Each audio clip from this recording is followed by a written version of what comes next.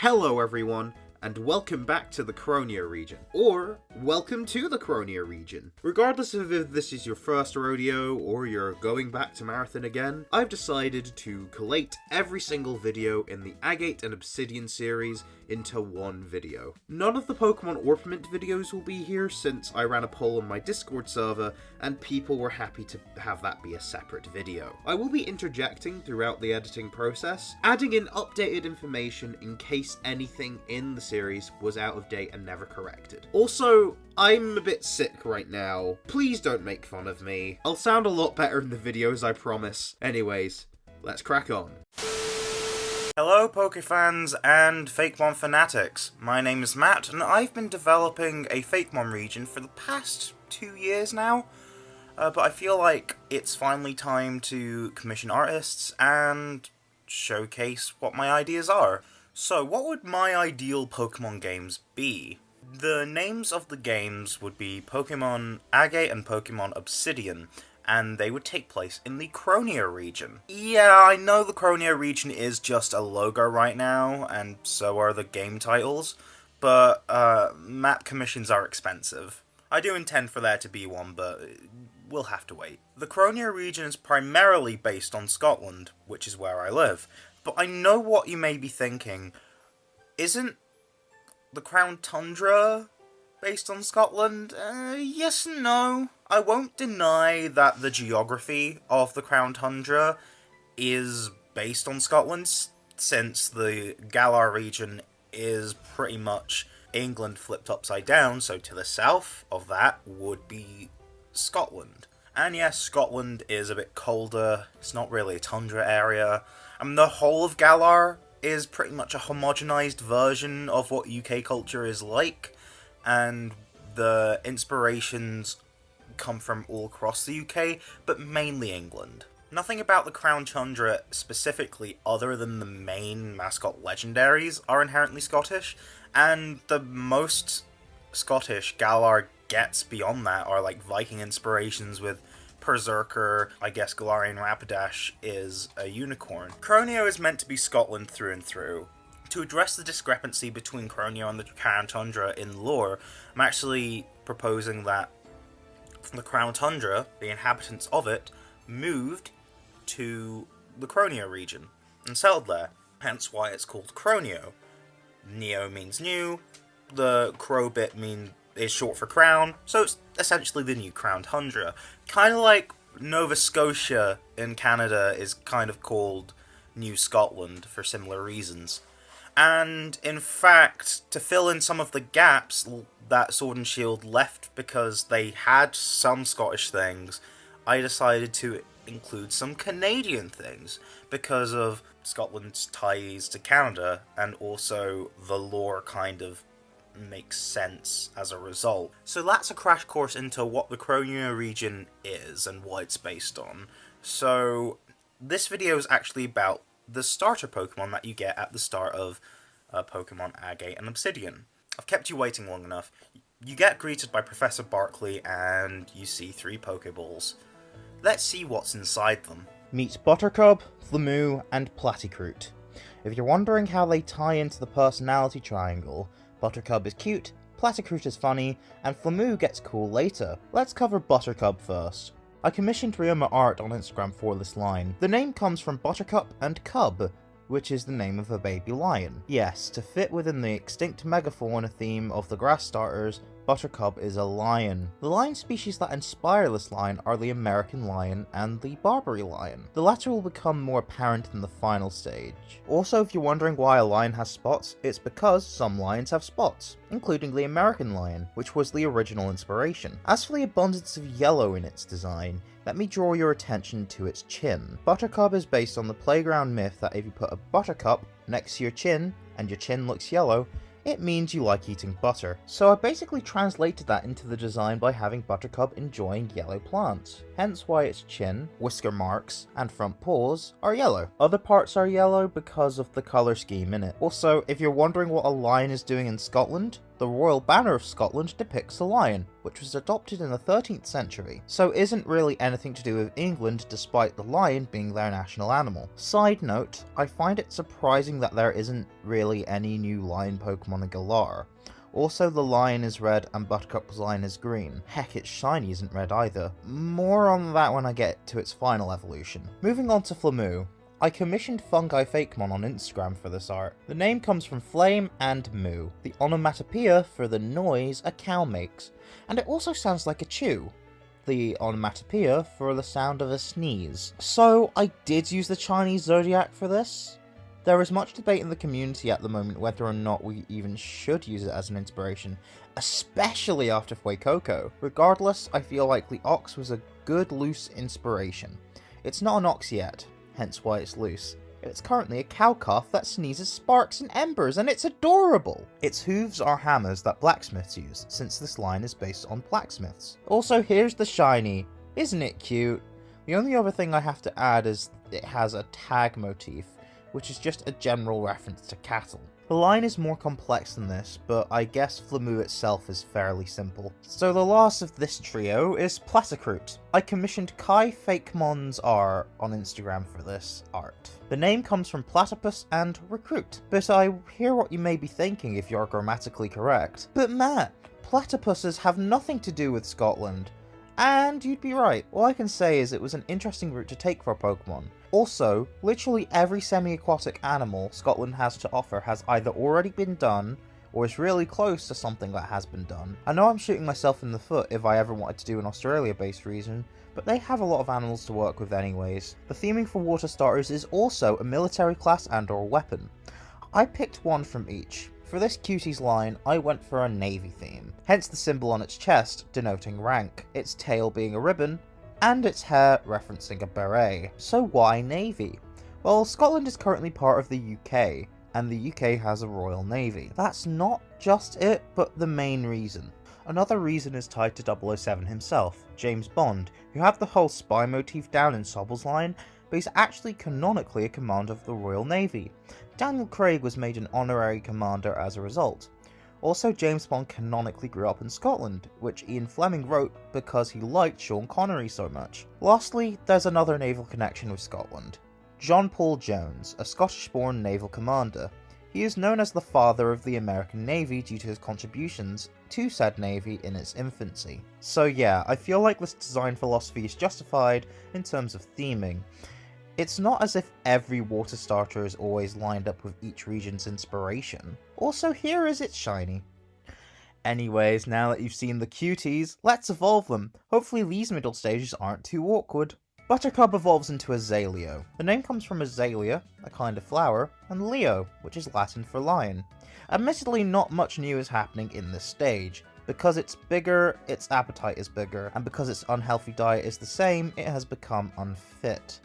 It also has cute yellow spots on its cheeks. Also, flowers and what appears to be fur are blooming. It's still as playful as before, but wouldn't choose to play with Buttercup, which mirrors adolescence in humans. There's not really anything else to note other than the shiny is also pink. I might as well say here that the yellow in its design is in itself a reference, so I elected for the shiny to also include yellow too. Flamoo evolves into Temaku. The name comes from Temercy, which is the Turco-Mongol word for blacksmith. Temperature, emo, as in the culture, and ku, which is the Scots word for cow. Also, yes, this does technically mean I'm naming this Pokemon after Genghis Khan, since his birth name was Temujin, which can be traced back to blacksmith. It was my brother's idea, as he is a blacksmith himself. Also, check out Ember Ironwork, my brother's blacksmith business. Not sponsored, but I decided to be supportive. In our defense, this wouldn't be the first Pokemon to be named after Genghis Khan. It is now based on the Highland Cow. Finally, something Scottish! And what's this? Eyeliner, which happens to be made of soot? Piercings? Yes, because this Pokemon is emo!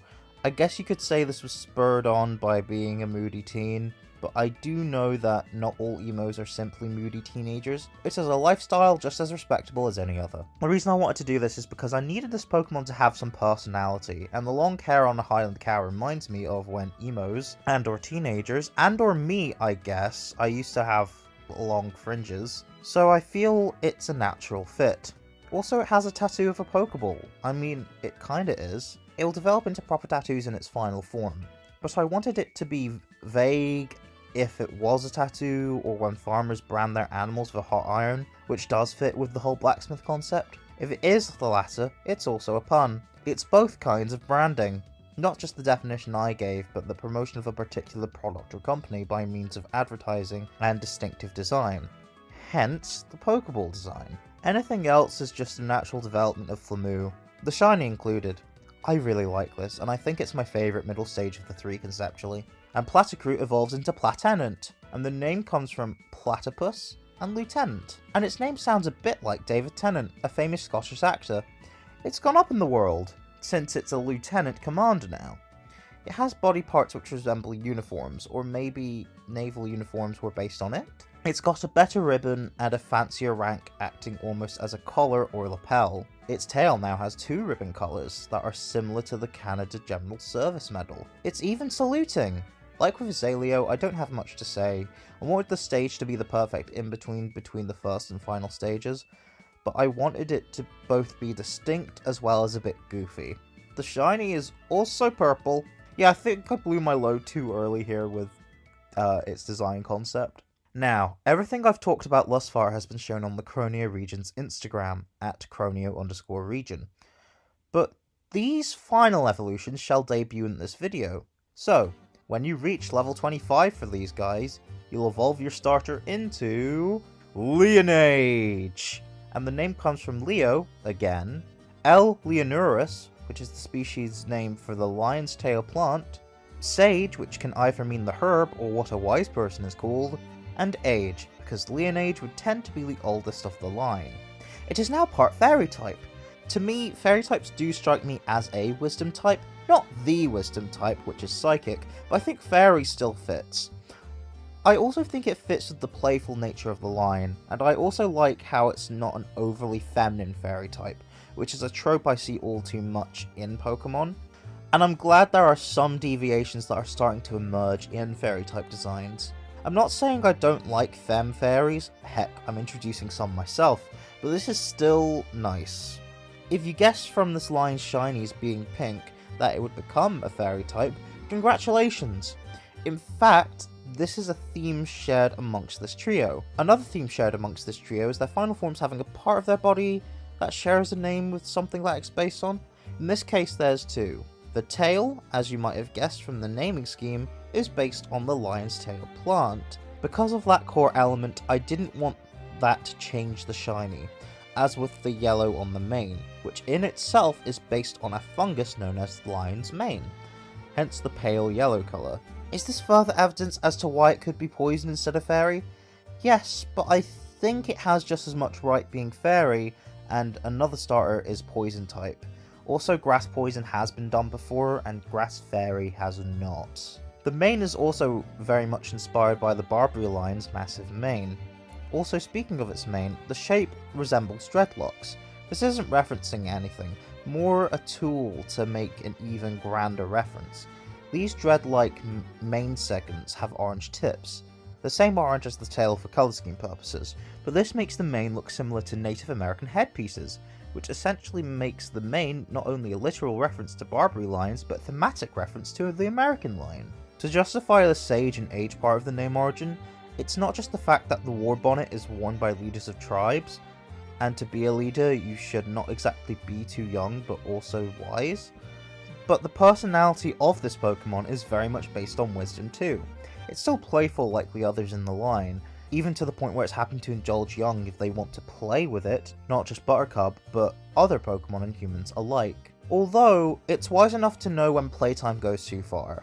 Fernox. The name comes from furnace and ox.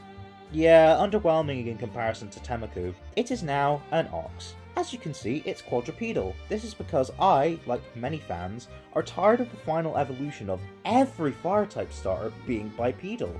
Originally it was going to be able to switch between quadrupedal and bipedal, but now I feel like it should mostly be quadrupedal. Its front legs are like heated metal, which can work to become hands to hold its tools. So I guess it still can become bipedal. It has more piercings and its tattoos are now more fiery on its hind legs. Perhaps not necessarily emo anymore. I'm not saying it's just a phase, by the way, I'm just saying plenty of adults who aren't necessarily emo have piercing and tattoos too. I have multiple of the latter, for example. Its adult nature also shows, as it almost has a beard made out of molten metal. The soot is no longer makeup, however.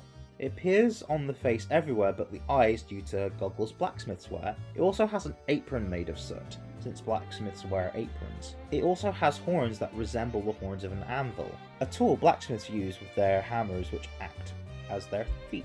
I must stress that in the UK, the horn of an anvil is called a bick. One last tool I'm going to reference, which you can't see in this art but the concept art shows it. Fernox's tail is tongues! Something else which you won't be able to see in the final art is that its butt is an exhaust pipe, which I thought is funny. This is because Fernox isn't just an ox, but a furnace too. Big surprise. It has more exhaust fumes on its shell. It only has a shell to make it look less naked, show that it's a furnace, and showcase its new steel type. Yup, the shiny is silvery grey because of its eventual steel type.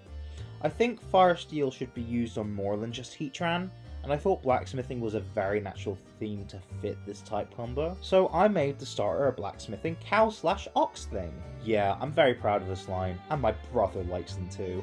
Pladmiral! The name comes from platypus and admiral. We now have the admiral of the fleet. It now looks as if it's wearing an admiral uniform, even down to the fact that its hair resembles the cap of a navy admiral. The bill is the bill of the cap. And yes, the hair plus muscular physique make Pladmiral look like Guile from Street Fighter, although the hair in this style also makes it look a bit like Lieutenant Surge. So what? They were both military people too. The tail is the ribbon on the Navy Gold Medal, since that is only awarded to admirals, and its pose is similar to the "We need you" recruitment posters you tend to see with military organisations. So why is it holding an egg? Well, this egg is also a grenade. Yes, a grenade. That's the weapon theme. This is because platypuses are one of the very few mammals that lay eggs. They are also venomous, hence the poison typing. And yes, this is why the shinies were purple. Unlike the animal it is based on, Pladmiral doesn't use a spur on the hind of its foot to poison foes. It uses its egg grenades, or just any poison attack, but I want to make the egg grenades a big thing. And I hope you notice the egg grenade it's holding in its art has a similar colour scheme to the Pestiballs from Pokemon Snap, as they'd act visually similarly anyways. The poison typing also thematically ties in with the military because it's toxic! I know it's dumb, but I still think Pladmiral really works. So that's that then. If you're wondering about the overall theme, as I've said, it's that each of their designs feature a body part that shares the name of something tied with their design, with Leonage's tail and mane being based on the lion's tail plant and the lion's mane fungus respectively, Fernox's horns being based on the bicks of an anvil, and the bill on Pladmiral being based on the bill of a navy cap. Their shinies have the theme of representing the secondary type of the final form, but if you want a better, less niche theme, then I guess they're all somewhat to do with organisations. You've got Buttercup line being based on school, the whole playground myth and playfulness of a child kind of idea. You've got the Flamoo line being based on blacksmiths, i.e. hard labour. And then you've got the Platycroot line, which is military, with the navy. So, you've picked your starter? Great! That'll be 5,000 Poké-Dollars, please. What's that? It's out of your price range? You didn't expect to have to pay? What did you think this is? Professor Barkley's free Pokemon giveaway? You can't expect to get things for free, you know. So either pay the price or get out of Professor Barkley's sight!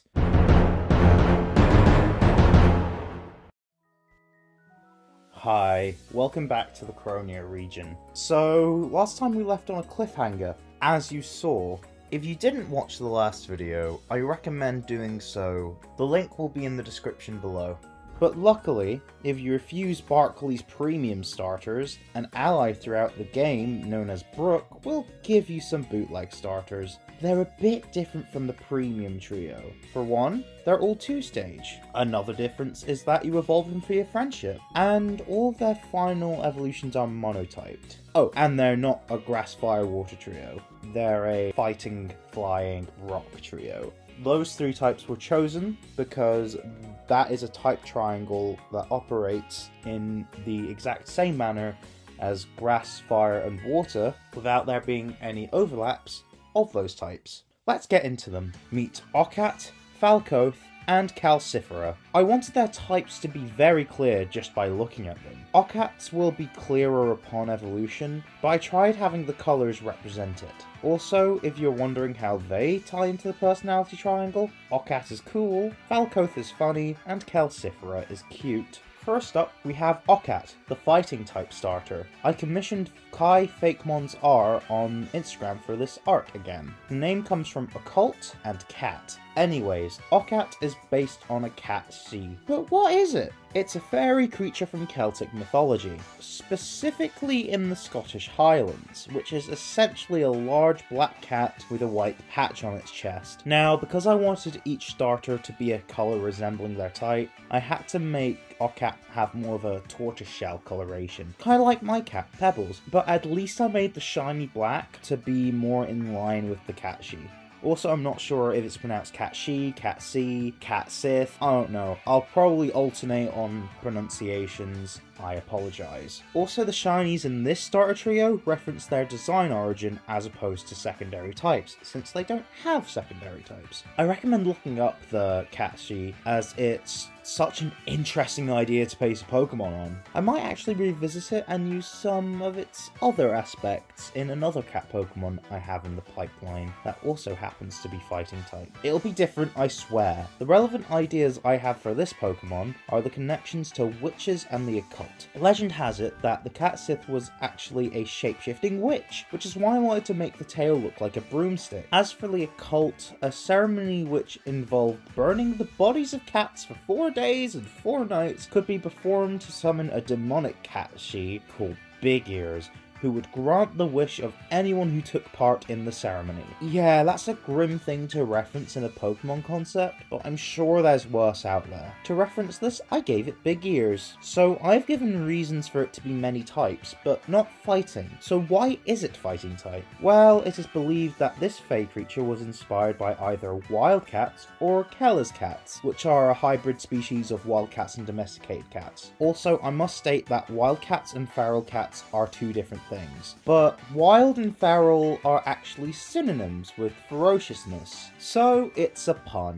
It's a wild cat that's a wild cat. However, I am making it a special attacker to reference its spiritual origin. This was a fairly deep design and I'm quite proud of it. Falcoth is next, the flying type starter. I commissioned my partner, Decay Fakemon, on Instagram for this art. Anyways, the name comes from Falcon, Gauth, which is the Scottish Gaelic word for wind, and oath, which will become clearer when I discuss more of the design origin. As you can see, it's blue. Sort of light blue, almost periwinkle. This is because those colours tend to represent the flying type. It's a baby peregrine falcon. They're fairly common around Scotland, so this makes sense. It's funny because it has an ego, hence why it looks smug. But why? Well, I wanted it to be more than just a peregrine falcon. Despite the concept art I made just being a peregrine. Yes, I know I'm bad at art. Why do you think I commission people? I decided to find mythology relating to this bird, and I found in Native American culture,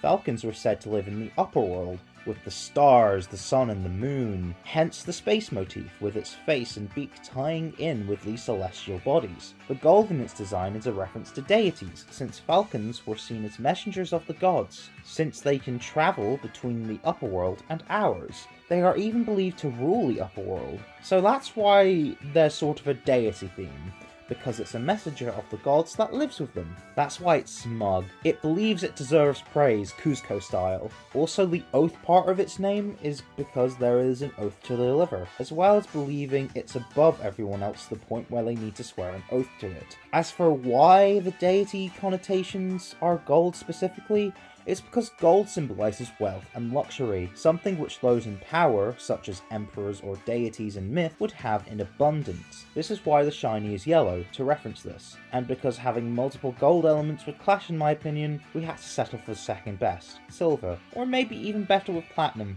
I think you'll decide about that. The pink in its shiny is still kinda spacey, but in a different way. To round off this trio we have Calcifera, the rock type starter. I also commissioned my partner, Decay. The name comes from calcite, which is a kind of calcium carbonate, and Conchifera, which is the phylum of mollusk it is based on. With the knowledge that I was going to make a rock type starter, I immediately thought of crystals, as they would be a theoretical way to bridge the gap between the rock type and a possible animal that could produce crystals. Naturally, I found out mollusks produce crystals, which makes sense because what else would their trails be made of? After researching which mollusks would work for the design, I thought of the Conchifera phylum, and I immediately thought of a clam that was a bit afraid, but then it would come out of its shell, quite literally, once shown love and affection and friendship. I decided on a clam specifically so its eyes could peek out, as I thought this was very adorable. Also, it's brown because of its rock type. The shiny is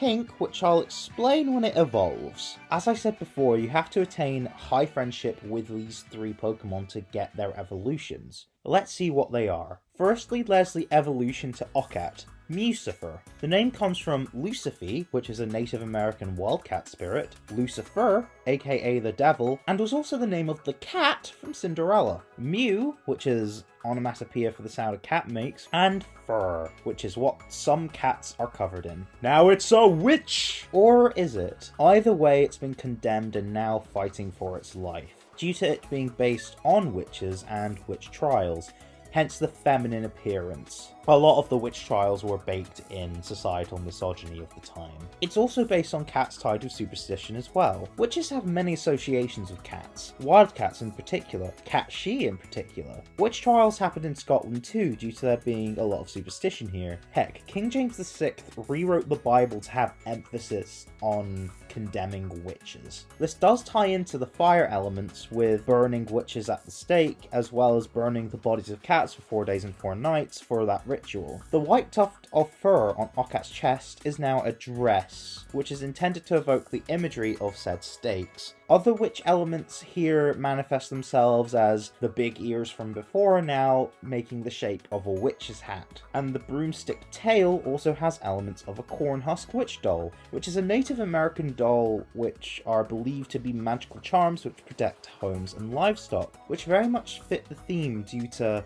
inviting Catchy into your home and leaving it some milk. That was believed to cause blessing for the household, and if you didn't do that, that was believed to cause a curse. Witch dolls are also very similar to the Samhain Shuck dolls, which were used in pagan and Celtic cultures for similar reasons, specifically during Samhain, which is the end of the harvest season, which occurs between the 31st of October and the 1st of November. Those 2 new elements which I discussed were expansions of Okat's prominent features, and were actually Kai's idea, and they're amazing ideas, and I think he really outdid himself. Time for the evolution of Falcoth, Galagrin. The name comes from Gale, a very strong wind, and Peregrine. It is now the adult form of a peregrine falcon. It's essentially got the same sort of design inspiration and philosophy as its previous form, but now it's got a head crest that looks like a crown, and it also has some stars, which I love. I like to think Galagrin is a more humble deity due to its good relationship with humans built over time, with the species' history of being messengers, as well as its evolution method literally being friendship based. One more thing I wanted to incorporate that isn't clear in its art, because how would I be able to show this, is the fact that peregrines are the fastest animal on the planet, which is why I'm guessing they were believed to be messengers of the gods. So canonically and stat-wise, Galagrin is one of the fastest non-legendary, non-mega Pokemon because of this. Heck, in the Croneo region it is the fastest non-legendary Pokemon. The justification in lore is that Galagrin has mastered flight, just in general. Hence why it is for sure flying type, not just because it's a bird. Finally, we have the evolution to Calcifera, Gastronite. The name comes from gastropod, which is another word to refer to snails by, and aragonite, which is a kind of crystal mollusks can produce. As promised, it is now out of its shell. But why is it a snail? Firstly, I feel this makes for a better thematic design evolution than the other way around with coming out of its shell. Secondly, snails can be found in Scotland. And thirdly, as I said, mollusks produce crystals, hence a rock-type snail. But I can't just do another rock-type snail without giving it some distinct themes to justify its existence, so I decided to dig deeper to see what snails symbolize. Of course you get wisdom and patience and all that, but you also get fertility? Okay, I could work with this, but I might need to dial it back a bit for a kid's game. I know love and fertility are two different things, but they are related, and since this is a rock type anyways, what rocks symbolize love? Rose quartz, which symbolizes a bit more as well, but again, I think the connection works. So if I make the shiny pink like this crystal, since I want the main colors of the bootleg starters to represent their type as much as the premium starters do with theirs, I can make the snail themed around love. Hence the very strong heart motif. Speaking of color, some people may think Gastronite may resemble a certain boss from Conker's Bad Fur Day, but I think it looks more like chocolate, which is a common romantic gift fitting with the love theme. The shiny does look delicious too though. So, 15 Pokemon into the decks. What I have left to mention is signature moves and abilities. For the premium starters, they all have moves that are functional clones of Flying Press, i.e. moves that could act as one of two types depending on what does more damage. I love this idea.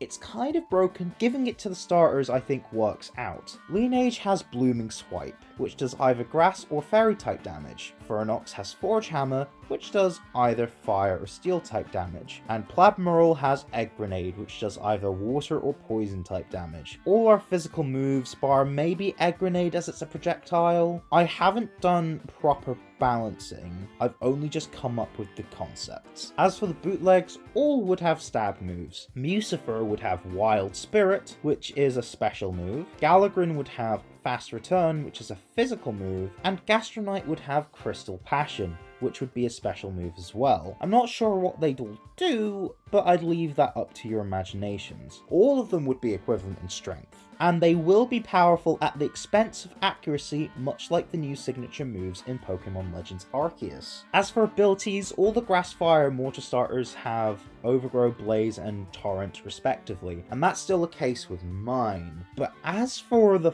Fighting, Flying, and Rock type ones, they don't have any equivalent, so I just made some. Underdog is the fighting equivalent, Updraft is the flying equivalent, and Calcify is the rock equivalent. So all the starters have an ability which increases their attack or special attack by 50% if they have less than or equal to a third of its maximum HP remaining, unless they have their hidden abilities. The Buttercup line has a new ability called Hay Fever. If the opponent contacts this line, the defense and special defense stats on the opponent are lowered. The Flamoo line has a new ability called Blacksmith. If the opponent contacts this line, the defense and special defense stats of the line are raised. The Platycroot line has a new ability called Naval Spirit. If the opponent contacts this line, the attack and special attack stats on the Pokemon are raised. Meanwhile, the Falcoth line has Aerolate. The other two bootleg starters have new clones of Aerolate I've introduced,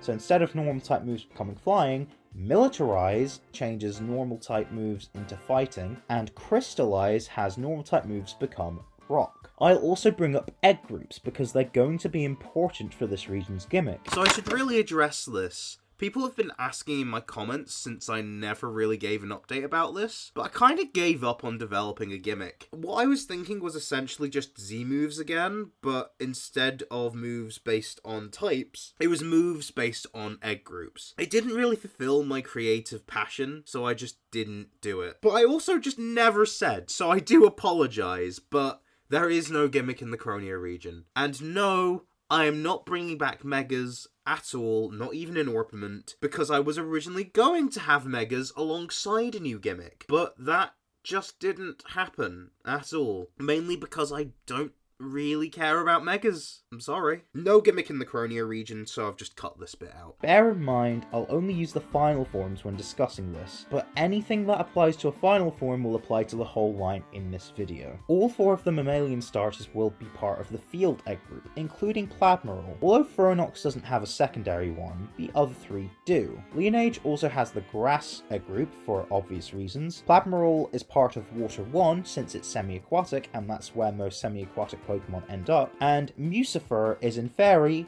due to being based on a mythological fairy creature. Gallagherin is in Flying because it's a bird, and Gastronite is in Mineral because of its crystalline nature.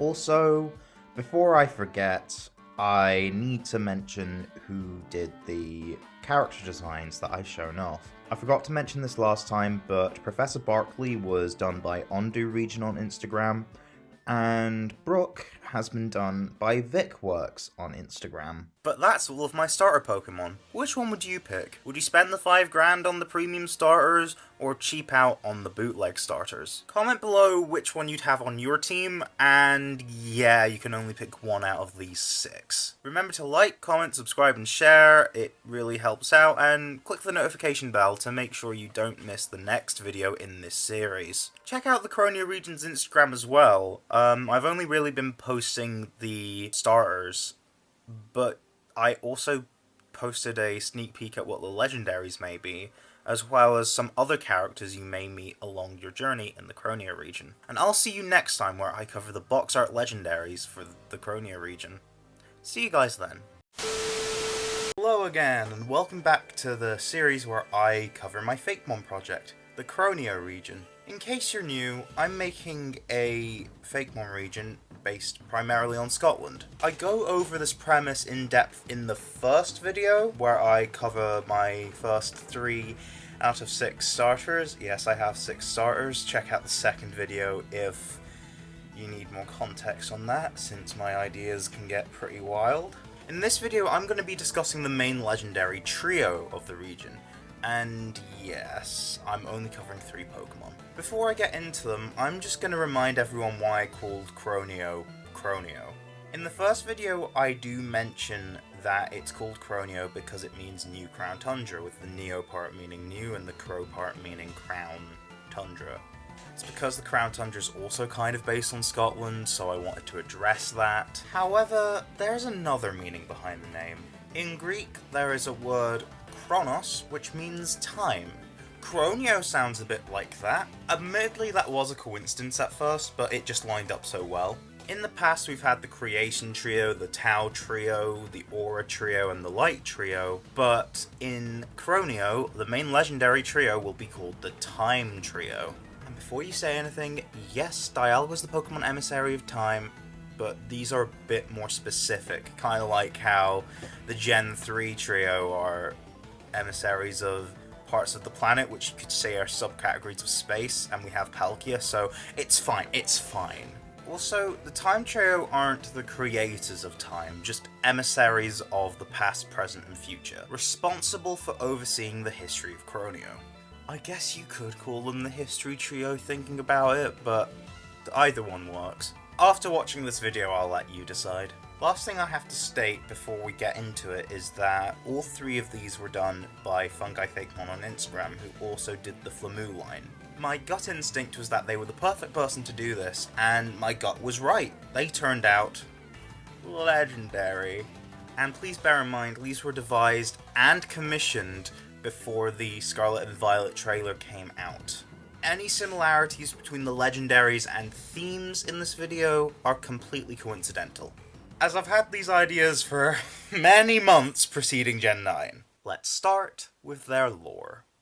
An ancient Pokémon that had powers over time itself fought a rival from what we now know as Ultra Space. The ancient Pokémon won, and took the spoils from this victory, crystals from its rival's body.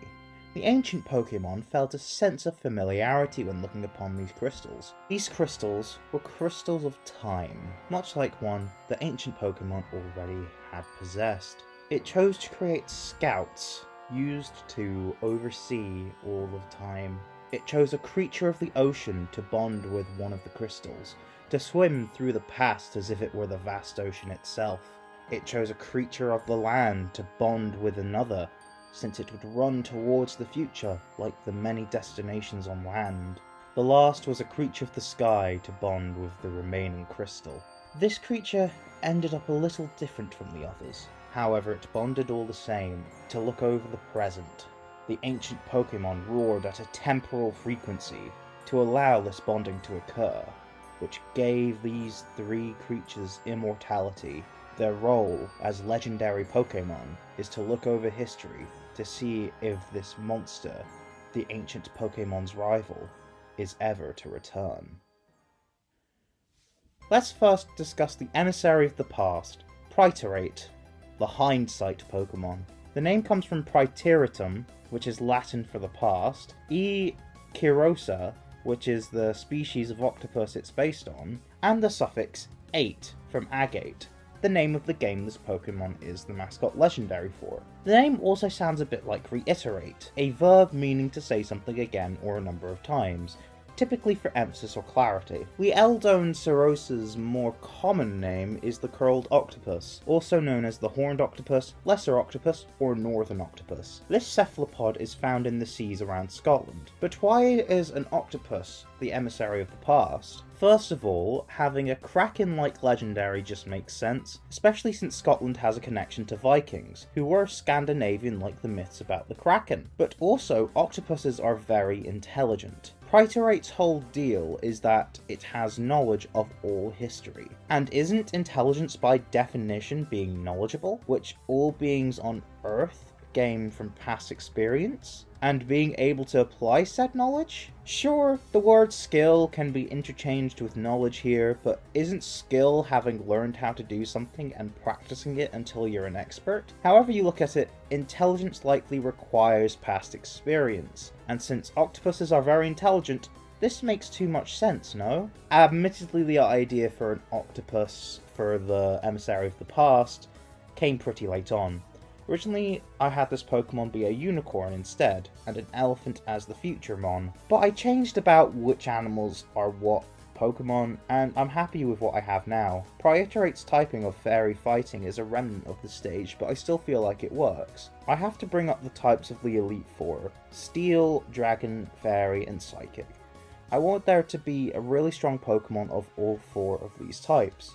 Two of the final evolutions of my Psudo Legendary line will have a secondary typing of Steel and Dragon respectively, and will serve as their aces. So I wanted early on for the past Legendary to be a Fairy type, like a mythological being, and the future Legendary to be a Psychic type, like a Precipient, a Clairvoyant, an Adept, a Seer, a Soothsayer, a Psychic if you will. Back to the point, I feel like the Fairy type works due to the mythological figure aspect, and the past can dissolve itself into myth. The past also had an emphasis on magic, and far enough back, nature was pretty highly prevalent. The fighting type also works because in the past there's been a lot of conflict, and I mean a lot of conflict. There's still unfortunately a lot today, and they stem from fighting to preserve a party's own view of the past or the future, but said future is usually informed from the past. Preserving history is also important, and many dedicate their lives to fighting to keep it preserved. These people are unsurprisingly called historians, but I digress. As for the aesthetics of this Pokemon,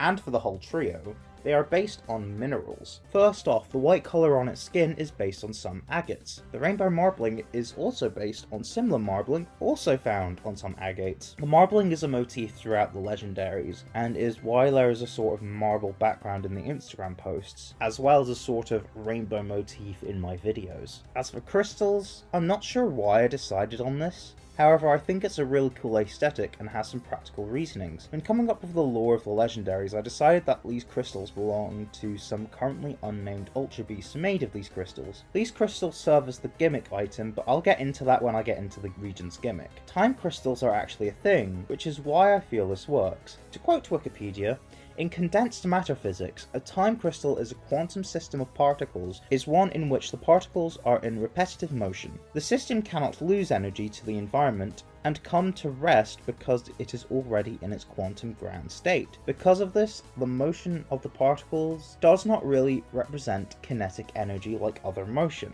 It has motion without energy. So yeah, that's everything I decided about this design. Next is the emissary of the future, Mebicordion, the Foresight Pokemon. The name comes from Melontikos, which is future in Greek, unicorn, and the suffix "ian" from obsidian. Unicorns are the national animal of Scotland, so a unicorn legendary was necessary. I remember being disappointed that this didn't happen in Sword and Shield. It kinda happened in the Crown Tundra DLC, where Calyrex's steeds are unicorns, but I wanted to do my own take, since it's Scotland and it'd be a crime not to do. For those not in the know, unicorns are a mythical animal that's equine, a horse, but with a horn. To connect Mebicordion to Canada, I based it on the Canadian horse, but made it a unicorn. Its skin is black to reference obsidian, but also some superstitions. If a black horse appears in your dreams, it could be an omen of death, or alternatively a wedding could happen. I think the dreams and omens, as well as the general idea of foresight, and the same reasons Absol has its type, all justify why Mebicordion is psychic dark. The rainbow marbling and crystals are there for the same reason. Admittedly, there's not much more beyond this. However, I have more things to connect Pritorate and Mebicordion as a duo. Yes, they're part of a trio, but their counterparts shut up. Their lore already suggests why they're tied to the past and the future, but so do their designs. Pritorate is looking to our left, which is subtly indicating looking to the past, and Mebicordion is looking to our right, which is subtly indicating looking to the future. But that's not all. Look at the suckers where the crystals are on Pritorate. There's arrows going anti-clockwise, indicating time once passed. And around the horn on Mebicordion is a clockwise arrow pattern, indicating time's yet to come. Yeah, both of these legendaries are fairly deep. The third member of the trio is less deep inspiration-wise, but I do have plans for it in the future to add complexities to it. But I'm saving it for another project. When it comes to Agate and Obsidian, they're about Pritorate and Mebicordion respectively. Finally, we have the emissary of the present, Orpith-Eagle, the Insight Pokemon. The name comes from Orpiment, the mineral it's based on, ornithology, the study of birds, and eagle, because it's an eagle, particularly a golden eagle, the national bird of Scotland. It also looks like a mineral known as orpiment. I felt like said mineral's more golden elements not only fit the golden eagle, but they also looked like crystals to me. So what would have been the psychedelic looking crystals in the other two are now gold, although these parts were yellow on the original bird anyways. It doesn't have any real design elements showcasing its connection to the present, and the only other design element worth talking about are these flying crystals. Fungi added them to make it feel more like a legendary, which I agree with. So why is it a golden eagle? As I said, the appearance makes me think of orpiment, which I know sounds circular, but the connection is so strong it needed to stay. It's also the national bird of Scotland, which I feel is enough reason to make it a legendary, but I feel like it should be the emissary of the present, specifically because I feel like being omniscient in regards to the present would go hand in hand with having a bird's eye view, since it could theoretically see all of the region. I also realised I haven't mentioned its type in the script, but it is normal flying. Flying is kind of obvious because it's a bird, but the normal type, I just felt like it would be interesting to have a mainline legendary be normal type. Also, again, I have plans for it later to swap out the normal type in other forms maybe, but none of them would appear in this project. I think this entire trio not only fits their themes, but also their species a lot. They each have a signature move, but they all do pretty much the same thing. Pritorate has Retcon, Mebicordion has Spoiler, and Orpith-Eagle has Instant Act. They all kinda have double flying press properties. What I mean is, depending on what does more damage, the move would be either of the stab types of whichever Pokemon's signature move that is. But because they're the main legendaries, they'll also be physical or special depending on what will do more damage. They share the ability Gamble with Time, which gives them high evasion, but if they are hit, they're hit with extra damage to compensate. The in-game description of the ability would differ depending on the Pokemon. Pritorate knows from previous battles when to avoid moves, Mebicordion predicts what move will be used so knows when to avoid moves, and Orpith-Eagle can essentially see what strategies are being played out in real time, so knows when to avoid moves. They're all living beings, like any trainer or Pokemon, so can't always dodge attacks. The increased damage received balances this out. They're using all their knowledge of time to gamble with their lives.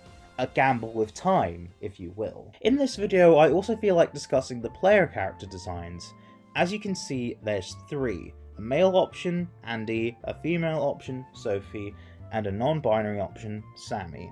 I feel it's important for everyone to feel included, and since plenty of people's own sense of gender identity falls outside of the binary, I don't see why we should just have male and female options, but they're still there for those who would like to be referred to he, him, or she, her. Also, these are just the default designs, hence why they all have similar colour schemes. You can decide on what skin tone you want at the start, and you're able to change your hair and outfits to whatever you want, just like in the past few generations. Everyone also gets the same clothing options. Nothing's restricted by gender. I hope you enjoyed this brief overview of the protagonist characters who will serve as your avatar throughout Pokémon Agate and Obsidian. So, that's it for my box art legendaries. What did you think? I feel like with the starters, the legendaries are very much important to bring up first. There are other legendaries in the region, but I will bring them up towards the end of the project. The box art legendaries are the important ones to discuss early. Remember to like, comment, subscribe, and share, and ring the notification bell. Check out the Croneo region's Instagram, it will be linked down below, and I'll see you next time where I fill in the unused type combinations. See you guys then. Goodbye. Hello everyone, welcome back to the Croneo region. This is the series where I explain what would happen in the hypothetical Pokemon games, Pokemon Agate and Pokemon Obsidian. Games which don't actually exist, but if they did, would be based on my ideas of what a Scottish-themed region with bits of Canada in it would look like. When filling out my decks, I decided to do what a lot of Fakemon creators tend to do, and that's the fun challenge of trying to come up with a Pokemon for every unused type combination. And in this video, we're going through half of them. Yeah, there's a lot of Fakemon to cover. Although half of these unused type combinations will have brand new evolutionary lines attached to them, and the other half being attached to regional variants, both parts of this duology will have a mix of both. It took a while and a load of revisions for my decks, but now I'm 100% satisfied with most of my decks, and I'm ready to show you these. Also, some type combinations that haven't been used by Game Freak I'm using multiple times, as will be evident by the fact that there's another fairy fighting Pokemon in this video, despite the fact that Priorate is already that type combination. Also, since this video is going out before the release of Pokemon Scarlet and Violet, and since it's being recorded before any Pokemon have been announced that may or may not have this type combination, these 2 videos will contain type combinations which haven't been used as of Pokemon Legends Arceus. Funny story, I've been planning this region since 2020, and back then we didn't have a ghost normal type, and now we do. But I had planned one even before we found out about Hisuian Zoroark and Zoroark, even before we found out about Pokemon Legends Arceus. Since this type combination now has been used, I'm not going to be covering it in this video. One more thing before I begin. I did want to use more rare type combinations that have only been used by alternate battle forms such as Megas or the different Rotom forms or whatever, as well as legendaries, but those aren't unused. They have been used but are just rarer, so they'll be covered in relevant videos for those Pokemon, and not here. As evident by the fact that I have a Fire Steel Pokemon as one of my starters, even though the only previous Fire Steel Mon was Heatran, but I'm not covering it in this video. I'm not covering it in either of these videos. I'm just stating that before anyone's like, ooh, you should make an Electric Icemon or something like that. Well, Electric Fire is a better example, darn it. So, as of Gen 8, there have been 16 unused type combinations. In this video, I'll be covering 8 of them. 4 of said type combinations will be brand new, 4 of them will be regional variants. Starting off, we have the Regional Bug. It'll represent the Bug Dark typing, which I'm genuinely surprised hasn't been done before. However, like some other Fakemon in this video, 1 or 2 stages may not actually have this type combination. Heck, the first 2 stages of this line aren't Bug Dark. But anyways, let's get into it. Meet Tattypillar!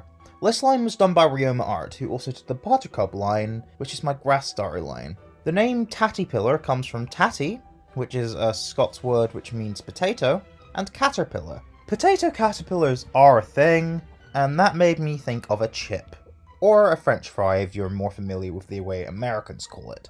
I imagined one wriggling around like a caterpillar, so I decided to go down the pun route, as opposed to the literal animal route. Potatoes are a big thing in Scotland, actually.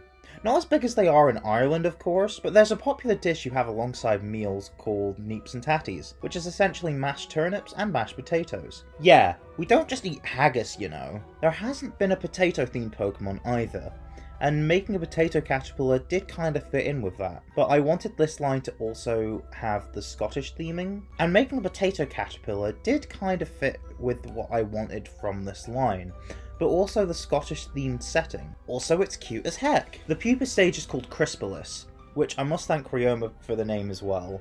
I was originally going to call it Pupato, which I really liked, but Crispillus is better. It comes from crisp, which is what we call potato chips over here, and chrysalis, which is what the pupal stage of bugs surround themselves with. Yeah, there's nothing much to mention here. It's shaped like a potato, and it's wrapped itself in crisps/potato chips. The antennae are chips/french fries too, as they were in the first stage. Now, Crispillus evolves using a new method called the Special Rod. Okay, I have to explain this. So I decided against having the Special Rod be a thing.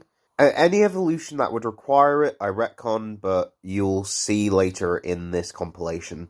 It's not the region's gimmick, just a new evolution method that also has battle uses. It's a held item which stores the typing of any special attack that comes the Pokemon holding the Special Rod's way, regardless of immunity. Although if the attack misses, then I don't think it should store it. So if Bubble Beam was used against a Pokemon, then the Special Rod would store a Water Charge, or if Hex was used against a normal type that had the Special Rod, then a Ghost Charge would be held. This typed charge is stored after that, and can be used outside of battle. But any special attack used while there is a charge would still hit as normal. The charge is lost when the attack that the Special Rod is mapped to, which will now be the stored type, is used. So if the Flamethrower was like the third slot or something, and the Special Rod held a Water Charge, Flamethrower would become a Water type move.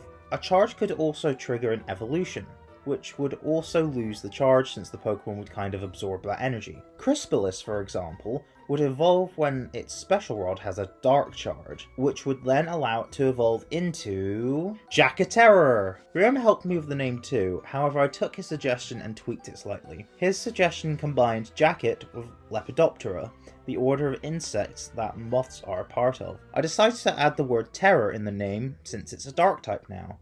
The jacket part contains the word Jack, which is also a name. This Pokemon also very loosely references Spring-Keeled Jack, who is an entity part of British folklore during the 19th century, mainly in suburban London, the English Midlands, and, more importantly, Scotland. Jack appeared human but acted more than human, being able to jump great heights while terrorizing the public. He also, at a closer look, had a more demonic physique, as well as a gothic sense of style, as well as red eyes.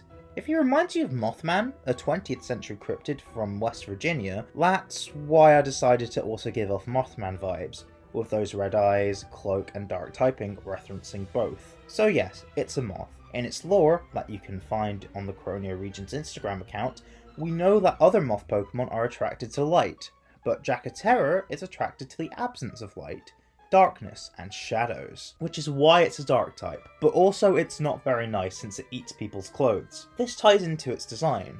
Potato moths are a thing, not as much in Scotland, but remember, this is more of a reference to potatoes and I wanted a moth and it's sort of a pun. Jacket potatoes, which is where the jacket part of its name comes from as well as Spring-Keeled Jack, are also a thing. Jackets are a type of clothing, and moths are known to eat clothing and leave holes in them.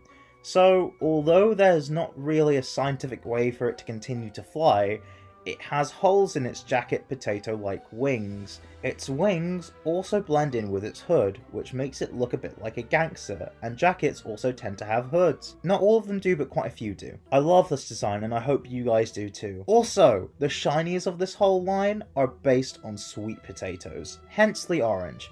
And the purple on Jackaterror references Japanese sweet potatoes. So for normal poison, I immediately thought of Plague Rat, which is funny in an ironic sense, because around the time I commissioned this line, I caught COVID, and since there's already a rat Pokemon, what better than to introduce Croneo's first regional variant, a variant of what is likely the first regional variant players encountered, Rattata! This whole line was done by Dalera Region on Instagram, by the way. It is just sick for the moment. The brown coloration is because I felt like swapping Rattata and Raticate's regular colours and shiny worked for the design concept, and the skull on its head is foreshadowing where this line is going.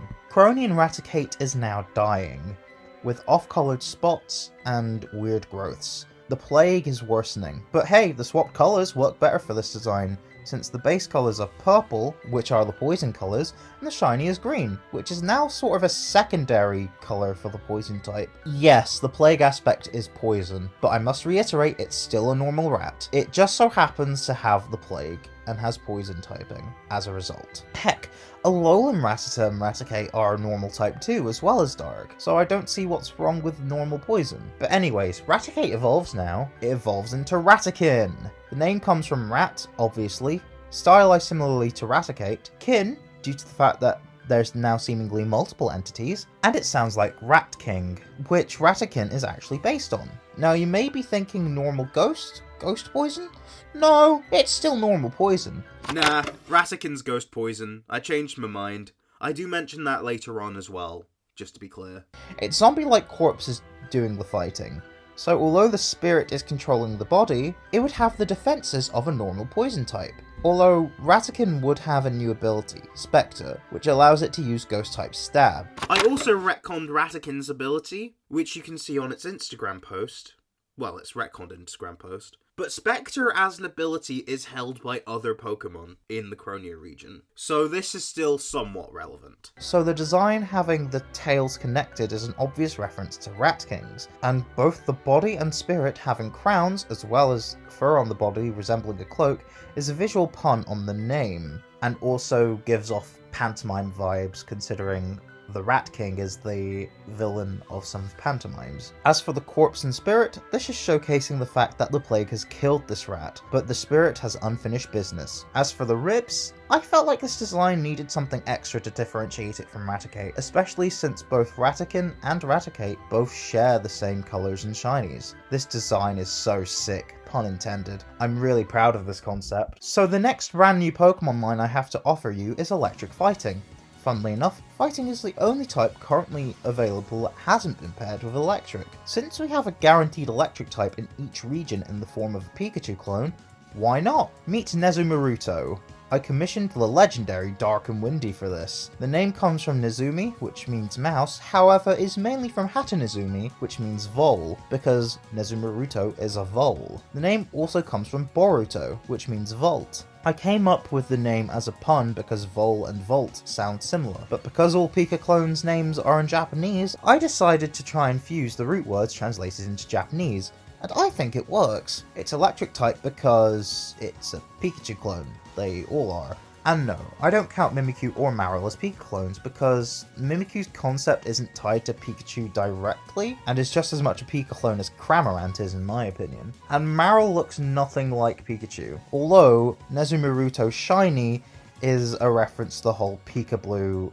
misconception. As for the fighting type, well, Nezumaruto isn't actually fighting type, it's mono-electric. So why is it here? Well, if you give it an Aura Stone, Nezumaruto evolves. But before I get into its evolution, what kind of vole is it based on? Answer: the common vole. Nothing special about it. However, there is one particular kind of common vole that loosely inspired its evolution. Meet Nezuken. The name comes from Nezumi and Hatanezumi, like before, as well as Ken, which is a Japanese word for sword. Firstly, there's a lot of words for sword in Japanese, and secondly, you may think Ken means fist, and you'd be right. They are spelt with different kanji though, but both are pronounced Ken. Anyways, I mentioned that there's a particular kind of common vole Nezuken is based on. The particular vole is known as the Orkney vole.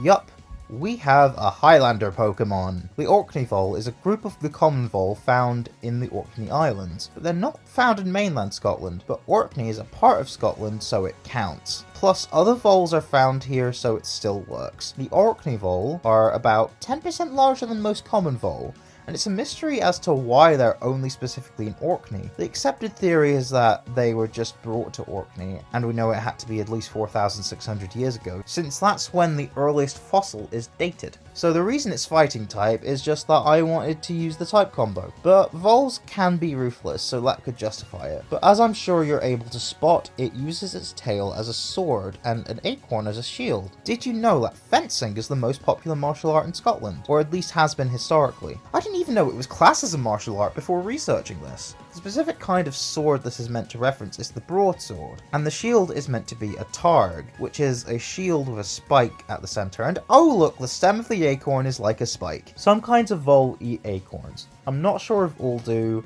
I just saw an image of a vole with some acorns, and I got inspired. Also, the reds and oranges in both their designs are meant to signify their secondary typing, just like how Todegamaru has grey on it, and how Morpeko has very dark grey on it. And the blue shinies are also meant to represent the colours of the Scottish flag, and Nezuken's pose gives me a Scotland forever sort of vibe, all Braveheart style. I'm so proud of how this design turned out. So, my second ever regional variant line I'm going to show off also had one before. It doesn't help that it was also a regional rodent. Meet Croneo and Zigzagoon, and Croneo and Linoon. The art for the whole line was done by Pokemachi on Instagram, and they turned out so well. They are normal steel type because they are still a regular mammal, but they're wearing scrap metal as a sort of armor, so they are steel type. When trying to come up with ideas for a normal steel type, I felt that Zigzagoon's fur pattern reminded me of scrap metal. That's the only reason this design idea happened. Also, the Galarian Zigzagoon line is one of my favourite Pokemon lines, so I guess I'm biased. By the way, their shinies are based on rusted metal. To justify their less than happy personality, it's because the Cronians consider them to be pests, and that makes them sad.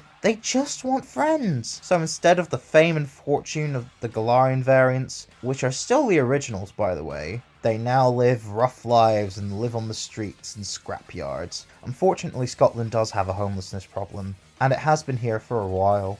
Luckily, you could become its friend and give it a home with you. Who knows, you might even get Linoon to evolve. Yes! If you level up Linoon at the scrapyard location, which you can access after 4 gym badges, it will evolve into Scrapoon. It is still normal steel type for similar reasons to Croneo and Zigzagoon, and Croneo and Linoon. Its name comes from scrap and raccoon, since all 3 Pokemon in this evolutionary family that we know about so far are also named after raccoons. So Scrapoon follows suit. By the way, Zigzagoon and Linoon aren't based on raccoons, but raccoon dogs. Their Galarian counterparts are based on badgers, and the Cronian versions are now raccoons, because I say so. Did you know raccoons are one of the top 50 non-native invasive species in Scotland? Neither did I until I researched it for this design. It is now a scavenger, determined to find precious items thrown away by humans, using its trusty spoon. The shiny is also based on rust, but because the metals changed colour, I want the rust on the specific items that were already rusty to be changed to look like oxidized copper, which is turquoise. That is why the eyes in this line shinies are also turquoise to reference this. Oh, and I thought it'd be funny to give it Scrappy as its hidden ability. Now, if you're like me and really like the Galarian forms of these mon,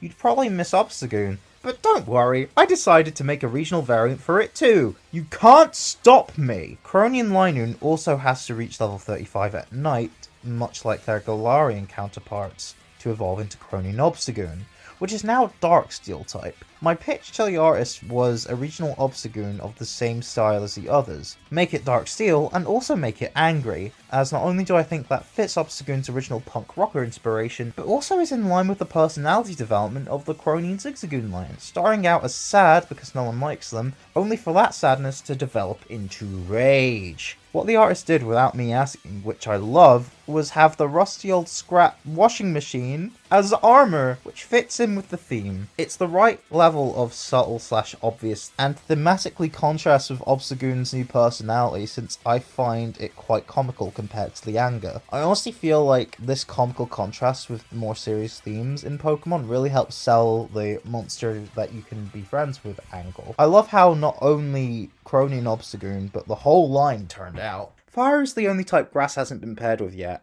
And there seems to be a trope in Pokemon for little guys turning into very feminine designs.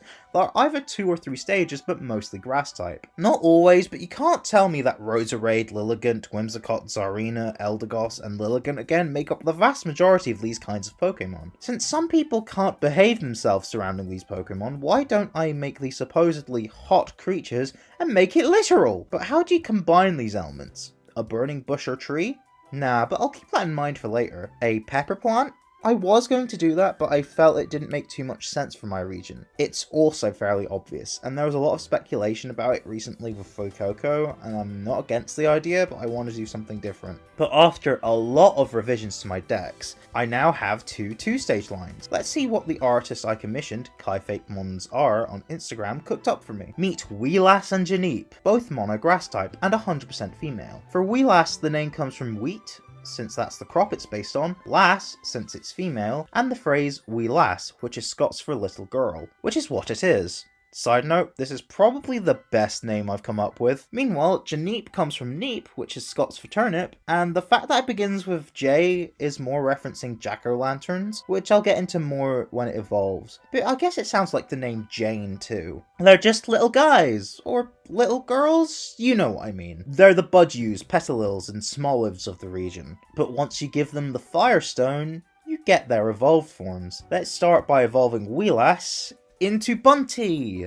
The name comes from bun, a type of bread, bonny, which is Scots for happy, since it's now a bonny lass, and bounty, since it's now a bounty hunter. Yeah, I did have inspiration from Samus Aran from the Metroid series, but she's amazing. Also, Bunty is now bread. Why is this? Well, there are many kinds of bread found in Scotland that are very unique here, such as plain bread, baps, which I know are British as a whole but originated in Scotland, butteries, and bannock. I also felt that making a bread Pokemon, not only does it feel Scottish to me, but there also hasn't been one yet. As for Grass Fire, as its type, you make bread through dough with natural ingredients, mainly from plants, and you bake it with heat. That doesn't necessarily mean it has the heat anymore, but it does. As you can see, it shoots fire out of its toasty arm cannons. Janeep evolves into Lanturnip, which is lantern and turnip. Did you know that before pumpkins were used as jack-o'-lanterns, people tended to use turnips due to their accessibility? That's what this Pokemon references, with the fire type representing the internal flames used in jack-o'-lanterns. But why go with this at all? Well, when I was discussing Tattypillar, I mentioned that a popular Scottish side dish is neeps and tatties, and I felt like I couldn't have one without the other. The Tattypillar line are the tatties, and now the Janeep line are the neeps. Now, I did consider making this a regional variant of the Pumpkaboo line, and the fact that they were pumpkins didn't stop me, since the word sand didn't stop the Alolan Sandshrew line. I just felt like it would have been better to have it as its own separate design, if possibly related, as that meant I was less limited in designing it. Like how she's got a hood cloak thing. To me, this evokes something akin to Little Red Riding Hood, which fits, since I asked Kai to give it fairy tale vibes. In case you haven't noticed, there's more going on here. I wanted to push an agenda that pulled the focus of making weirdly feminine designs. Women don't have to be these stereotypically feminine creatures. They can be more masculine, like Bunty, and they don't have to be conventionally attractive, which is why I had a sort of ugly stepsister approach for Lanturnip. I find this to be good. Not everything has to be like Roserade, Lilligant, or Tsarina. They also represent 2 parental archetypes.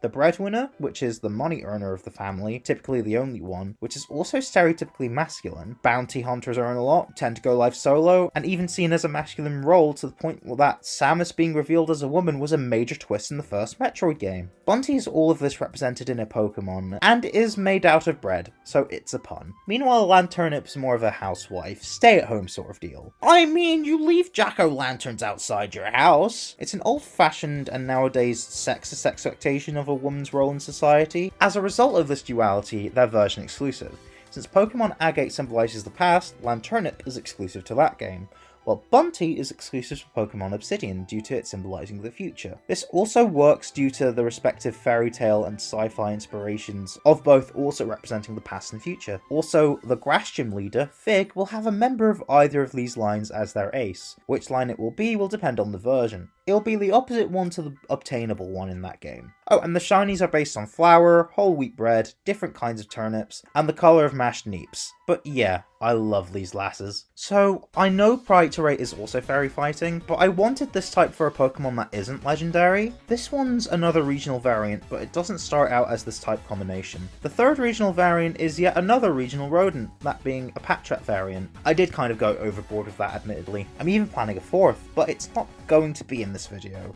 Or another video for a while. I got Tealdrum on Instagram to do all of this line, by the way. Croneo Patrat is based on a trainee police officer and is fighting type. Scotland was actually one of the first countries to adopt a police force as we know it today. As was Canada. The reason why I want a police Pokemon is for multiple reasons. Officer Jenny should get a new Pokemon that isn't just Growlithe, and the police do play a larger role in the story. More on that when I cover the plot, eventually. At level 20, much like its Unova counterpart, Croneo Patrat evolves into Croneo Machop. It's no longer a trainee and ready to enforce the law using its bat tail. It even looks more like a police officer with its hat-like head and patterns on its torso resembling a uniform, similar to how Unovan Watchog's appears to be a safety vest. Croneo Watchog is also mono-fighting as well, and that is because it's not quite fully formed into what it will become. Much like Croneo and Linoon, there is a split evolution, but unlike Croneo and Linoon, this split is two forms of the same Pokemon, like Meowstic or Lycanroc. But instead of the method being tied to gender or the time of day, I'm basing it on which evolutionary stone it uses. No new one this time, since it's a new form that's evolving, so I have access to all the established ones. Meet Myriot. The name comes from Meerkat and Riot. Also, I think pronouncing it as Myriot, Myriot, or anything like that is okay. It should be Myriot, but I find Myriot easier to say. Anyways, the form of Myriot you can see on screen right now is called the Sheriff form.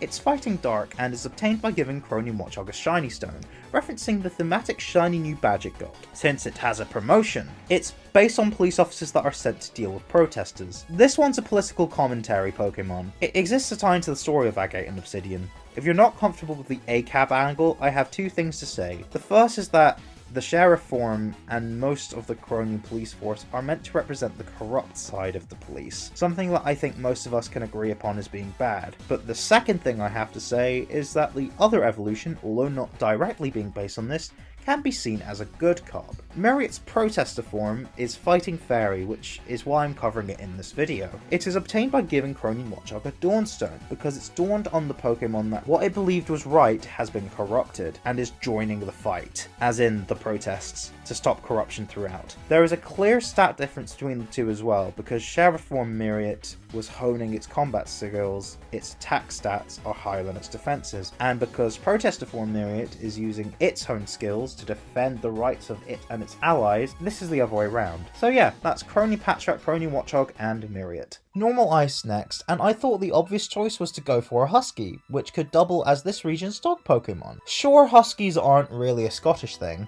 however this region's also based on Canada, plus there will be some stuff in this overall design that will tie more into Scotland. So without further ado, meet Pupsky!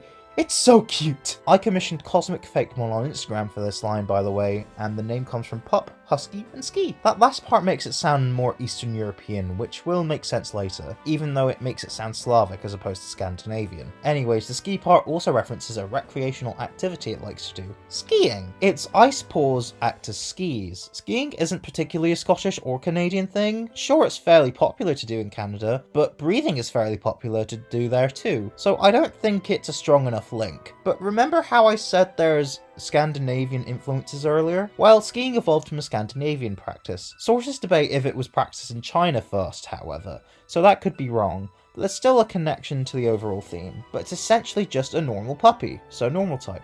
It also lives in icy conditions and has a few ice powers and properties, so also ice type. Pupsky evolves into Glacier. The name comes from Glacier, Racer, and Fenrir. The legs are now completely made out of ice, because it's like a bobsled, or I guess just a sled, since huskies are known for pulling sleds. That's also why there's rope tied onto its torso. The rope is made of ice magic, but that's not the sole reason the rope's there. It's also based on Fenrir, a wolf in Norse mythology who was also a son of Loki. In fact, Fenrir was actually foretold to kill Odin during Ragnarok. The ropes are meant to reference Fenrir's imprisonment. But anyways, this is more of a loose connection for this Fakemon. Wolves used to be found in Scotland and may be reintroduced. Also, this Fakemon isn't literally or primarily based on Fenrir. It's still just a wolf with ice powers. Also, I really like the shiny. Both it and Pupsky's shinies are based on brown huskies and wolves. One last thing, Gracier is the first Pokemon to have this new ability, Shock Absorb. Much like many other abilities before it, it grants the Pokemon immunity to a type of move. In this case, it's fighting. I've got a few Pokemon with this ability. Most of them have a 4x weakness to fighting. Normal Ice as a type combination doesn't give it any defensive favors. Neither does Normal Rock, which I'll talk about in the next video.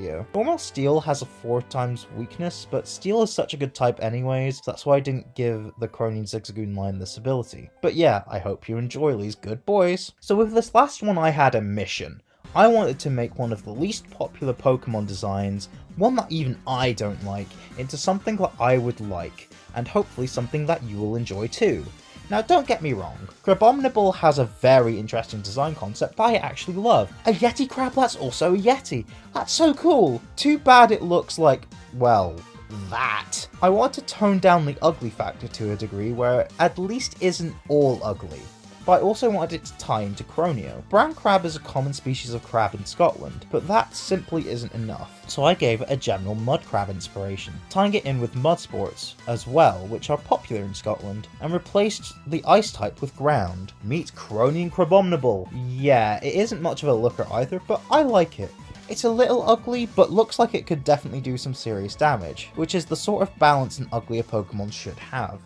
I commissioned PokeJmon on Instagram to do this, and funnily enough, it was the first mon in this video that I got commissioned. He actually likes Crabominable's ugliness, so I think this was a perfect collaboration where we could change the aspects of its design I don't like, while also appeasing the fans of this Pokemon by keeping its identity, give or take its core design concept. I wanted its mouth to be more closed than the original, as well as to make it look more like a crab. Also, those spikes, it's not hair, is actually the ridges that most crabs tend to have at the edges of their shell. I did want Croneo Crabominable to keep some aspects of Crabrawler, which is the same old mono-fighting crab boy, those being the general purple colour scheme, the hair, and blue boxing gloves. Well, neither Alolan or Croneo Crabominable have boxing gloves, but they have something blue around the same area. The shinies also carry over the changes that shiny Crabrawler has, purple remaining the same, the hair changing to whatever colour this is, and the blue parts becoming red. Unlike Alolan Crabominable, Croneo Crabominable has one more change in its shiny to make it a good shiny. The brown turns orange, which makes it look more like a crab, and a Scottish caveman. But this was simply because I felt the shade of orange Jay wanted to have originally, instead of the blue, which I told him to turn blue instead, would have been good to replace the brown in its shiny, due to the observations I previously made about how it looked. But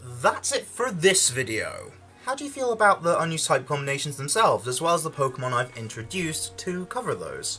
Well, the ones I've spoken about so far anyways. Before this video closes, I shall do a recap of all of the different egg groups that all of these Pokemon will be a part of. Just like I did for the second set of starters this video. It will be important for the region's gimmick, which I do need to explain at some point, but I'm not ready to.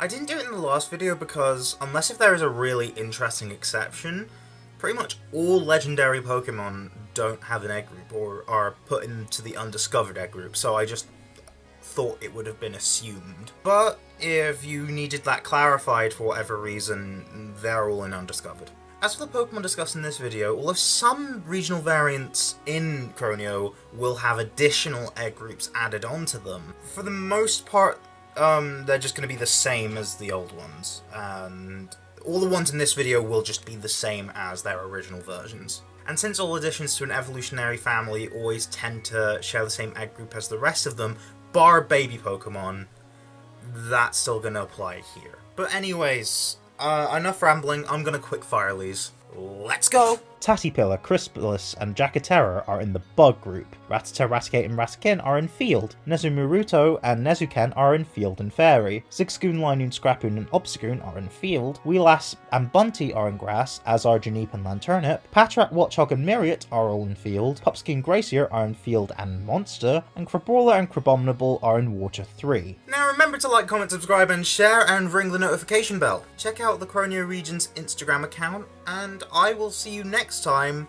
to cover the remaining unused type combinations. See you guys then. Cheerio!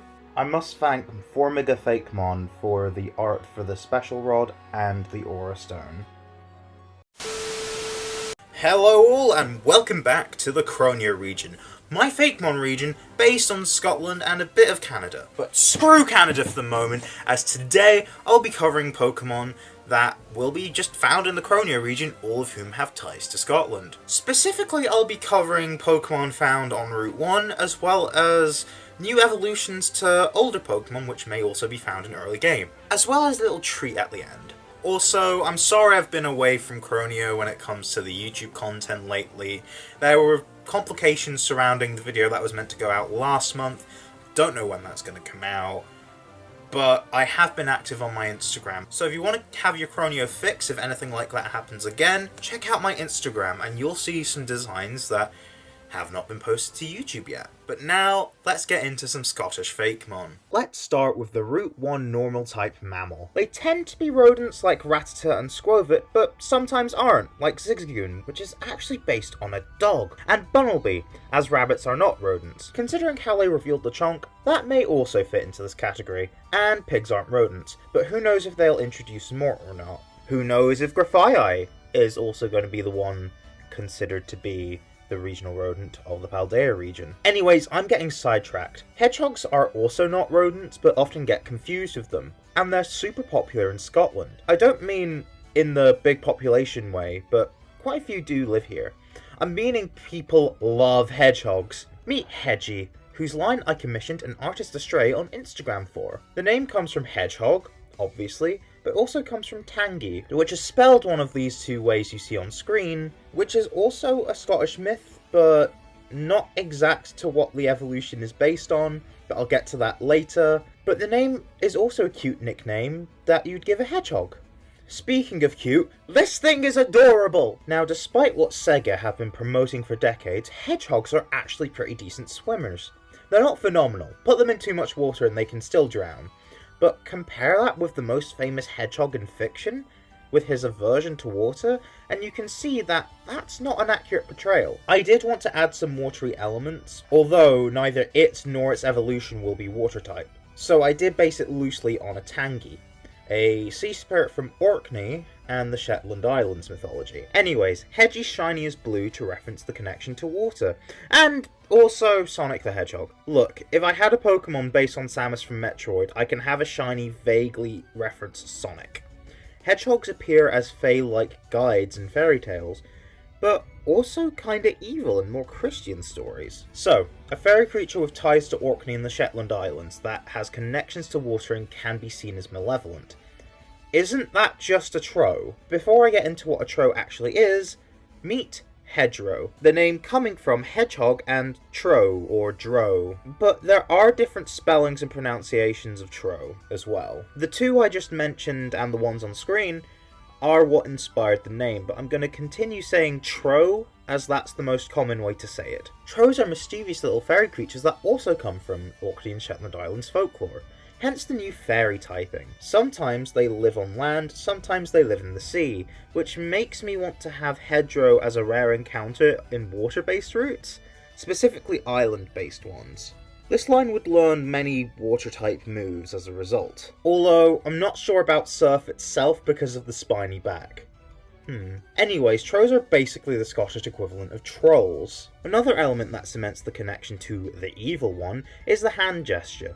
I was debating having this be normal water instead of normal fairy, and when the art got made, my pitch to the artist was that it was normal water. Therefore, it is doing the shaka sign, which is a traditional hand gesture for Hawaiian surf culture. So maybe it should learn surf after all? The shaka sign is commonly confused with the sign of the horns, which has so many different meanings, some good, some offensive, some punk, and not too uncommonly seen as of the devil, aka the evil one. So the art still works on both levels. One last thing that makes this design all work together is that both hedgehogs and trolls are nocturnal, making all of these concepts blend together into one coherent idea. You can even evolve it at night. Look, if Yungoos can evolve at level 20 in the daytime only, Hedgie can evolve at level 20 in the nighttime only. Also, the shiny kinda references Supersonic. Yeah. To round off these two, I've got to mention a non-visible aspect of their design that would appear in the lore somewhere. So, there'd be a story where a Hedgie walked 500 miles. And then when it evolved into a hedgerow, it walked 500 more. Just to be the Mon that walked 1,000 miles to fall down at your door. Yeah, that song, I'm Gonna Be 500 Miles, is by Scottish rock duo The Proclaimers. The funny thing is, if you walked 500 miles from Scotland, you could still be on land. But if you walked 500 more, you'd be in the sea somewhere. Which works with the very watery theme of this non-water type. Is this dumb? Yeah, but I do still think this is something fun to share and include as part of this Pokemon. If you couldn't tell from some previous designs, there are plenty of birds in Scotland. I've already used the Peregrine Falcon and Golden Eagle, so what else? Well, did you know that the Scottish Crossbill is the only terrestrial vertebrate endemic to the UK, which means that it can only be found in the UK and nowhere else. And it is the only species of that description in the UK. It's found in the Caledonian forests in Scotland. Crossbills are named as such due to their crooked beak. If we take a detour to look at the Scottish flag, it's blue with a white cross on it, known as the Saltire, or St. Andrew's Cross, known as such due to St. Andrew presumably being crucified on a cross of this shape. So I kinda made another pun-based mon. Meet Crossbill, spell as Xbill. Either pronunciation's actually fine. I got Cosmic Fakemon for this line. Following the trend of early game birds having simple names based on the, or at least one of the birds of origin, here it's just the name Crossbill, but spelt with an X. Kinda like the cross transceiver is spelt with an X, since the word cross is replaced with an X, which is also the shape of the Saltire. So, Crossbill's face is the Scottish flag now, due to the reasons I just mentioned. It is meant to be just a Scottish Crossbill, just with a funky colour scheme. Like how Pidove is just a pigeon, and how Starly is just a starling. One may think the colours of a Crossbill are too iconic, but they will be referenced in the line's shiny coloration, changing the blues to reds and the whites to blacks. Nothing else to say here, really. Crossbill evolves into Crossfisher. This time the Pokemon has more Kingfisher elements, hence the name. But since the whole line will have a flag-faced aesthetic, the cross motif will remain to reference the fact that they're all based on the Scottish Crossbill. The inspiration for this actually came from a walk I had in Pitlochry, around a lake. A sign mentioned that it was also a spot to find kingfishers, which can also be found in Scotland, and most places for that matter. It drew my attention for two reasons. One was knowing where this line was going, the other was the colours of the bird. It's blue! It has orange highlights too, but these highlights have become white to keep with this colour scheme. I also kept the crooked beak of the Crossbill so that the inspiration was still clear.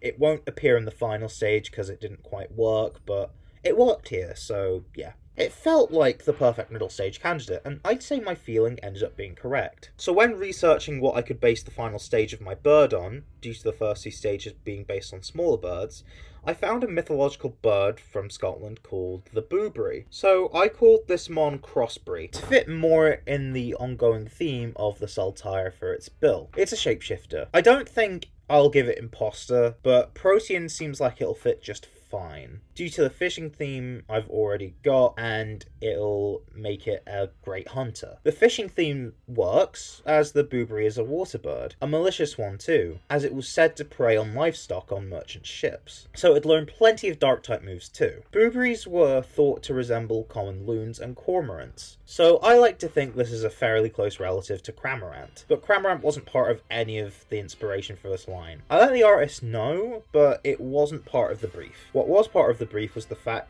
that it was speculated that sightings of the Boobry were likely the now extinct Great Orc, which was used for the main framework of the design. The way the last Great Orc was killed was very brutal, so I guess crossbreed will also learn some ghost-type moves. By the way, I don't actually come up with level-up moves or anything like that. I come up with the less malleable details about the Fakemon I make, not stuff like level up movesets or heights or whatever. As you can see, the Great Orc doesn't have much to go off, so elements from other, more modern depictions of the Booberry were used to give this more of a final stage flair. Due to the water bird nature of this line, the two evolutions gain the water type on top of flying. Speaking of water types, I weirdly don't see the staple Fishmon lumped in with the early normal flying and bug types, but I suppose it's because you need a fishing rod. I guess I'd have it quite early because of Scotland's dedicated fishing communities. To tie in with that, how about I do something not really seen before with Fishmon?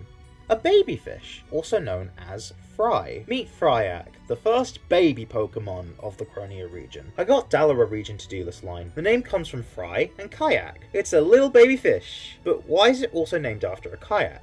Well, sports such as kayaking and whitewater rafting are very popular here, so I wanted to include it as I didn't want just another Fishmon. Most actually have something deeper, like Magikarp and its Dragon Gate Carp myth inspiration, and how Arrokuda is based on darts. Fryak evolves into Paddock, which is derived from paddle and haddock. Since this is my new Magikarp, basing it on the most popular fish in Scotland in terms of quantity, the haddock, was a no-brainer. Although, I wasn't 100% sure on what I'd name this, so I also included other bases for the design just so I have more options to work with. Paddles are usually used in the sports I mentioned as the inspiration, but yeah, I hope you like these two.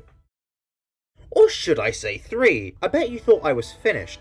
Oh fools that you are, as I have decided to break convention and have a third stage. When leveling up Paddock at Loch Ness, it will evolve into Nescade, which is a portmanteau of Nessie, the name of Scotland's most famous cryptid, whose own name derives from Loch Ness, which is where the location Loch Ness is actually based on, and Cascade, to try and keep with the rapid theme. But yes, Nescade, as you might have guessed, is pretty much exclusively based on the Loch Ness Monster. There's no real development on the rapid theme I wanted to go for here, however, the artist did use those elements and just make more of it. I would say turning a fish into the Loch Ness Monster is a meaningful development. What I wanted was for the first 2 stages to trick people into thinking it's something like Arrokuda and Barraskewda, when in reality the final stage is actually a Gyarados and Milotic situation. Now, if you're wondering why the location is called Loch Ness, not only does it sound like its real-life counterpart, Loch Ness, but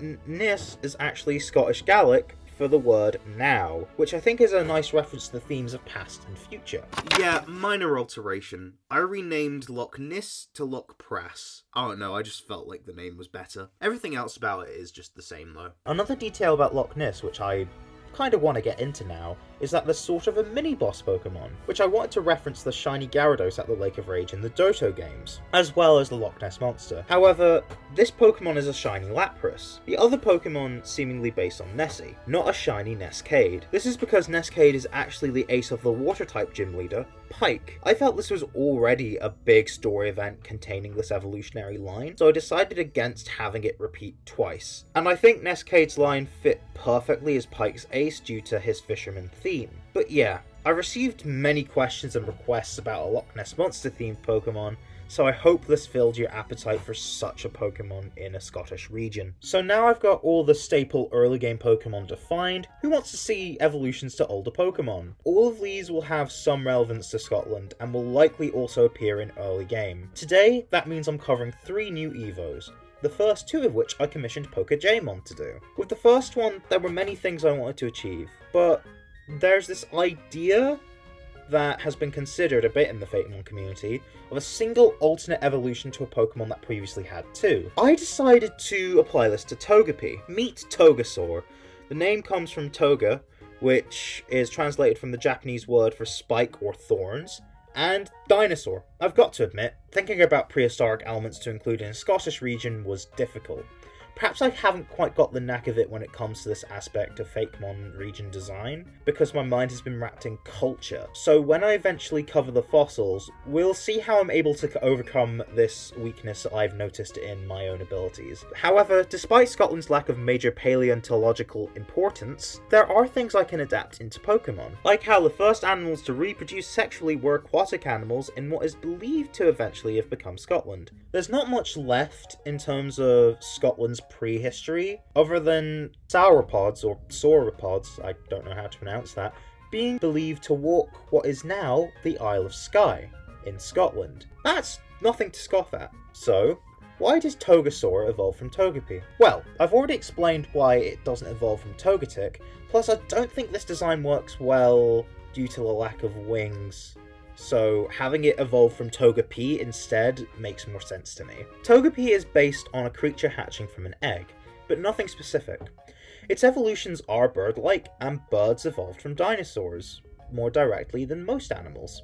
Sure, that is a basic connection, but the Togepi line isn't the most complex design-wise, so I don't see why going a simple and less intense approach when it comes to the thought process would be bad. The line also has ties to luck as a concept, as Togepi's name sounds a lot like Dokebi. I've probably butchered that, but it was a goblin from Korean folklore which grants good or bad luck, hence why it infamously learns a metronome. Isn't it unlucky when that asteroid possibly wiped the dinosaurs out? It's unconfirmed if it did or not due to no one alive today being present at the event, and I think I read recently that a new theory is gaining popularity. I'm waffling, aren't I? I feel like all this makes sense and makes a cute little design. Also, it gains the dragon type. Currently the only Pokemon that has Fairy Dragon is Mega Altaria, which disqualified it from unused type combinations videos, but is, for all intents and purposes, unused. Like how some people feel Water Fire is due to being only used by Volcanion. Yes, it's Dragon because I wanted that type combination, but it fits due to the dinosaur appearance, with that aesthetic fitting the type. See Tyrantrum for more. With the magical origin also working as a secondary reason, since both Dragon and Fairy are the Infinity Energy types, although perhaps the Dokebi inspiration is why Togepi's line replaced normal with Fairy upon the latter's inception in Gen 6. I hope you all think this is a fitting extension to the Togepi family, and I hope that my justification for its existence in Croneo suffices. So, I know Togasaur has been a Fakemon concept that has been done elsewhere, but that was my spin on it. So how about another fairly common Fakemon concept? An evolution to Carkol that's actually a train. I call it Locomotive, from locomotive and coal. Yeah, I didn't think coal with a wheel, to a minecart made of coal with wheels, to coal monster with no wheels made much sense. So I made it a train, and tried having it be what I felt an evolution would be like. And yes, I did say I there this time, considering Jay's art is pretty much a one-to-one translation of my original reference. Anyways, Jay not only made it more accurate to the Pokemon style, but added more detail where my basic alpha version lacked. There's not much more to say when it comes to the design itself, but if you can't already tell, I'm one of those Fakemon creators who likes tying each design to at least one of the themes of my region, be it one of the countries of origin, Scotland and Canada, the pretty socialist storyline, or any other theme such as the theme of time with the Legendaries. So what does Locomotive have to offer? Well, the Roly-Poly line debuted in Sword and Shield, in the Galar region based on England, which is also part of the British Isles, where there was a lot of coal mining, especially during the Industrial Revolution, which started in the UK, which Scotland and England are a part of. A big part of the Industrial Revolution was steam power. Fuel was needed for the fires to heat the water to generate the steam, and coal was the popular choice, so naturally Scotland was affected by this too. Having a region based on another country so integral to the Industrial Revolution was a great excuse to expand the line, and add this very clear and obvious next step. The reason why a train makes the most sense isn't just because it's an object with wheels, that also drives on tracks, but the ties to coal are that steam-powered trains were very important within the Industrial Revolution. Not only was it a new form of transport, but the fastest of the time it was introduced, and it popularised things such as commuting to work being an option, so that you didn't have to live in the city and inhale its smoggy air all the time, and also introduced the idea of going somewhere else in the country for a holiday. Both things that were both good for the people and boosted the economy a bit. Not just through growing the rail industry, but through trading food across the country, as well as spreading news via newspapers that may have been available on the train for those who were able to read, which boosted knowledge of current affairs. Fossil fuels are problematic these days, for good reason, by the way. The planet is dying due to our historic reliance on them, but without the use of coal, our way of life would have been different. It would have been very different, actually, especially without the existence of trains, which originally used them as fuel. I guess this mon isn't Scottish specifically, but it still really fits the region. And Galar didn't do it, so I decided to instead. I love Locomotive, and it's probably one of the best names I've come up with too. The final new evolution I'll introduce in this video will be one for Baneri. Now, I've got a dumb reason for this to be an evolution and not a regional variant of Lopunny. Sometimes when creating Fakemon, I end up coming with a pun, and then it happens. This was the case here, but I think the idea is very solid and I am excited to share. Meet Hogmanay. My partner, Decay Fakemon, did the art for me. The name is derived from bunny, like Lopunny is, but also the word Hogmanay, which is the Scottish celebration of New Year's Eve. New Year's events involve fireworks, and in Stonehaven, in particular, there's a tradition of swinging fireballs. And in recent years, there have been more attractions involving the manipulation of fire called firepoi, or fire performances. So if you couldn't already guess, it's part fire type now. And it evolves using the fire charge on the special rod, because pun. I have more details about this evolution method in my first Unused type combinations video and on Instagram story highlights. Now, even though this idea did come to mind as a result of a pun, there's more running deep through here. Even though aspects of Hogmanay make this fire type, I still wanted it to be normal for a few reasons. Firstly, I think this fits with the line's established type history, since Mega Lopunny gained the fighting type on top of normal, instead of simply replacing it. So I used the same logic here. Secondly, normal still works since it's an annual event. Sure, that's kind of dumb logic. It's like making a Halloween themed mon or a Christmas themed one, and making it normal type for that reason. It's weak, but it still makes some sense. But there is a third reason. Music. I'd say music is more integral to the celebration of Hogmanay than any other major holiday celebrated by most of the population of Scotland. Sure, there's Christmas songs too, a lot more of them actually, but music isn't really tied to Christmas itself. It's more tied in a supplemental kind of way. You think about music when you think of Christmas, but you can think of the holiday without it. The passing of one year to the next itself isn't musically tied, but the festivals in Hogmanay involve pipe and drum bands, which I certainly can't imagine not being there.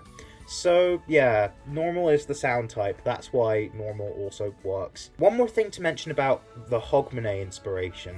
You could see the celebration almost as new beginnings. Another holiday that does that is Easter. Not to say that this has anything to do with Easter, it's mostly that rabbits are a symbol of said holiday due to their, let's say, multiplicative property, which ties into the new beginnings aspect of that holiday. So I felt it fit to have this be a rabbit Pokemon, which worked with the pun. So why Baneri and Lopunny specifically?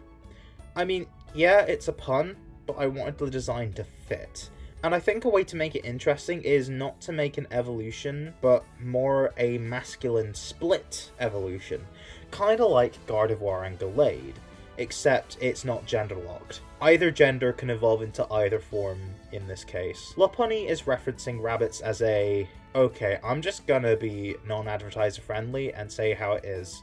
A sex symbol. Unless if you're a younger viewer, then you've probably heard of Playboy bunnies. Also, a design detail about Mega Lopunny is that it's based on 80s fashion, and in particular outfits from aerobic workout videos from that decade. I bring this up as I was gonna have a Mega for Hogmanay as well. I since scrapped Megas as a mechanic due to many factors. I still feel like thinking about this 80s connection in the line is worth it. Since aerobic workouts and Playboy bunnies are femininely presented, I wanted something masculine from the 80s. So the cool dude attitude and just the general pose feels very much like an 80s protagonist. The fur was also balanced in the design to make it feel right, but different to Lopunny. Also, the fur is on fire because, it's fire type, what do you expect? Although, I feel like the overall colour scheme does work to convey the fact that it is still a normal type.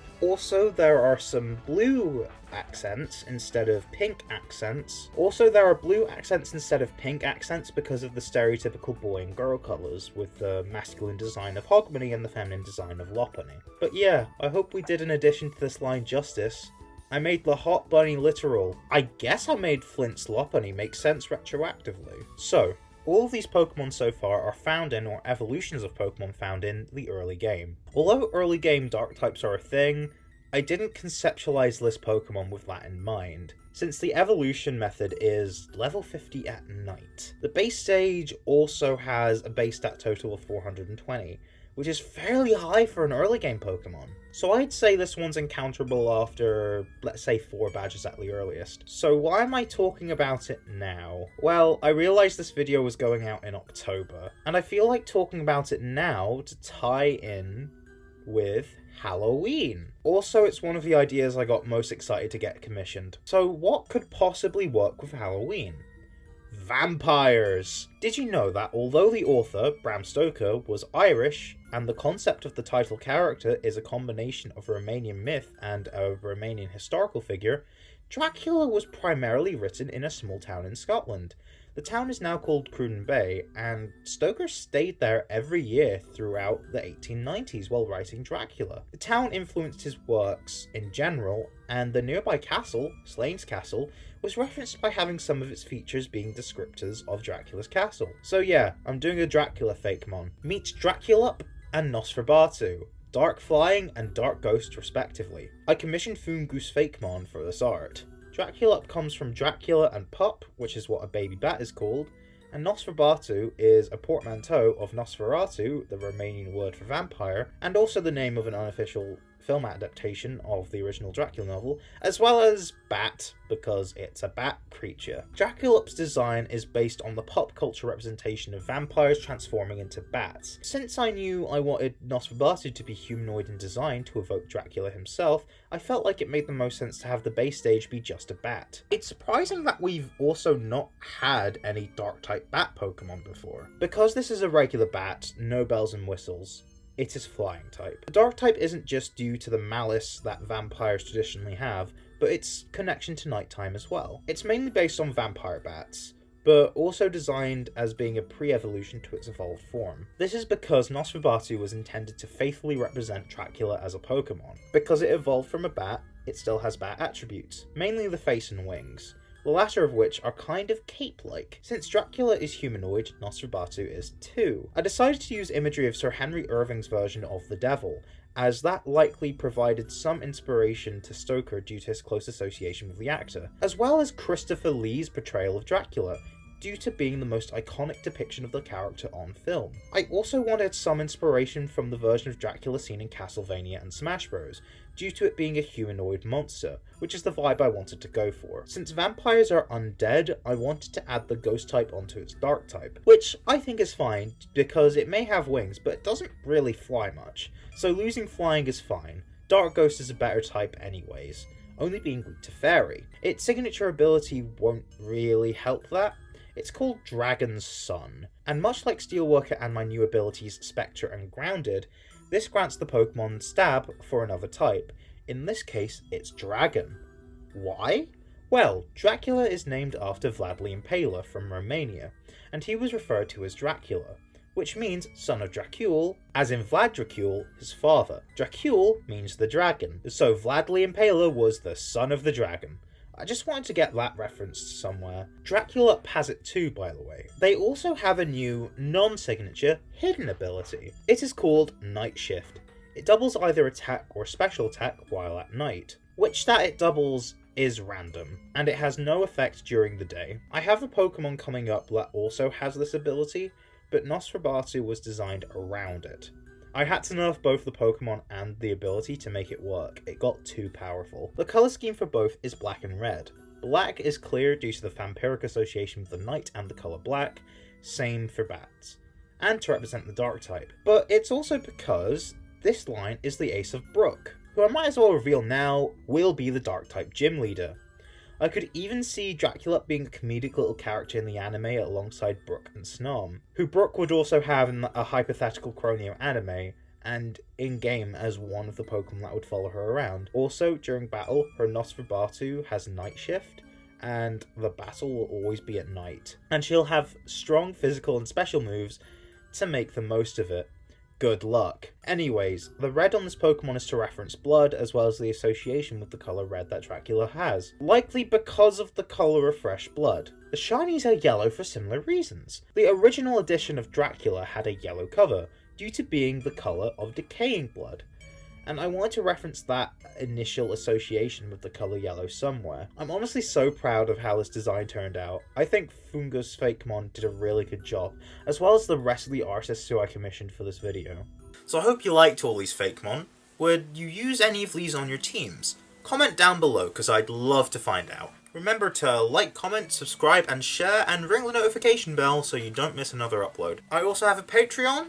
I recommend checking it out. I post exclusive content there, as well as other rewards for the higher tiers. And I'll see you next time, either for the second unused type combinations video, or a video all about regional variants. It'll be one of the two. Don't know which one yet, but that'll be the next Croneo video. So I'll see you then. Take care now. More unused type combinations! Welcome back to the Croneo region, my Fakemon region based on Scotland and just a touch of Canada. Last time I showed 8 of them, and then 6 of them actually happened in Scarlet and Violet. Today I will show my ideas that could occupy the remaining 7. Let's start off with a regional variant. Fairy Fire is one of the most imaginative type combinations for Fakemon creators, but I can't do a region based on Scotland without doing a Will-O-the-Wisp Pokemon. Mythological creatures from across the world, but particularly in Scotland. They're portrayed as very Celtic in pop culture, so it just makes sense. Will-O-the-Wisps are fire fairies, which makes the combo obvious, much like Ghost Fire due to them being spirits. So I thought of Litwick. I mean, the line-learned Will-O-Wisp have prominent fire motifs in their designs, and even have dex entries with behaviours similar to the myth, so why not make it a full-on Will-O-the-Wisp? Here's Croneo and Litwick. It's a full-blown Will-O-the-Wisp. Yeah, they appear as just a flame. I love how it's very different to the original line, but captures the essence of what a Litwick is. I also love how the hair changed from melted wax to a wispy fire. Will-O-the-Wisps are just ghostly fire spirits, so I removed the candle. I like to think this was the original Litwick variant, but some rogue Litwicks possessed candles and proceeded to feed on life essence. These Litwick aren't that greedy, but they do still lure travelers to their doom. They're like little fey tricksters, much like the Impidimp line, so I feel the fairy type works here. To evolve Unnovan Litwick, you needed to make it reach the absurdly high level 41. Lampent isn't that much stronger than a base form starter, so to make it still difficult yet possible to obtain at an earlier point in the game, you evolve Croneo Litwick via High Friendship into Croneo Lampent, which is a torch. So instead of guiding travelers to their doom, it can help guide the trainer's way through dark places, especially since it can deal with dark types due to the fairy typing. But wild ones are still as evil and mischievous as they were before. But why is this a torch? A few reasons actually. The wisp part of the term means bundle of sticks, or paper sometimes used as a torch. For those curious, the will part is just the name Will. Same as how jack-o'-lanterns come from the name Jack, since they're derived from the same story. I also based Croneo Lampent on Link Boys, who were just boys who carried torches to help pedestrians for a fee. That was a real job. In the Scottish Highlands, Will-O-the-Wisps were believed to take the form of Link Boys in order to further lure people to their dooms. There's also an image of Cupid as a Link Boy, which in my opinion furthers the fairy type connection due to Cupid's connotations with love, as well as the angel wings he possesses. That's why there's an allusion to angel wings in the design. Since Unnovan Lampent evolves via a Duskstone, I felt it would only make sense for this variant to evolve via a Dawnstone. Here's Croneo Chandelure. It still appears to be a chandelier, as well as keeping the fiery elements. But why does it look like, well, that? It's actually meant to be a lighthouse. Yes, you heard me correctly, a lighthouse. Will-o'-the-wisps, or spunkies as they're known in the Highlands, were blamed for some shipwrecks as they had been known to be mistaken for harbour lights. I generalised this to lighthouses as I feel this would make for an interesting design. Both Lampent and Chandelure have white structures which encase their bodies. This is because I wanted them to seem more pure due to the fairy type, but they're still just as malevolent as their Unovan counterparts, which applies to Litwick too. Their shinies do reference the original colour schemes after all, and they share the same abilities, apart from Flashfire, which is now my new ability, Spectre, which gives them Ghost-type Stab, due to the Will-o'-the-Wisp's ties with death and the spirit world. I mean, they are spirits who try to kill you after all. Souls of the dead who want to add more to their numbers. I guess you could say these are also angels of death. Also, this line is the ace of the Fire-type gym leader, Charlotte. Now how about the Fairy Ground type? This was a hard one. But dirtiness has connections to the ground, and here's a Scottish fairy creature that does a lot of household cleaning. The Brownie. Brownies are a kind of dessert too, but as much as I like the idea of a brownie, I don't think there's quite enough to it to work as a whole design. But then again, the cleaning profession tends to use sponges, and a sponge is another kind of cake, and plenty of other fairy-type Pokemon are based on food. And so, meet Spongy! The name comes from sponge and brownie. Spongy are kitchen sponges who like to wriggle on the floor and eat dirt.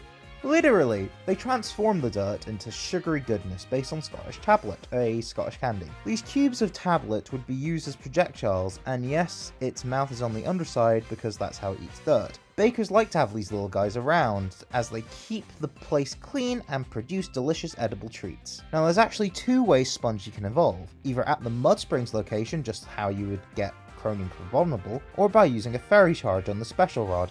Check out the video in the iCard if you want to know more about that. But if either of these conditions are met at level 40 or higher, Spongy will evolve into Cronefay.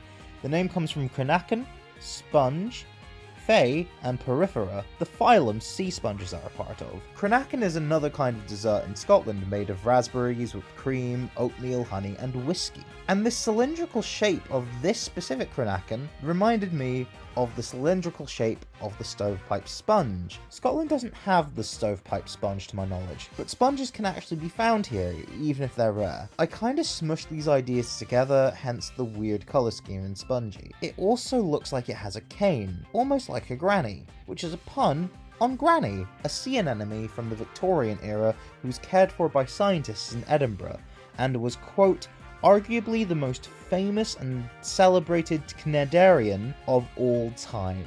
I know sea anemones and sea sponges are different, but I thought it would be a fun reference, considering that they have similar vibes. But also, grannies are known for baking and stuff. Plus, sea anemones are found across the British Isles, so that works out. It still does the same cleaning, and still uses dirt as fuel for its attacks. Ice Poison is another difficult type combination to figure out. Doing something poisonous but also frozen makes sense, but I never felt this would be inspiring. But then someone suggested to me that perhaps a Hollyberry would work. No, not Halle Berry, a Hollyberry. You know, the sorts of things that you put on Christmas wreaths? Ice works because of its ties to Christmas, and by extension winter, the season in the Northern Hemisphere that the holiday is celebrated. And Poison works because these berries are poisonous. Then I thought of making it a regional variant of a berry Pokemon. Meet Croneo Cherubi, which is based on hollyberries and mistletoes. It does evolve into Croneo Cherrim, but if you recall, Cherrim has two forms, Overcast and Sunshine.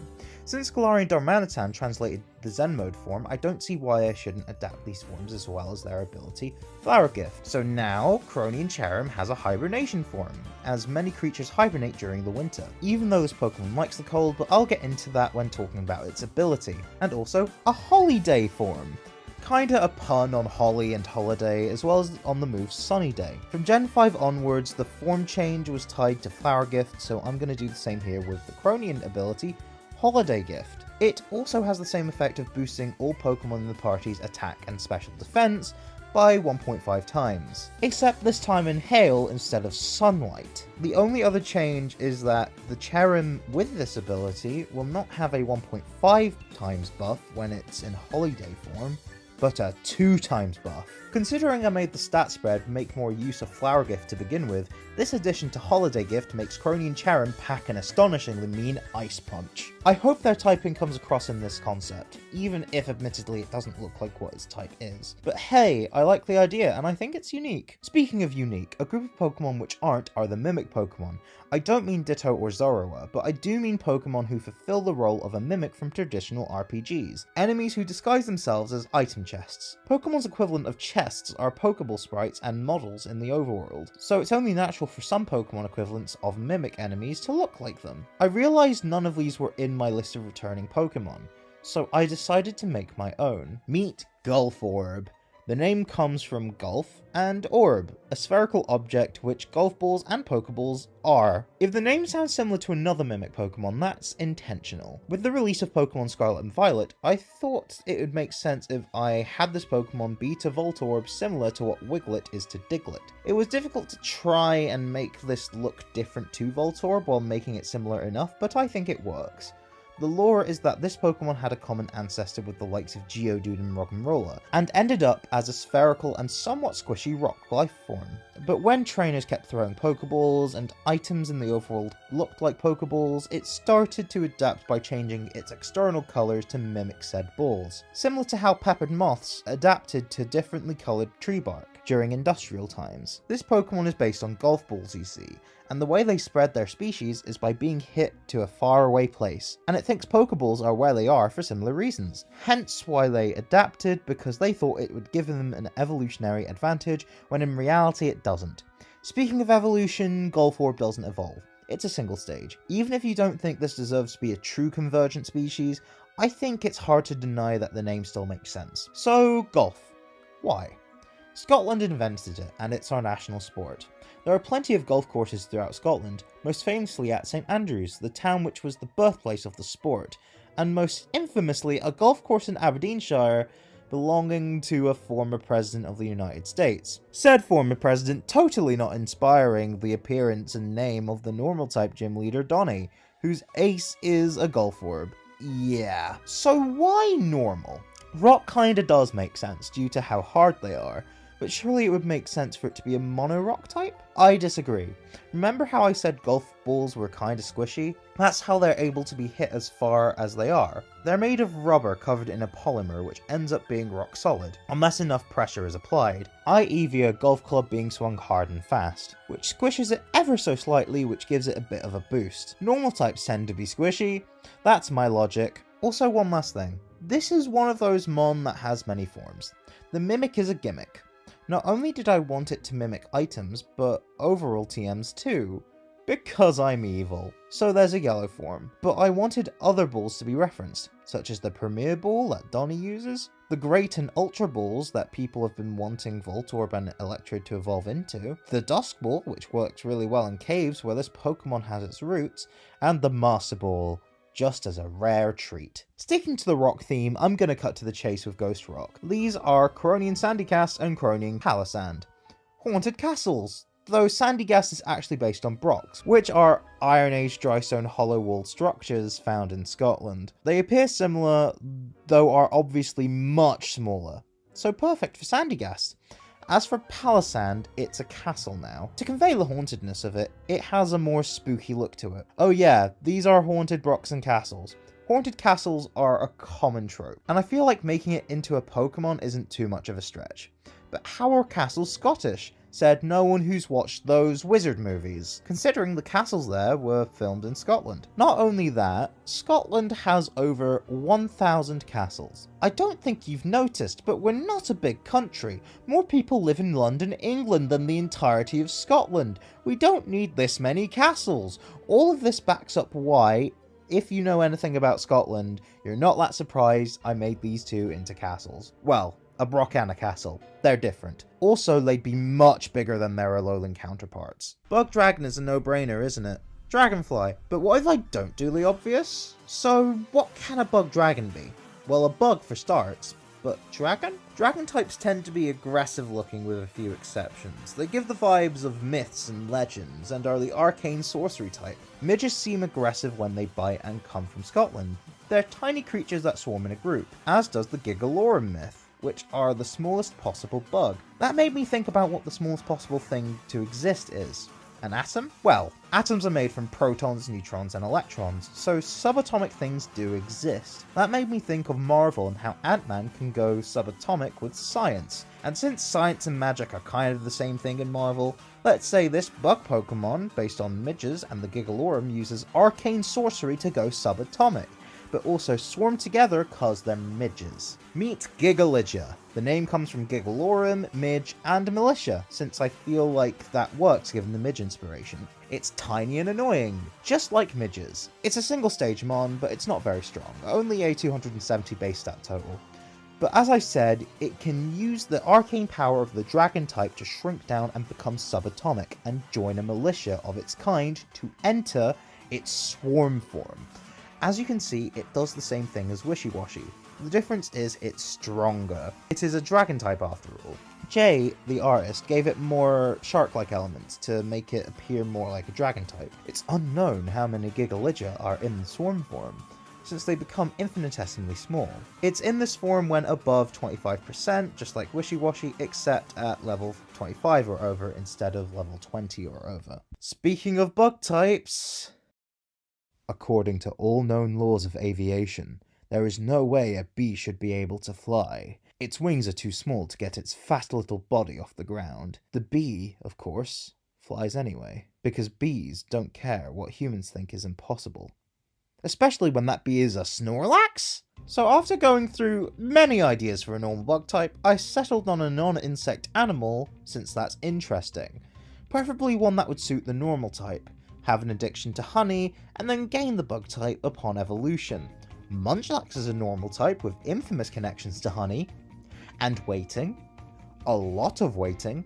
But honey is what's relevant here, so I decided to put honey on Snorlax and make it more bug-like. And now it's a bee, all because Munchlax ate too much Cronian honey. So that's one Pokemon line for every unused type combination. What did you think? Do you think these concepts fit the typing? Do you think they fit the region? What would you have done? And what do you think is going to be done next? Remember to like, comment, subscribe, and share, and ring the notification bell. Check out the Croneo Region's Instagram as well as my Patreon page if you want to support the series. And I'll see you next time for a video dedicated to regional variants. Alolan Meowth, Galarian Meowth, Cronian Meowth! Welcome back to the Croneo region, my Fakemon region based on Scotland with a touch of Canada. So here's the first regional variant of the video, Cronian Meowth. It's a fighting type. This is partly to do with the Wildcat inspiration, like with the Occat line, but I was hoping to evoke more of the Scottish Fold Cat, but more on that later. The typing was more of a product of me realising that all of Meowth's forms are weak to fighting, and I wanted mine to be the best, goddammit! Although lore-wise, it makes sense. As I'm sure you can no doubt tell, Cronian Meowth is clearly related to Galarian Meowth, as you can see from the hair and black elements. Galarian Meowth and Berserker are based on Vikings, who had many successful invasions in England, but Scotland was somehow able to fend them off for the most part. Also, Vikings found Scots to be persistently aggressive, so fighting makes a lot of sense. The orange coloration also works due to representing stereotypical Scottish ginger hair, as well as having the beard to show for it, but also it's a colour that represents the fighting type. Speaking of stereotypes, the main design theme of Galarian Meowth and Berserker is that they are stereotypical Vikings, so why not run with the idea of them being stereotypes and make them Scottish stereotypes? So what's so stereotypical about Cronian Meowth? First of all, look at where its coin is. The coin itself hasn't changed because that's an integral part of Meowth's design, but it's positioned to look like a sporran on a kilt made of fur. Kilts being traditional Scottish wear, that's a bit of cloth that wraps around you, that looks kind of like a skirt, and the sporran being the bag that you wear with it. Another stereotype it inhabits is our love for our infamous signature dish, haggis. If you don't already know what haggis is, you don't want to. But for the sake of education, it is the heart, liver and lungs of a sheep minced up with onions and some spices, cooked in some stock, and sometimes served in the sheep's stomach. It's actually not as gross as it sounds. It's great with some extra gravy, but normal minced meat is better. We love haggis so much up here that there's even a myth that it was actually its own very hairy animal. Hence the hair on the design. Now, when evolving a regional Meowth, Fakemon creators usually go down one of two routes. They either do a regional variant of Persian, like in Alola, or they do a brand new evolution, like Berserker. I'm doing neither.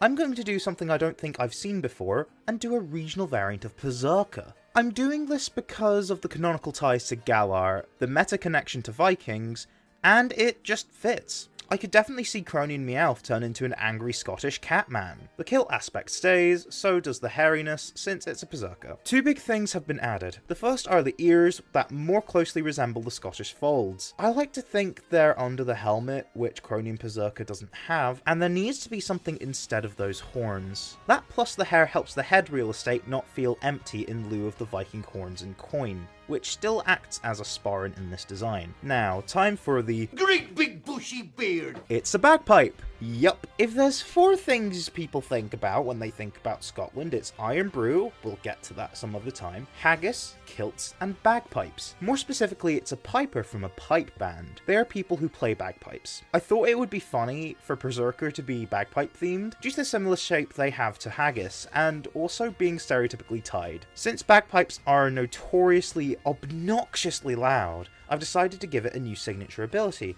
Cacophony, which would make all sound-based status moves have the ability to deal damage, and boost the effects of any damaging sound moves, with all moves dealing physical or special damage depending on what does more. Fun fact, the ability Cacophony already exists. It was programmed into the Gen 3 games as a prototype for soundproof, but they never used it, so I'm bringing it back with a twist. Anyways, both haggis and bagpipes are typically made from the byproducts of sheep. I explained haggis earlier, but sheepskin has historically been used to make the bag part of bagpipes, so that's referenced through Croneo and Berserker having a beard braid similar to Wooloo. I like to think it works similarly to the chanter reed, the bit of a bagpipe with holes used to make the tune, like a flute, recorder, or clarinet. I've also realised I didn't explain the Scottish fold. It is the only breed of cat that originates in Scotland. They're kind of controversial to have due to the fact that they can experience health issues, much like pugs. But that's enough kitties, time to show some puppies! Before I do though, I kind of feel like I need a preamble for this too. So both Alola and Galar had regional variants of a normal type, which gained the dark type. Instead of copying the trend like I did with Meowth,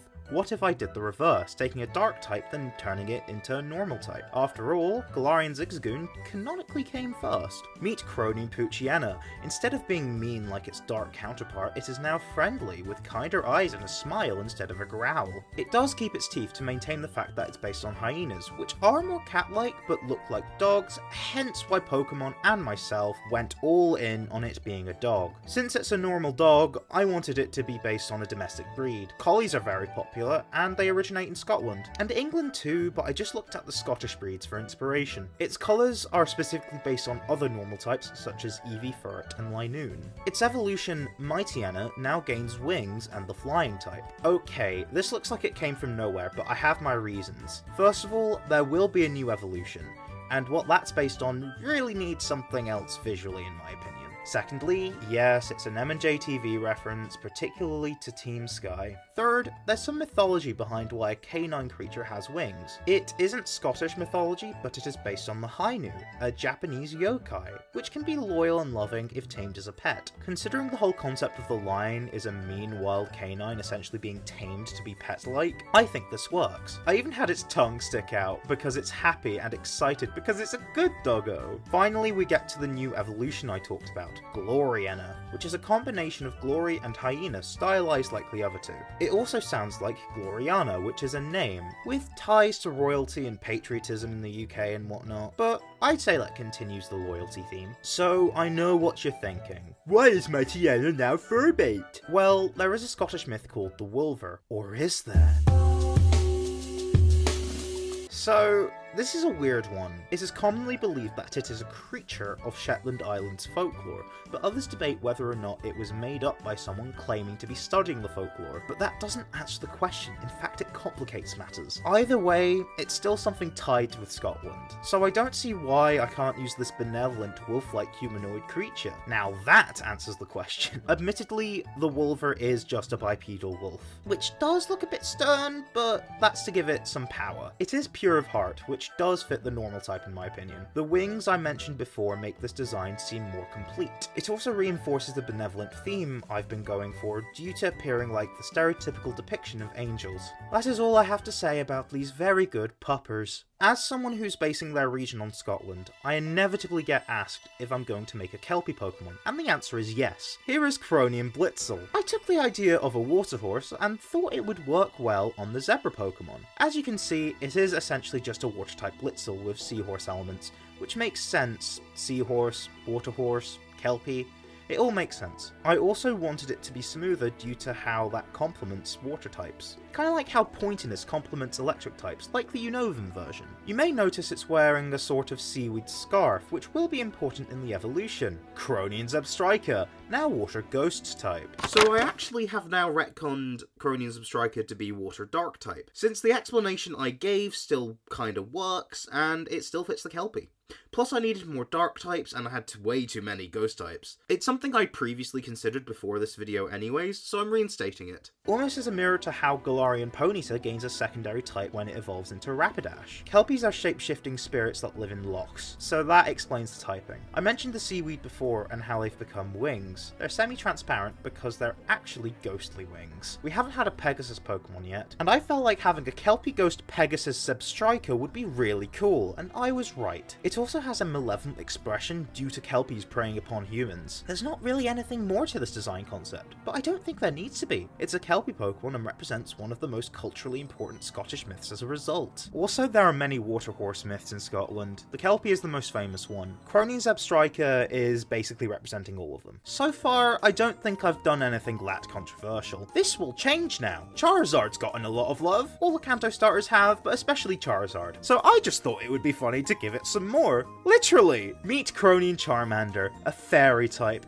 It's full of love, putting the charm in Charmander. It's received so much love and adoration over the years that it is now completely infatuated. I also felt like basing this design on Winged Pikmin from Pikmin 3, since I love that game, and felt it also fit the theme. Infatuation develops into romance with Croneo Charmeleon, which is shown with the rose it clutches in its mouth. A stereotypical romantic gesture, as is giving chocolates, symbolised through chocolate appearing on the strawberry, referencing some food which is exactly that, to emphasise love and romance. This line has a heart motif throughout, which I mention now, in time for its heart to break. Yeah, the theme is infatuation to romance to the inevitable death of any feeling of love and the futility of feeling it in the first place. Even though I don't believe in this personally, I felt this was an interesting direction to take Croneo and Charizard. Even the strawberry is rotting away. I feel like the addition of the ghostly flames is a nice touch. Since Greavard, another ghost type, had a flame on it, I felt like giving this Charizard variant some ghostly wispy flames still made it feel like Charizard, as well as giving an interesting visual. Oh yeah, and it's fairy ghost type, I don't know if I made that clear. I may end up doing variants for Venusaur and Blastoise too, but that will just depend on the demand for them really. So here's Croneo Dreadnought. It's water psychic type. Most generations have a Pokemon based on a turtle, so I looked up Scottish and or Canadian turtles and found the Leatherback, which is a sea turtle that lives in a variety of places, including some of the coasts of Scotland and Canada. The smooth look on the Leatherback contrasts perfectly with Galarian Dreadnought. Chewtle is also pretty smooth, so this still works. Also, no Croneo Chewtle, since it's just mono water and I don't see how changing it would add to the concept. So why psychic? Well, when I looked at the Leatherback turtles, the white spots on their back reminded me of stars that you'd see in the night sky or pictures of space. Why not extend that to nebulae? Nebulae, or nebulas, are these clouds in space which birth stars. Although pictures of them are slightly altered in order to actually visually see these clouds, these have to be some of the most beautiful natural phenomena I've ever seen. But yeah, that's it for Dreadnought, so I think it's best just to say what this one is first. Meet Croneo Cryogonal, water flying type. Since it's not quite liquid, but it is also water itself, but it's gaseous, so I just played it safe. Since we've had a few Pokemon reflecting on humanity's effect on the environment, I've decided to make a few myself. Although it has snowed in Scotland in recent years, it's overall a lot less than it used to, so perhaps doing a variant of Cryogonal would make sense. It has a couple of dex entries about how during warmer months it evaporates, turning into steam. Since the climate crisis is making more and more months warmer months, it only makes sense that this Pokemon would be in its gaseous form for longer periods, and even adjust to it to the point where if you give it the Featherstone, it will become a mon with the dumbest name ever. Cryfogonal! It's a cloud now, and it also has Lightning Rod, which will deal with that pesky 4x electric weakness. Don't ask me how a cloud can be weak to rocks, and only rocks. Something which it shares with the previous stage is the water droplets replacing those weird glowy ice magic things that look like a moustache. It almost looks like it's crying, which still fits in with the climate theme. Since it can still be cold, especially around New Freezington, you can still get Unovan Cryogonal, it just won't evolve. Meanwhile, not only does Cronian Cryogonal evolve, but Cryphogonal also has a secondary form. Not an evolution, as I felt this idea made more sense, and Cryogonal already had a solid base stat total to begin with, so making it the base stage in a 3-stage line made no sense to do in my opinion. So, in a similar fashion to the Rotom catalogue, if you use the Imbalancer item on Cryphogonal, it exits its Cumulus form and enters its Nimbus Stratus form. It's now a dark storm cloud, swapping water flying for electric flying. It now has Storm Drain instead of Lightning Rod, sort of as a mirror to its other form. It trades a bit of its defensive stats for some more speed. The only real ties to Scotland these guys have is that it's cloudy most of the time. That's it. This is a concept I've wanted to do since I first started working on this project all the way back in 2020. In fact, it's the first Fakemon I conceptualized for the Croneo region at all, and the concept hasn't changed too much. So how fitting is it that Cryphogonal is the ace of the flying type gym leader, Harper? Which form, I hear you ask? Whichever one is better against your team composition. So I hope you like this design.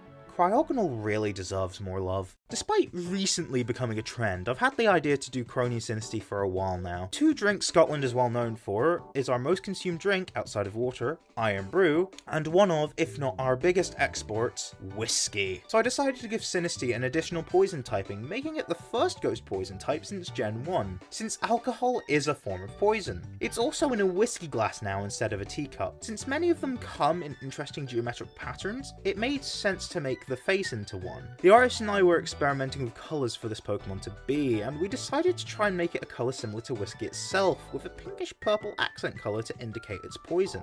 It evolves into Cronian Poltegeist, using the Malt Barrel. Firstly, I don't see the need to make its evolution into a new Pokemon, considering how I don't see any significant change in what the Pokemon inherently is. And second, I didn't see why I needed to keep the phony and authentic forms. Perhaps that would be a thing if this ever became a game, but I don't see how you could tell with the design. Unless if it were a 3D game, which I doubt this would ever be. We wanted to keep the general design language of Poltegeist, except for the fact that it's got its hand on its cap, like someone would do while hungover. It also adheres to the naked person in a barrel trope, which adds to the comedy of this design.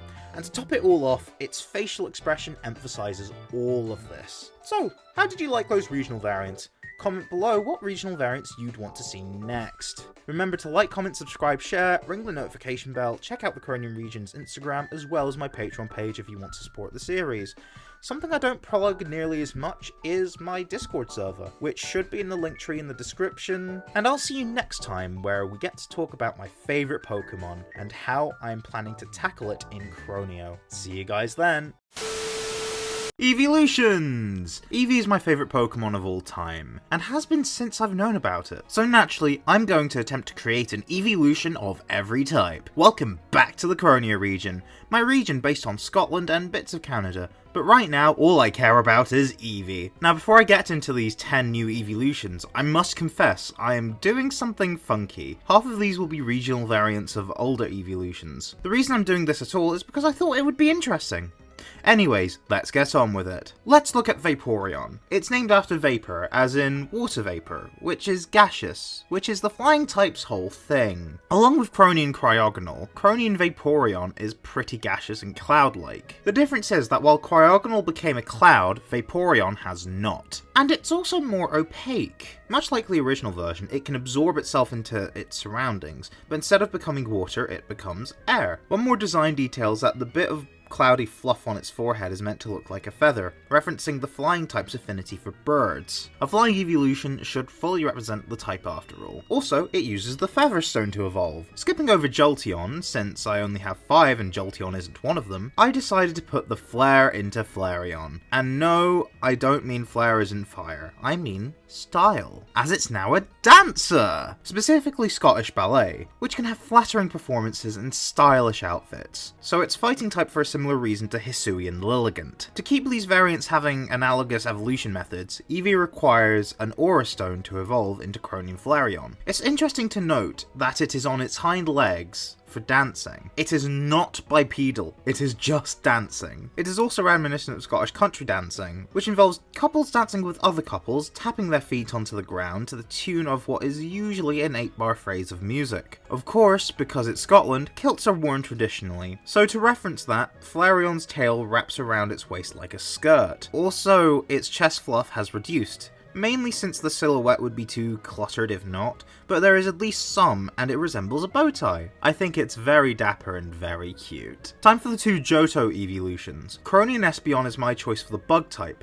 I felt like its psychic powers would be similar enough to how bugs communicate with pheromones, as well as the ears acting like moth wings, like I've seen with other bug-type Eeveelution fan designs. This will be on the team of the Bug Gym Leader, exclusive to Pokemon Agate. I'm not ready to show him off, but I will say the theme of his team composition is really strong bug types. So what are the strongest bugs? Beetles! There are a few beetles in Scotland and Canada, and there are some species of beetle that are green, so I think this works out. This inspiration is the reason why Espeon now has a hard segmented body and mandibles on the ears. So Croneo and Umbreon is poison type, which may remind you of Umbreon's beta concept of also being poison type before they decided on it being dark. Remnants of that appear in Pokedex entries saying it sweats poison. So what if it secretes so much poison it becomes poison incarnate? The theme of the Poison Gym Leader is that she's caring and nurturing to all poison Pokemon, as she relates to them being outcasts like she feels she is. Umbreon isn't her ace, as I have something more fitting. I'll show her and the Bug Leader when I show their aces. Since it's poisonous to the touch, trainers have to take care,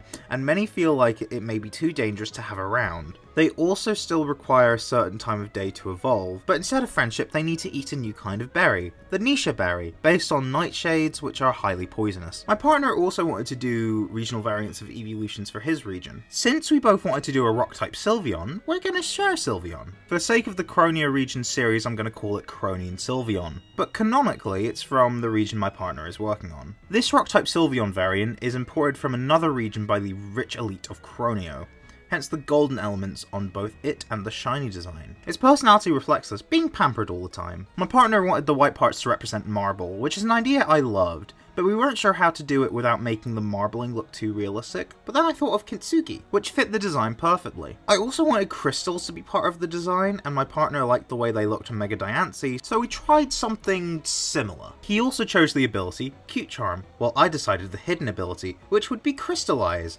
much like Gastronite's hidden ability. It's pretty much the same as Sylveon's actual hidden ability, but instead of turning normal moves into fairy, it turns them into rock. Speaking of rock moves, I chose the evolution method while my partner had input on the specifics. I'm removing the affection/friendship part of the method, since that's difficult, but makes sense due to fairy being the best type in the game. I decided that it would be a specific rock type move Eevee would learn sometime in the level 20s, that being a new move called Diamond Dust. Wait, that's kind of weather. Diamond Powder! It's essentially a much less powerful Diamond Storm, Diancie's signature move, and it could also be learned by more Pokemon which are rock or fairy type. Think of it as a rock type version of Fairy Wind. If you've made it this far into the video, why not consider subscribing to see more videos like this one? While you're at it, maybe give the video a like, and maybe comment what your favourite Eeveelution in the video is. I also have a Discord server, as well as an Instagram account for the Croneo region. If you want to go the extra mile in supporting this channel, why not consider subscribing to my Patreon? Completely optional, but it will help out a lot. Now, on with the brand new Eeveelutions. Let's go for Normal. Normal is a very catch-all type, used for many concepts that don't fit the other 17. It's also popular in the Fakemon community to have a normal Eeveelution have a theme of embodying all types, sometimes with a rainbow theme. So I just leaned into that. Meet Prydeon! Yes, I made an Eeveelution based on the LGBTQ+ spectrum. Scotland may not be the most progressive country in Europe, but it's up there as one of them, which I have represented with some characters in Croneo being not exactly cis-het normative. I wanted Prydeon to be a walking pride parade, and part of that is covering it in the colours of the pride flag. Making them accent colours as well as having the main bulk of them be on the tail was the way to go for me, as having the main body not be plain would have been a bit visually messy. I even have its neck fluff be based on the triangle on the Progress Pride flag, which represents those who are also a part of the black and trans communities, who tend to be underrepresented in the community. community, and it is a flag commonly seen within Scotland. Also representing pride is music. Music is commonly played at pride parades and at pride concerts. Normal is also the de facto sound type after all. Also, Eevee's tail reminds me of a paintbrush, so with a colourful design, why not paint the whole town gay? Ghost time now! So Halloween was invented by the Celts, as was trick-or-treating specifically. Since I think Pokemon wouldn't make a ghost Eeveelution literally dead, why not go for this cute idea? So when a ghost charge is stored on the special rod, check out the video in the iCard to learn more, you get Geysion. A guise being an external form, appearance, or manner of presentation, typically concealing the true nature of something, which is why the alternative name for trick-or-treating, guising, gets its name. Guise as a word also feels weirdly ghosty. It uses the power of the spirit world in order to dress up. The orbs near its feet are just decoration, and the skull and skeleton pattern isn't always there. It just lights up whenever attacking, or feeling particularly emotive. The purple is literally the same colour as Gengar, the definitive ghost Pokemon, and the green gives off the vibe of ectoplasm, night vision footage, and UV paint. The pattern itself is meant to be a generic spooky thing. Dressing up as a skeleton is a common Halloween costume after all. It also softly gives the vibes of Day of the Dead from Mexico, which is probably the most famous cultural tradition to do with the dead along with Halloween. Again, it's not dead, just spiritual. That being said, its ears and tail do have wispy transparency a la Dragapult. Ground was probably the hardest to come up with, since it's hard to utilise ground in a unique way a lot of the time. Something which I haven't tackled yet is peat. Meet Petion. So, the peat block was introduced in Legends Arceus, and was only available in Hisui. Well, now it's available in Croneo as well, since Scotland and Canada have loads of peat, even more than Hokkaido. So the power of the peat block is now amplified. So not only can Ursaring evolve into Ursaluna in Croneo, but Eevee's ground type evolution has been unlocked. Peat can be hard, peat can be slimy, peat can be many different shades of brown, peat can grow a bit of grass, all of which are represented here. I guess Petion is quite literally a mud puppy, but with peat instead of mud. Industrion is what I came up with for Steel. A lot of these elements do come from other Steel-type Eeveelutions from the Fakemon community, mainly segmented plating with bolts, as well as cogs for a collar. For a fairly inorganic type, making the metallic elements feel like it's a living creature while still trying to give off the vibe of industry is quite difficult, but I think we managed it. I find it so incredibly odd that the only Pokemon directly based on British industry in Galar was Roly-Poly. Many thought a Steel-type Eeveelution would fit this, and that's what Industrion is. Not just referencing the Industrial Revolution, but also steel in industry as well. Since Croneo is based on Scotland, which has a lot of connection to this, I felt this fit the Steel-type Eeveelution from Croneo. And to evolve Eevee into Industrion, it must use a new move called Cast Iron 20 times. It's a Steel-type move, not exclusive to Eevee, that raises defense by 1 stage. But if the user received a move with super effective damage immediately prior, its defense will go up by 2 stages. And finally, we have Draconion, the final special type not to get an Eeveelution, and another one people are scratching their heads at as to why we don't have one yet. The basis of this one is the most simple. There's a city in Scotland called Dundee, and one of its most famous cultural landmarks is the dragon statue. The reason why there's a dragon statue in Dundee is that the city has an affinity for dragons. The statue isn't very old, but the affinity for dragons is. So Draconion is basically Dundee the Pokemon. It may seem quite generic, but some of its features are inspired by the statue, including the spiky parts as well as the colour scheme. Green also works due to being the colour of many European dragons, and gold works due to the affinity dragons have for gold and treasure. I'm surprised trade evolutions haven't been done for the Eeveelutions yet, so Eevee becomes Draconion when traded holding the Draken Helmet item. So now Eevee has an evolution for every type. Which one is your favourite? Comment down below. Remember to like, comment and subscribe. Check out all the links below to see all of the artists who worked on this, as well as all of my socials, including the Croneo Region Instagram, Discord server, and my Patreon. And with that, I'll see you next time. Goodbye. Psudo Legendaries! some of the most powerful Pokemon known to trainers. But what does the Croneo region have to offer in terms of pseudos? Croneo being my region based on Scotland and a touch of Canada. The Pokemon in this video more so represent Scottish culture, fauna, and mythology. The art for the whole line was done by Kai Fakemon's art over on Instagram. Meet Princess! The name comes from prince or princess and hiss. The prince-princess part of the name is a theme I wanted to include. It was basically a remnant from an early design stage, but I feel like it gives a unique aesthetic for the line, and also references Scotland's royal history, spanning many centuries if not millennia. She wasn't just the Queen of England, you know. It is also a snake, which I'll touch on later, especially how that relates to its poison type. Another element of this design is its cute little face, but don't be fooled by its adorably sad appearance. Those aren't real tears, those are venom sacs. That was Kai's idea, and it's brilliant. Also, it's got a skull pattern fitting of the poison type. Its tail is also a baby rattle, referencing rattlesnakes. Not particularly fitting of the region, but works for the design. Princess evolves into Poisentate, the name being a portmanteau of poison and potentate. The latter being another word for monarch, specifically an autocratic one, which works for this one, as autocracies are the ones where rulers have absolute power, and absolute power corrupts absolutely. And this appears to be a sly little brat of a snake. The reason it's a snake is twofold. Firstly, it works with where this line is going, and secondly, it's based on the adder, the only venomous reptile found in Scotland, hence the poison typing in this line. Gone are the fake tears, replaced now with a smug confidence. Its cheek pouches don't need to secrete poison nor resemble fake tears, nor does it feel it needs to hide, and has a similar neutrally coloured pattern. It has a crown as well as what was already on its neck, but now it's silver because it's still second best. The more neutral colours from a design standpoint prevent it looking too busy or weighted, while also being able to be added onto with the evolutions. You heard me right, evolutions plural. Well, I say evolutions, it's still one Pokemon but 3 different forms of it. They all pretty much have the same evolution method, i.e. they have to be at least level 50, and all holding a different item. This Pokemon, that I'm calling Serpedon, has its name come from serpent, adder, and don, to add authority, and it sounds a bit like Abaddon, which is Hebrew for destruction and doom, which gives the right foreboding nature I wanted in this mon. If your Poisentate reaches level 50 while holding a Thunderstone, it evolves into the Poison Electric type Thundercrown form of Serpedon, based on the Bathier. Something you're going to notice about these 3 forms is that generally there's a silver to gold scheme going on, but also they are going to be based on mythological serpents from Scottish mythology. In order to get the gist of what's going on and why the Thundercrown form is the way it is,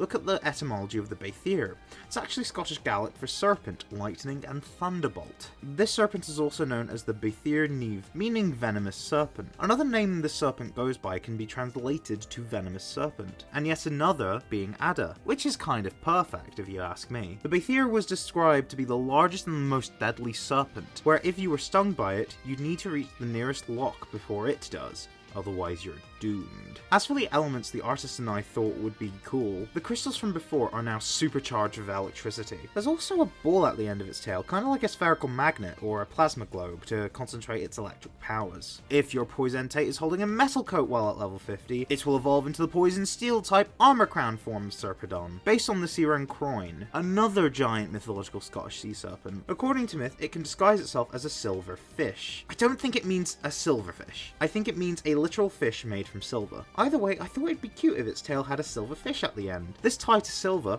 a metal, is what gives it the steel type. It made sense to try and make this snake armored as a result. It has a more iron-like colour to make it more evil looking, but more on that at the end. The spikes add to this too, but metal spikes are cool things that just make sense. Finally, if your Poisentate is holding a dragon fan while at level 50 or higher, it evolves into Serpedon's Empire Crown form. It is based on the Stoorworm from Orkney folklore, which is kind of like the Scottish version of the Midgard serpent. The story goes that a king whose kingdom was under threat by the Stoorworm was advised that giving a weekly sacrifice of 7 virgins would stave off the beast. The king rightfully went, "Screw that. If anyone can just kill this thing, you can have my daughter's hand in marriage and this cool magic sword I have." A lad named Asapatl slayed it. As the Stoorworm died, its teeth fell out, becoming the islands of Orkney, Shetland, and the Faroes, and its body became Iceland. so I wanted it to have sharp teeth to reference this, as well as using the dragon fang as a sort of nice little reference. I also wanted the tail to be based on Loki's scepter as depicted in the Marvel Cinematic Universe. Since there is a Norse connection, Loki is tied with snakes, including the Midgard serpent, of which he is the father, and the design of the scepter really works as being incorporated into the tail of a snake. Its eyes are deep in colour, and its tongue is forked, due to those also being descriptions of the beast. Also, this time it doesn't really have any armour, and its crown is minimal. This is so it could focus more on offenses. It is a vicious beast after all. The dragon typing is for a few reasons. For one,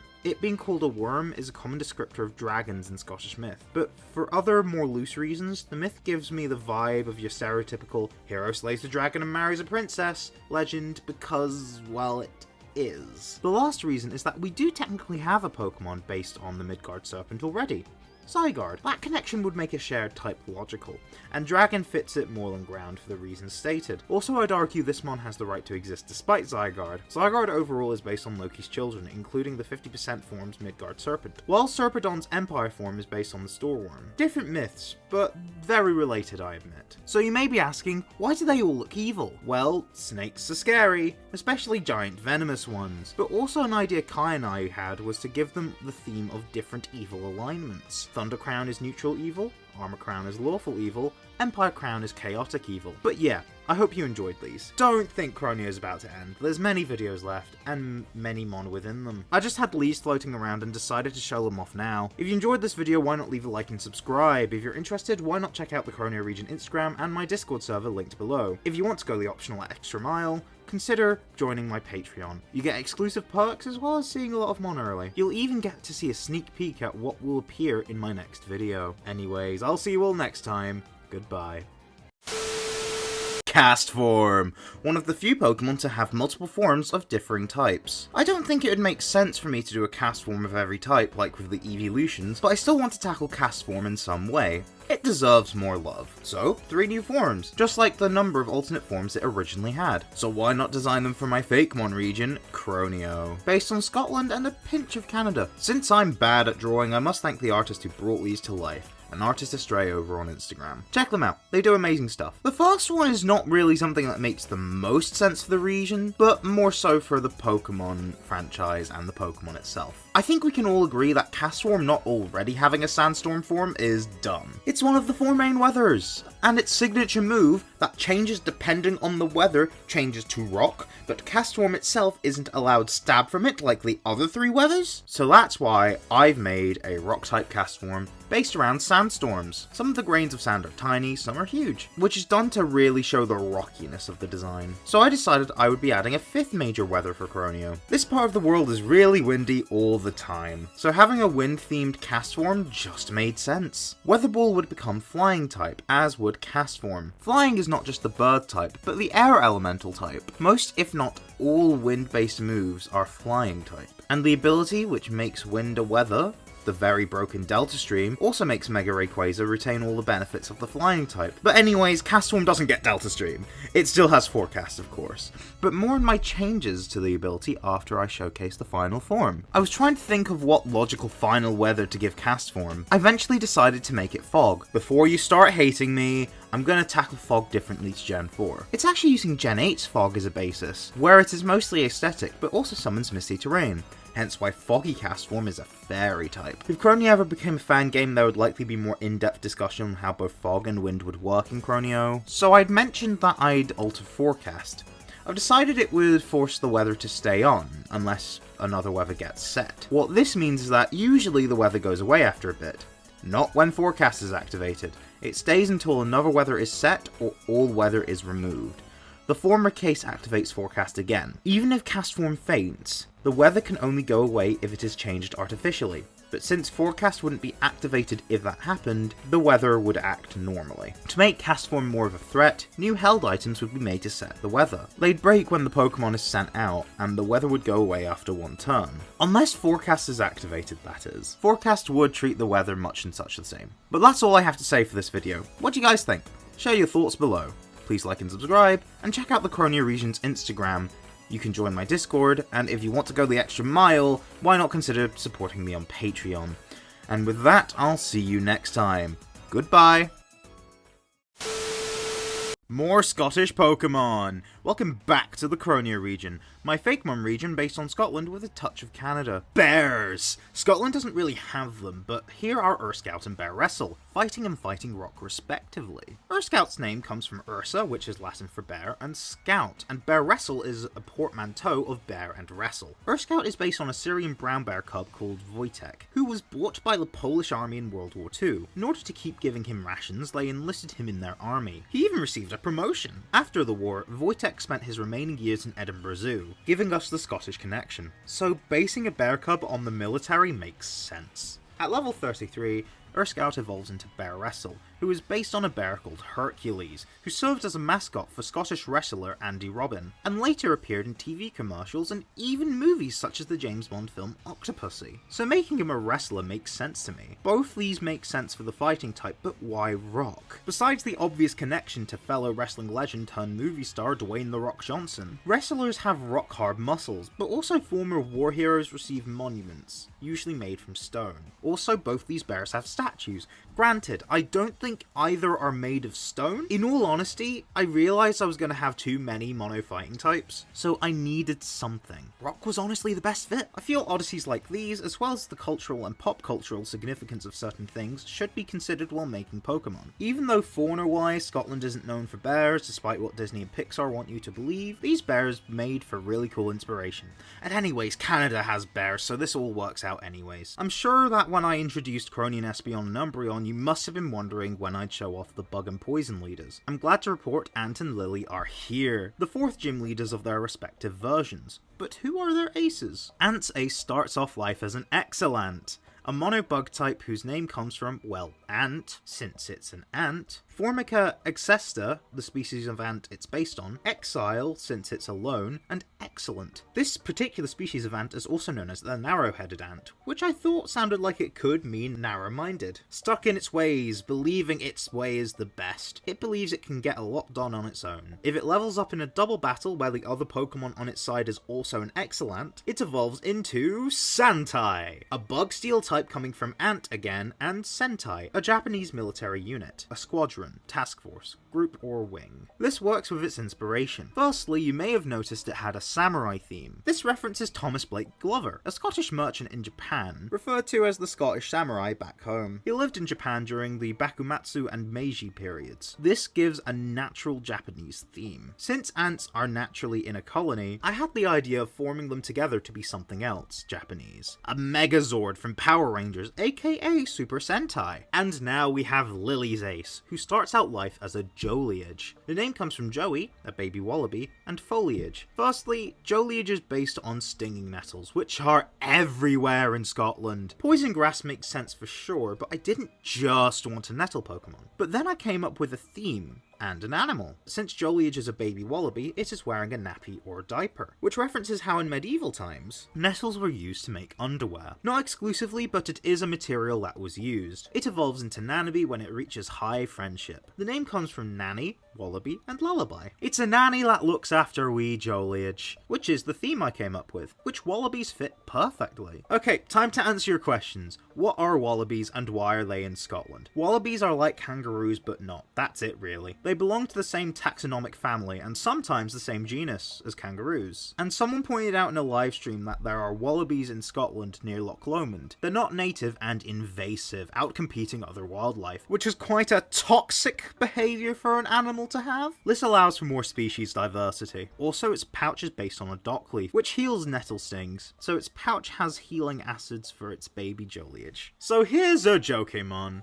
Fryvern. It is a wyvern that is deep fried. I have been asked to make a deep fried Mars bar Pokemon a few times. For those not in the know, Mars bars are a candy bar that consists of nougat and caramel covered in chocolate. A chip shop, a place that sells fish and chips, which for international viewers is deep fried fish with potato fries, decided to deep fry a Mars bar one time. This shop was, and still is, in a town called Stonehaven in the northeast of Scotland. I've had one. it was nice. People think it's Scottish enough to warrant a Pokemon, so my thinking went to turning it into a goofy dragon type. After all, there have been quite a number of goofy dragon types in recent generations, and some of them are even based on food. It's only a wyvern because a friend came up with the name and it stuck. And for those weirdos in the audience who wonder about how each of my Pokemon tastes, which by the way, please stop if you haven't already, I'm sure that Fryvern tastes delicious. No, you're sending mixed signals! Meet Dreadcap. It is based on Redcaps, hence the name, combined with Dread because it's a mono dark type.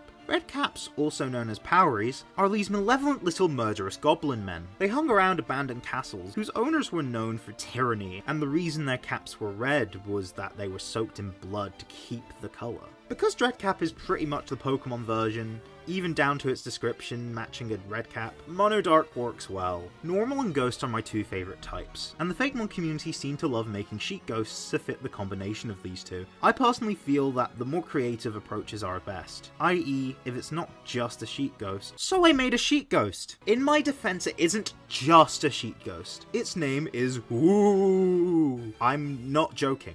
I genuinely decided to make its name that dumb. Its name naturally comes from some onomatopoeia for a sound ghosts make, but also I spelled it with 4 O's. This is because it has 4 immunities. Normal is immune to ghost type attacks, Ghost is immune to normal and fighting type attacks, and Pokemon with the Levitate ability, which Ooh has, are immune to ground type attacks, give or take some specific exceptional cases. Immunities are classed as receiving 0 times damage, and 0 looks an awful lot like a no. Is this dumb? Don't answer that actually. So as you can see, Ooh is a Sheet Ghost, but it's actually based on a Slúach from Scottish and Irish folklore, which were spirits of the unforgiven dead, sometimes depicted as fairies acting as a host to these spirits, floating around during Halloween.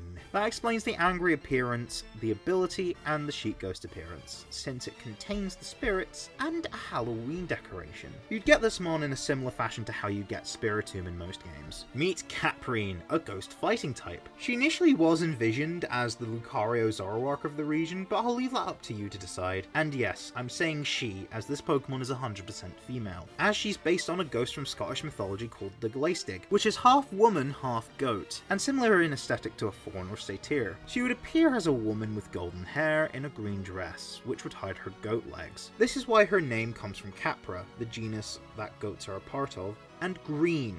I took liberties with the idea. I wanted her to be very feminine, of course, but I wanted to lean into the more Therian qualities of the myth by making it even more goat-like, but keeping the human element by making it bipedal, so it's still an anthro-goat creature. I also wanted to play with the idea of it not actually being dead, hence why Caprine is based on the Glaistig, and not literally the Glaistig. It's an anthro-goat lady with ghostly powers, similar to how Decidueye has ghostly powers, as well as my Eeveelution Gaizeon. So in lore, they're ghost type for similar reasons, even though they apply their powers differently. So what's the fighting type all about? Well, versions of the Green Lady all throughout Scotland were depicted as a lady once from nobility, but variations can describe her as either benign or malevolent, a vengeful spirit or an observing spectre, someone who was cursed in life or someone who was murdered. I feel like the fairy type didn't feel right, as giving it to this design may lean into more sympathetic readings of the myth, but Dark would be painting it in a bad light. Fighting can be used as vengeful, noble, or honourable, so I felt it fit thematically. Plus, Caprine is only based on the Glaistig, so only really has the aesthetic and the right types thematically. Its use of the ghost type, as well as ties to old-fashioned concepts such as nobility, makes it the perfect ace for my ghost type gym leader Anastasia, who I'll talk more about in a gym leader specific video. If you're enjoying this video so far, why not leave a like or even a subscribe to keep up to date with my latest videos. Also, the Croneo region has an Instagram for more information on the Fakemon, a Discord server if you want to meet other fans of the series, and even a Patreon if you want to help financially support the series and help me keep it going. Phalanx has Roman influences, so I feel my new mon, Wallinx, will also have ties by being based on 2 famous walls built by the Romans to keep us Scots out of their empire, those being Hadrian's Wall and the Antonine Wall, named after Roman emperors ruling the empire when those walls were beginning construction. Due to Wallinx being based on famous walls, it makes sense that not only would they be more blocky in appearance, but also rock-type to mirror their warrior counterparts originally discovered in Galar. Its ties to Scotland are why this mon exists. You may be wondering if this is a convergent evolution like Wiglet or Toadstool. Sadly no, I wanted this mon to be the Lunatone to Phalanx's Solrock, so it's more of a simple counterpart. So we'll lose a football. or a soccer ball if you're from a place where you're wrong, and Dubwool continues this theme, since it's Wooloo again, hence Dubwool being double and wool. Even its Japanese name implies this. Logically, if I were to make an evolution to Dubwool, it would have to keep the football theme and still basically be the same deal as Wooloo and Dubwool. So I thought, since it's the final stage, making it a retired footballer, who usually stays within the industry to be a manager or a coach or a referee, hence the greyer wool, to reference how people's hair colour changes with age, as well as whistles and Clubwool's horns, to reference whistles associated with those professions. Oh yeah, it's called Clubwool, as in football club and wool, but since it's essentially Dubwool again, you could almost say it's a clone. Clone plus Dubwool equals Clubwool. Since I've brought up clones, the first successfully cloned animal was a sheep in Midlothian, Scotland, conducted by the University of Edinburgh. The clone's name was Dolly, named after Dolly Parton. The fact that Clubwool is a clone meant that the clones from Mewtwo Strikes Back could be referenced with their patterns being translated into Clubwool's wool. It evolves from Dubwool when it makes a Pokemon faint with the new signature move called Penalty Strike, which is a move that deals recoil equal to that of the total amount of HP left on the opposing Pokemon. If it faints, no recoil. If it misses, Dubwool faints. I think this is an interesting evolution method, balanced quite well. So I've kind of made it my mission to tackle some of the Pokemon which deserve more love, particularly ones who are disliked for their really bad stats. One such Pokemon is Chimecho, which is one of my personal least favourite Pokemon for this very reason. So meet Chimonarch. It gains the normal typing, which makes it immune to the ghost type, since this line is meant to ward away spirits, as well as the fact that it's a line that goes from a bell to a wind chime, and normal is the most commonly used type to represent sound, so it just made sense. It has a crown and diamond motif. These two things are a byproduct of what I wanted to base this on, so I'm sure a lot of you have at least heard of the English playwright William Shakespeare, and maybe more specifically the play Macbeth which he wrote. It's a tale about a would-be Scottish king, going down a dark path to get what he wants. But what's more important to this design is the alleged curse surrounding the play itself. According to the legend, if you say the name of the play in a theatre, you will become afflicted with disastrous consequences. This then made me think of other Scottish curses. So how about the Curse of Scotland? Well, that's a nickname for the Nine of Diamonds playing card. The name is speculated to be due to many reasons, which I'll not detail due to time, but all of these connections with curses, the Scottish crown, and the Nine of Diamonds made me want this Pokemon tied with curses and spirits to wear a crown and have 9 diamonds in its design. Said diamonds could be the 9 black diamonds, 2 of them can't be seen because they're on the back of the crown, or the 7 seen on the front, plus its 2 eyes which are also diamond shaped. Another Pokemon introduced in Gen 3 that deserves better is Absol. I've always found this Pokemon to be gorgeous. Its stat total isn't horrendous, but still weak with a less than stellar stat distribution. But an attempt was made to make this really cool Pokemon to be loved more, but it didn't work in the long run. Still the best Mega design by far though. So now it's my turn. But not just an evolution, a baby as well. Meet Destiny! The name comes from Destiny, except it sounds like baby speak now. But the word sin, and part of the word banshee, is in there as well. Banshees are Celtic monsters, more associated with Irish myth, although Scotland has them too, including one that inspired Destiny's design, which the name is on screen right now, which has a wailing scream, and can be an omen of death, fitting of the Absol line, which I'd argue makes sense due to the Cane Bairns, which were babies who were taken by witches and warlocks to act as a sort of tax to the devil. Wouldn't it make sense for a child of the devil to be dark type, regardless of innocence? It evolves into Absol in a way that most babies do with their next stage, with high friendship, but it also has the additional requirement of having to be the only Pokemon in the party. Absol evolves into Heracite, coming from Foresight and Heresy. It gains the Psychic type. It was weird to me that Absol, having the powers of seeing into the future, didn't have the Psychic type, but it still makes sense as a dark type as an omen of disaster. The Heracite doesn't just see the future though, it sees all futures, hence the bright cloudy eyes trope that a lot of prophets stereotypically have. Dark is recontextualized in this evolution, since it's not just an omen, but is able to change the future to suit it or its trainer's needs. Absol just said it how it is. But since Heracite broke the natural flow of time, you could call that heretical. I know what you may be thinking. Dark Psychic is a horrible type combination. So Heracite has Psychic Armor. This ties into its ability, Exoskeleton. It takes half the damage it otherwise would from incoming attacks. So essentially, instead of having no resistances, it now has 15, and only one weakness now, that being to the severely weak bug type. So how is it Scottish? Firstly, there's the Beanie, a mythical washerwoman from Scotland, who is also an omen of death, seen washing the clothes of those who are about to die. She was also a type of banshee, and if you caught her off guard, you'd be granted 3 wishes, almost as if she knows the future but could change it to bend to your will. Another inspiration was Dark Kenneth. He was also known as the Brehon Seer. Think of him as Scottish Nostradamus. He apparently predicted the Battle of Culloden, the creation of the Caledonian Canal, the discovery of North Sea oil, and most fearful of all, Margaret Thatcher. The armour on Heresite is actually a reference to some of his predictions about war, but also his connections to Brehon Castle. Castles have knights and stuff stereotypically? It's a stretch, but I think it works. It's disputed if he even existed at all, but if he did, he would have used an Adderstone, and I wanted to reference it through Heresite's chest thing, essentially also being a planchette, like from a Ouija board. One last thing is that it's got way more horns than just one. Absal's head is reminiscent of the yin-yang, a taijutsu symbol, most commonly seen in Taoism, with the second horn softly referencing the symbol, but it has 2 other horns to make it look more fierce and evolved. For those not in the know, the Baizi is a Chinese mythological creature which Absol was quite heavily based on. I kept it in mind for the evolution and thought a lot about the white coat and horns as a result. So I hope you liked all my Fakemon. How are your teams looking now? Leave them as well as your thoughts on these Fakemon in the comments below, and I'll see you next time for some more regional variants. See you then.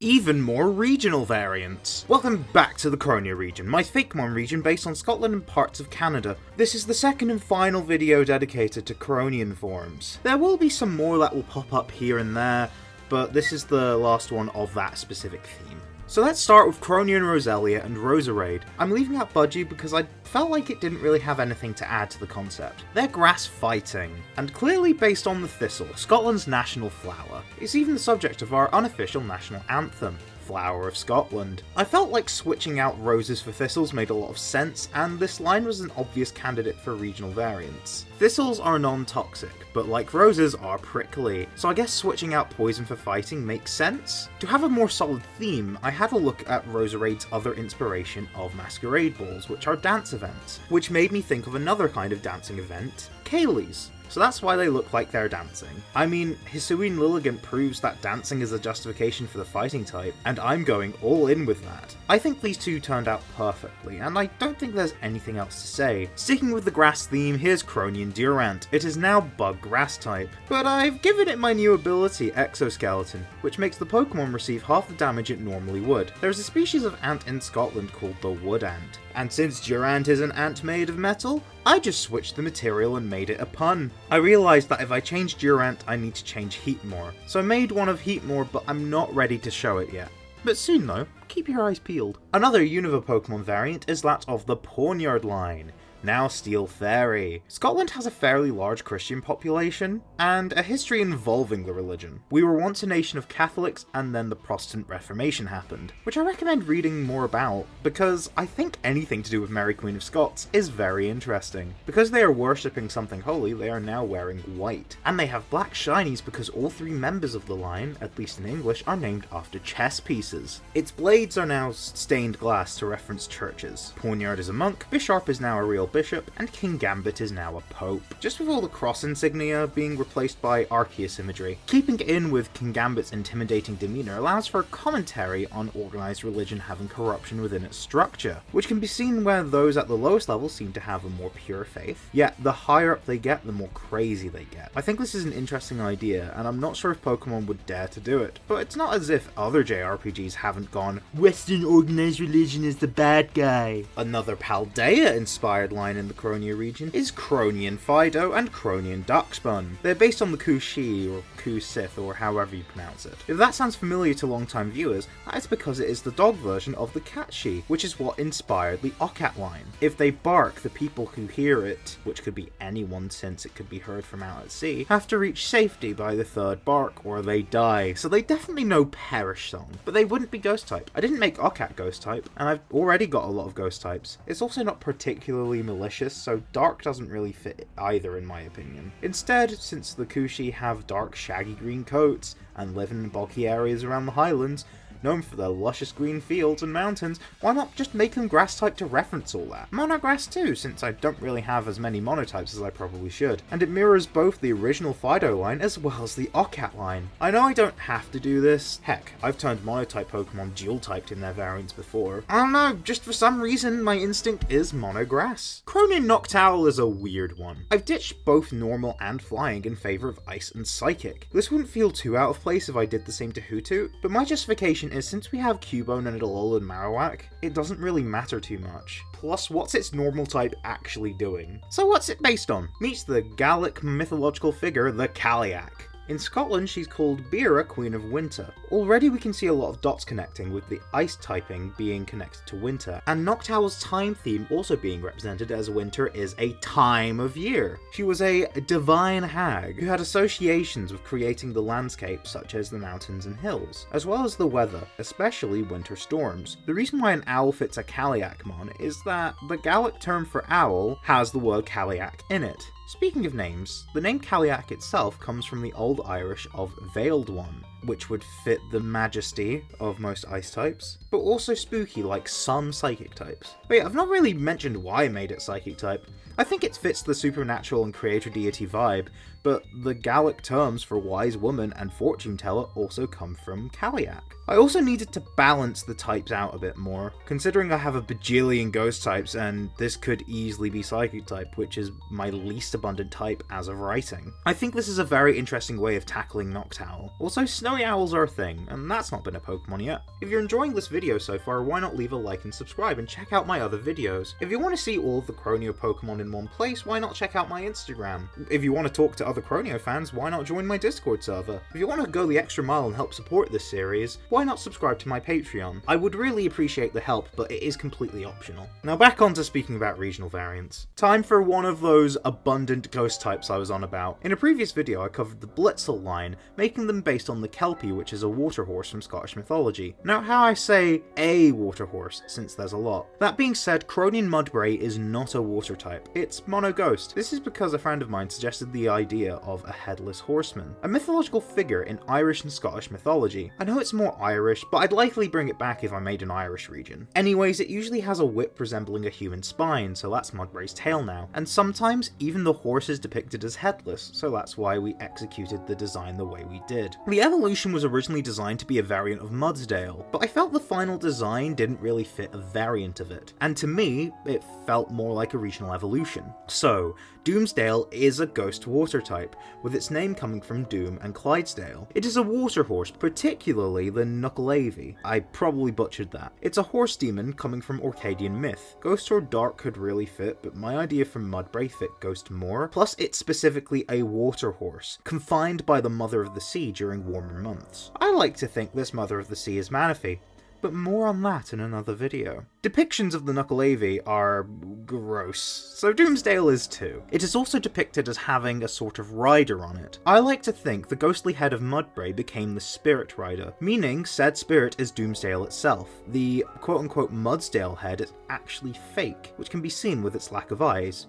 Speaking of, Nuckelavee are Cyclops, meaning they only have one eye. Doomsdale therefore only has one eye. This might honestly be the creepiest looking mon in my entire decks, and I love it. And also, due to the mirroring types, I've decided Doomsdale and Cronian Zebstrika are version exclusive. So I turned the Dino line into tanks. Their original design was actually going to be based on tanks according to Ken Sugimori, but now I've decided to bring this idea back. Dino is an old-fashioned tank based on Leonardo da Vinci's original idea behind it. Xvilus is based on more contemporary tanks, and Hydreigon is meant to be more futuristic. Hydrogen powered in every way. It also resembles Iron Jugulus, but only because tanks are mechanical, and so are the future Paradox Pokemon. I suppose those paranormal magazines must have found an egg with Hydreigon and Cronian Hydreigon as parents. So what are tanks doing in Croneo? Scotland helped develop some of the first tanks used in warfare, and unfortunately improved versions of said tanks were deployed against a violent demonstration in Glasgow. As we can see, tanks have been used not just by the UK but for the world for over a century since then,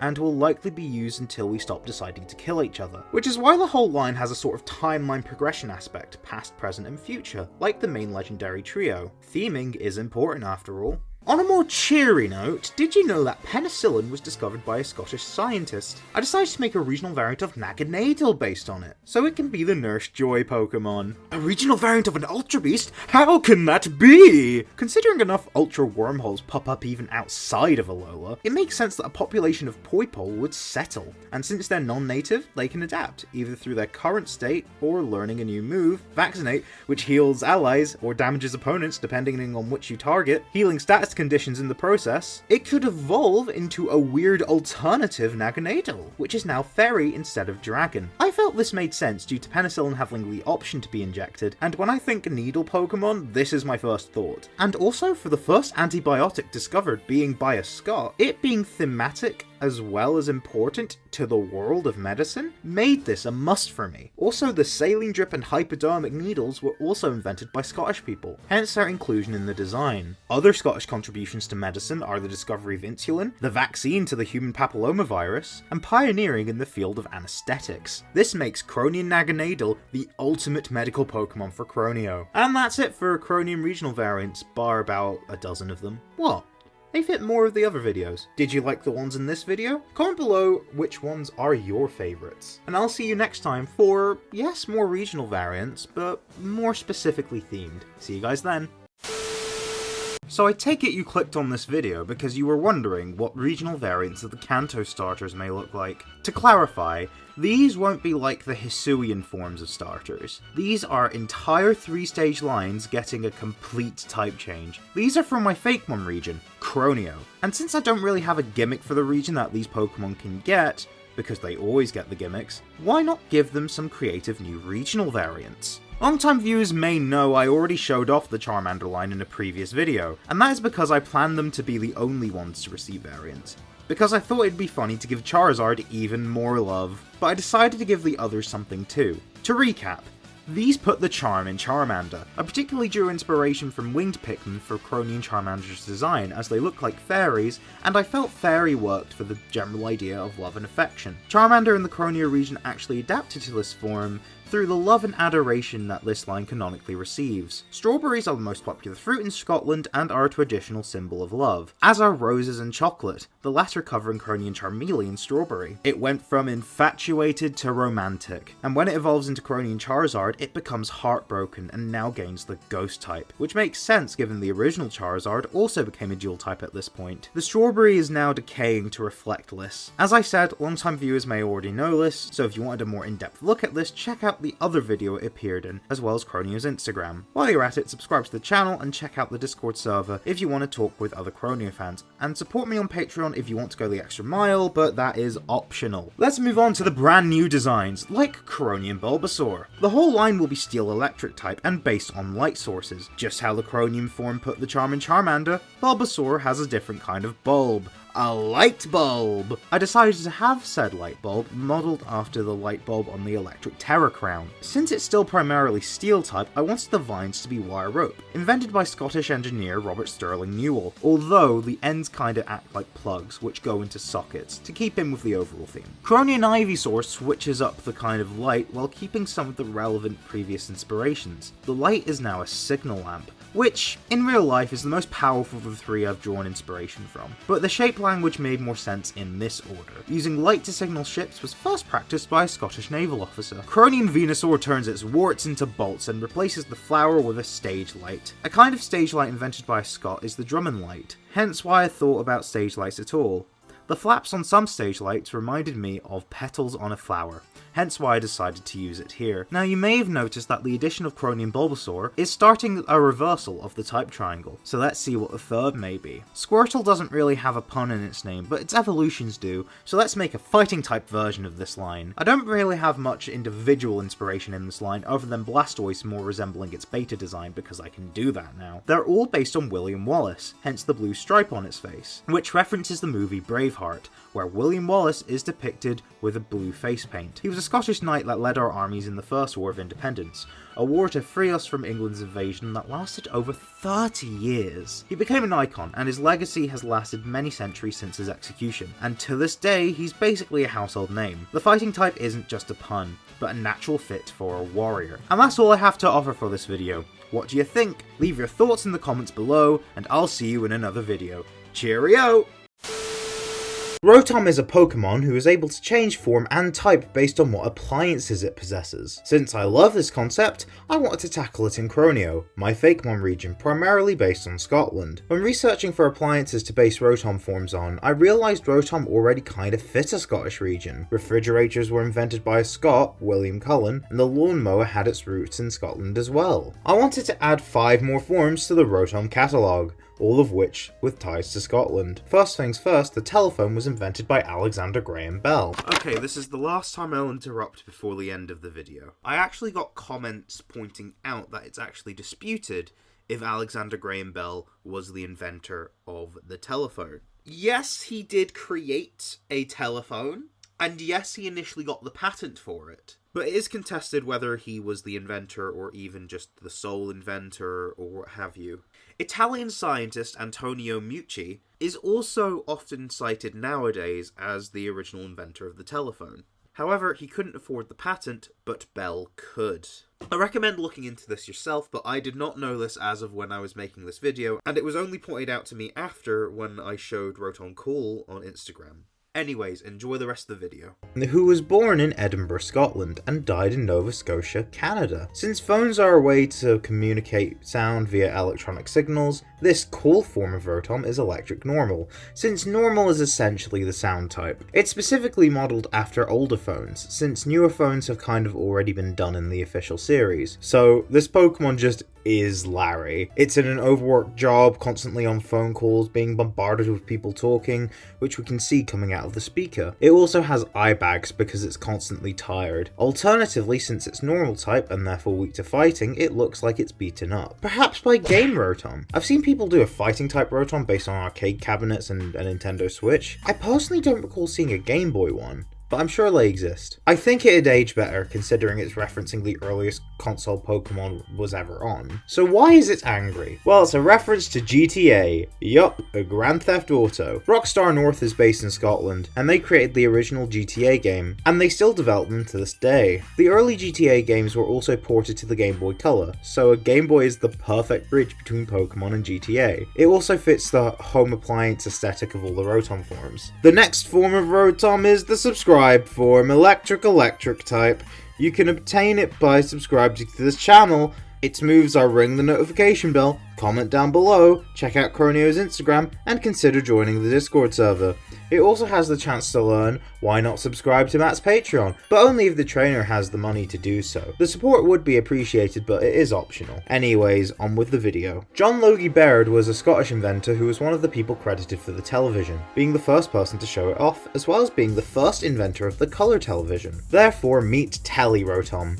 I couldn't decide whether or not its screen should display black and white or colour, so the display is grey with a pink spiral, very Twilight Zone, which fits since it's modelled after an older TV, since this is meant to be a reference to the origins of the invention. However, the story of this project is a socialist tale that's anti-corrupt authority, so naturally the psychic type being the type associated with hypnotism makes sense for something representing the subliminal messages of buy our product, and the outrageous propaganda the evil elites would want. If this idea sounds similar to someone else's, yeah, it's hard to come up with unique Rotom forms, but hopefully the references to Baird are enough of a spin on the concept. Ever woken to an alarm clock with a sense of dread? Perhaps it is because Rotom possessed it and became a dark type. Alexander Bain invented the electric clock in 1840. Electric clocks aren't always digital displays. The one I'm showing is an analog clock, but it is powered by electricity. Although I didn't base it on an alarm clock visually, I gave it the personality as if it were one, mainly because I found a certain other Rotom clock form by Ryoma art inspiring. But I want it to be different. I want the hands of the clock to be a mustache instead of eyebrows. Since it's now a dark type, it deserves a villainous mustache. It also now has its electric aura resembling a pendulum, because plenty of clocks of many kinds have pendulums. It's also intended to resemble a tail. The parts that kind of look like bells also kind of look like ears, the mustache also kind of looks like whiskers, and all this coupled with the mischievous grin makes it resemble a Cheshire cat,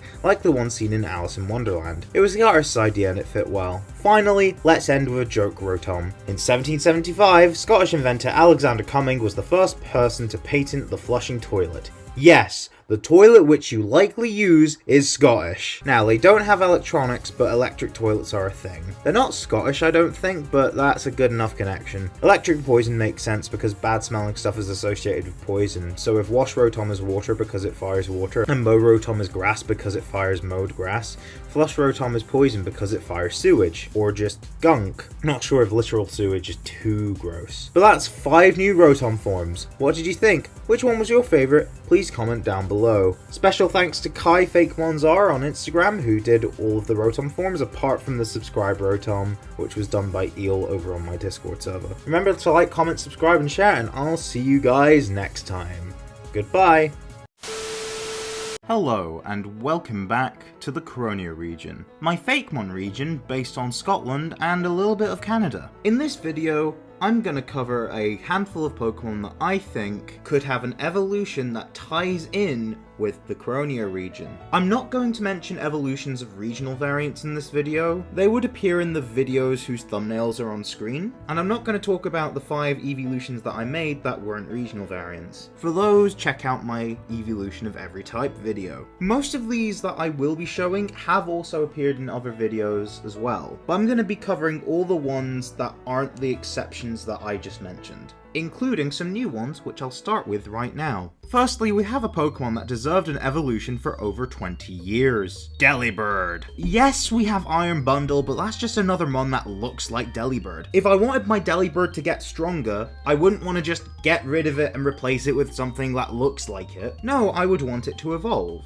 That's why I feel like my evolution is justified. Said evolution is called Boogiebird, with its name coming from Bogeyman. It's still ice flying, but with a funky new ability called Holiday Miracle. It completely inverses how the type chart applies to it. All of its weaknesses are now resistances, and all of its resistances are now weaknesses. Neutralities and immunities will remain the same, so it's just like an inverse battle in Gen 6. Boogiebird may remind you of the Krampus, since I mentioned Bogeyman. This is intentional. It is based on the Bodak, a Celtic bogeyman commonly associated with the Kaliak, which is what I based the Ice-type Cronian Noctowl on. The Bodak goes down chimneys to kidnap naughty children. Kaliak means old woman in Old Irish.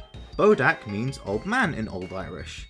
So an old man who goes down chimneys and is associated with winter. Sounds like Santa! Which is what Delibird is based on. Since it kidnaps children, that's why I kind of wanted to make it Krampus-like, with the horn and claw imagery on its head and feet respectively. I derived the name from Boogeyman because it's a general wintry bogeyman. It's a stronger and meaner Delibird, which I'm very happy with. A Pokemon I don't think gets enough love is Behem. It's not dreadful by any means, but it wasn't dealt the best hand in the games. Plus, its design is fairly unclear. I decided to make UFO as a result, named after UFOs, unidentified flying objects, just like how its previous stages are LGMs, Little Green Men or Little Grey Men, and BEMs, bug-eyed monsters. The way it ties into Croneo is very minor. Its eyes are star-shaped, like the UFOs in a Scottish UFO sighting. The concept for the line is that LGM is your stereotypical alien in UFO stories. Behem is actually based on the Men in Black, an urban legend where someone, usually an almost identical pair of people, in a suit and sunglasses, would go to somewhere which had a UFO sighting and cover it up. If you're thinking of the movie series, they're actually based on comics which were inspired by the urban legend. The inspiration is really hard to notice in Behem,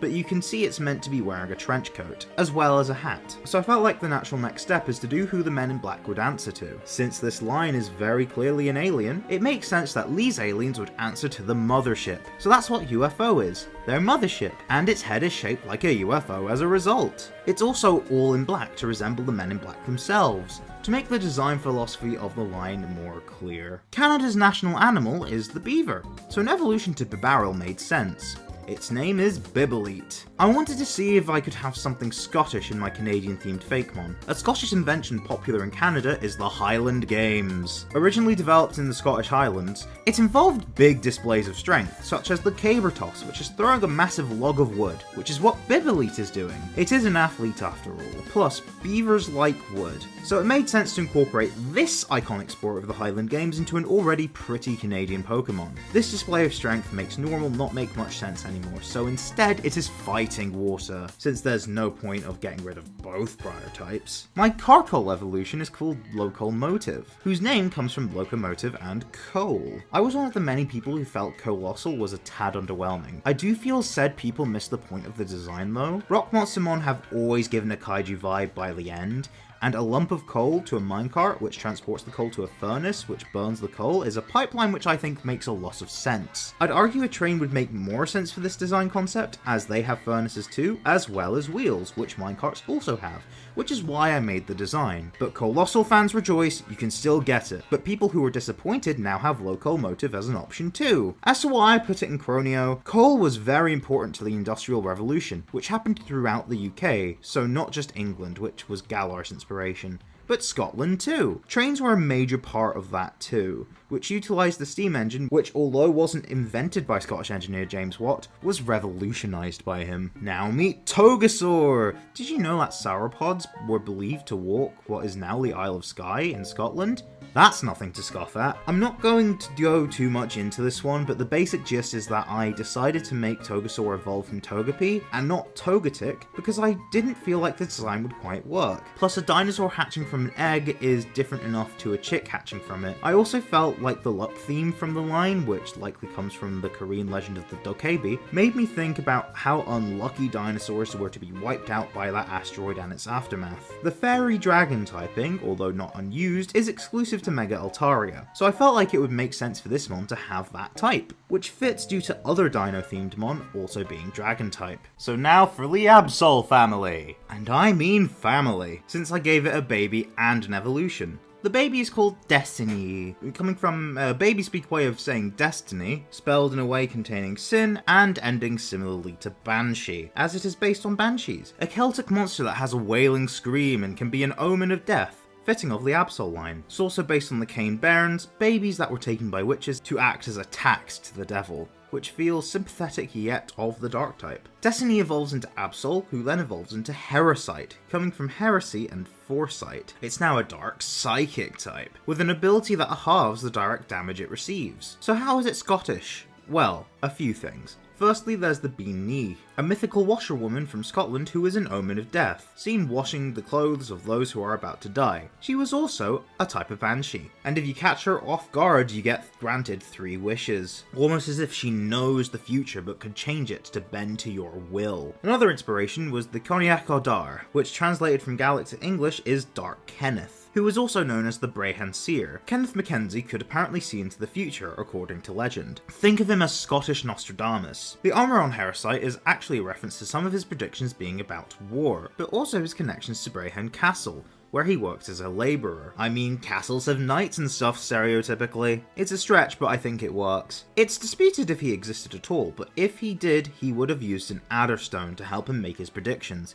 An Adderstone is just a stone with a hole through it, but according to legend, it has psychic properties. And I want to reference that through Herosite's chest thing, and it's essentially also a planchette, like from a Ouija board. One last thing is that it's got way more horns than just one. Absol's head is reminiscent of the yin-yang, a taijutsu symbol, most commonly seen in Taoism. This development makes sense to complete it in a way, with the second horn softly referencing the symbol, but it has 2 added horns to make it look more fierce and evolved. For those not in the know, the Baizi is a Chinese mythological creature which Absol was quite heavily based on, which I kept in mind for the evolution, and thought a lot about the white coat and horns as a result. This one's a simpler one. The Wooloo line is a line I really like from Gen 8. It has Wooloo and Dubwool, which is essentially a bigger Wooloo. Some football themes are developed, however. For the American audience, I'm sure you all know I'm on about soccer. Club Wool then is Dubwool but bigger, and an even more developed football theme, with it now being a retired footballer who is serving as a coach, hence the more aged and raggedy appearance, since retirement comes with age. Age comes with experience, and experience in football can come with treating yourself rough. I decided also to retroactively justify the similarities in all 3 stages, with it being a reference to cloning. Dolly Le Sheep was the first successful clone of an animal who was cloned in Edinburgh, Scotland, so therefore this fits both the mon and the region, and is referenced through the wool pattern changing to reference the clones from Mewtwo Strikes Back. Meet Chai Monarch.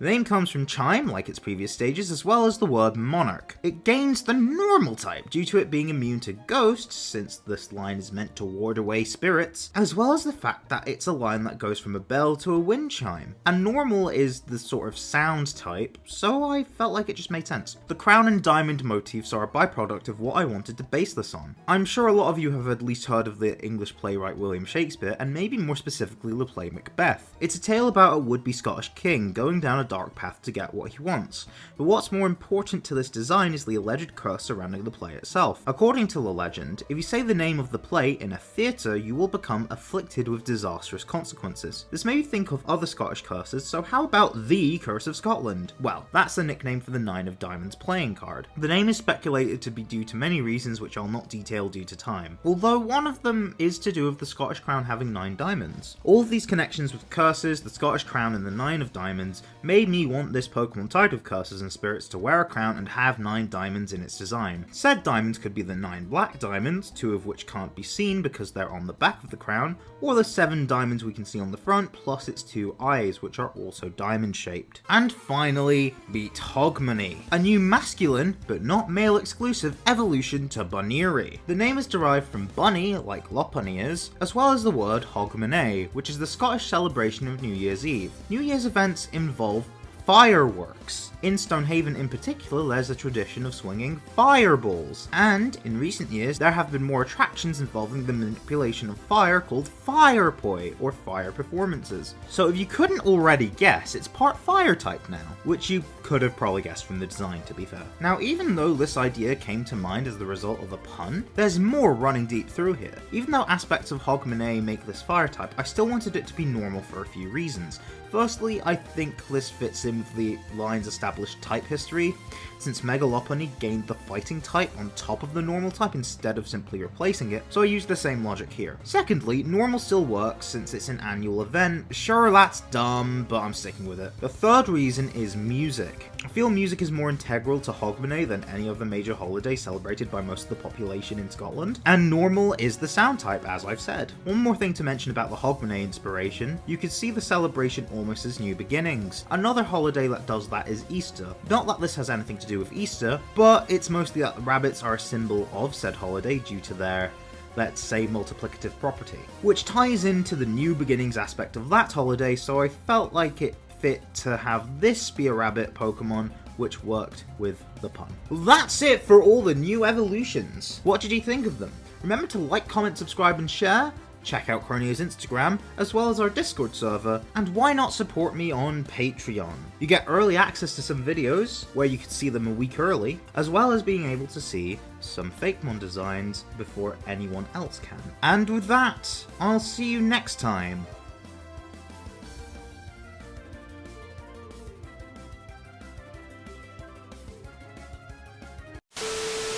Welcome back to the Croneo region, my Fakemon region based on Scotland and Canada. So far I've covered a lot of videos of mostly Scottish Pokemon. Now I'm finally gonna do some for Canada. It's not as if I haven't covered anything remotely Canadian, since the Pupsky line are based on Huskies, which you can get in Canada, and Mebicordian may be a unicorn but has the Canadian horse as its basis. Also, since I last minute decided to swap this and the immediate previous video around, I did talk about Eeveelution. I'll do so again at the end of this video, mainly because it's on the thumbnail. However, before that, let's talk about some ones that didn't fit in other videos. You can't have a Canada region without a moose Pokemon. Although it isn't an official symbol, most of the world's mooses live in Canada, and they're a big cultural thing.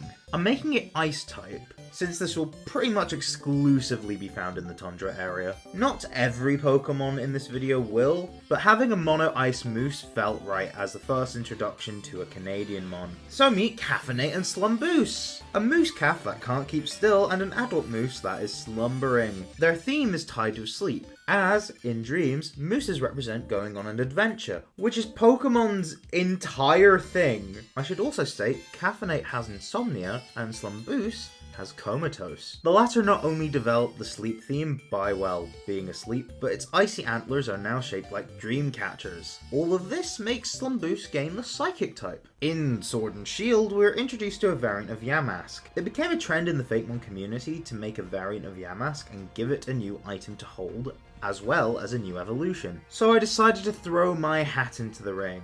I think Rune Regis fits Croneo really well, so Galarian Yamask would also be available. But Cronian Yamask fits the more Canadian inspiration by holding a maple leaf, making it Grass Ghost, and it evolves into Xyla Regis, with its name including the word xylem, which is the part of the maple tree where the sap, used to make maple syrup, is from. Because I felt like it makes too much sense for not only Yamask to hold an item which is the national symbol of Canada, but for its evolution to be based on the most popular item involving said symbol. So here's Torchard, the name coming from torch, orchard, and chard. It is electric fire type, and yeah, the name does lean into the fire typing. I can see what you're typing in the comments, you think it should be a grass type, however, the tree is not the Pokémon. The plasma creature is. It is based on when lightning strikes trees. It's a really cool phenomenon, and I had the thought, what if the lightning that hit it was alive? And it was also a way to make the burning tree idea without it being grass type, since fire is burning from inside the tree as well. That gives it the fire type, as well as electric. It knows pyrokinesis as well as electrokinesis. It also has the ability Steelworker, since its body is partially made of metal. This references disguised cell towers in Canada, where cell towers that send electronic signals are sometimes disguised as trees. Time for probably the most important regional variant I've made. This is Cronian Shinx, Cronian Luxio, and Cronian Luxray. All ghost ground type. The ground type is to do with the sandy texture the whole line has in the rainbow aura surrounding its fur. They're rainbow because of sand painting, an art form practiced by some First Nations Canadian peoples, although not exclusively. It involves a variety of different coloured sands to make really pretty art pieces. Sand is utilised at all for two reasons. One was that it's going to be the ace of my ground specialist, who you'll get to meet in the eventual story video. The other is that Big Sand is the location, also known as the Land of the Dead by the Gros Ventre people, who live in Montana but have historically lived in Canada as well. This tie to the afterlife beautifully complements the ghost typing. The Shinx line is based on the lynx, and there is a species of lynx called the Canadian lynx, which Fakemon creators tend to make ice type, but I wanted to go a different route. The reason the Shinx line is electric type is because of the animal's good eyesight being compared to X-rays, hence Luxray's name. However, X-rays were likely thought up due to the lynx, according to mythology, having the supernatural power to see through opaque objects. The supernatural in general tends to be associated with the ghost type, perhaps not exclusively, but a case is being made for the type with this as well as the connections to the afterlife the use of sand has. Time for another ground type, which is also this region's gender difference mon. Meet Sherlock, mono ground type. I kinda had a checklist.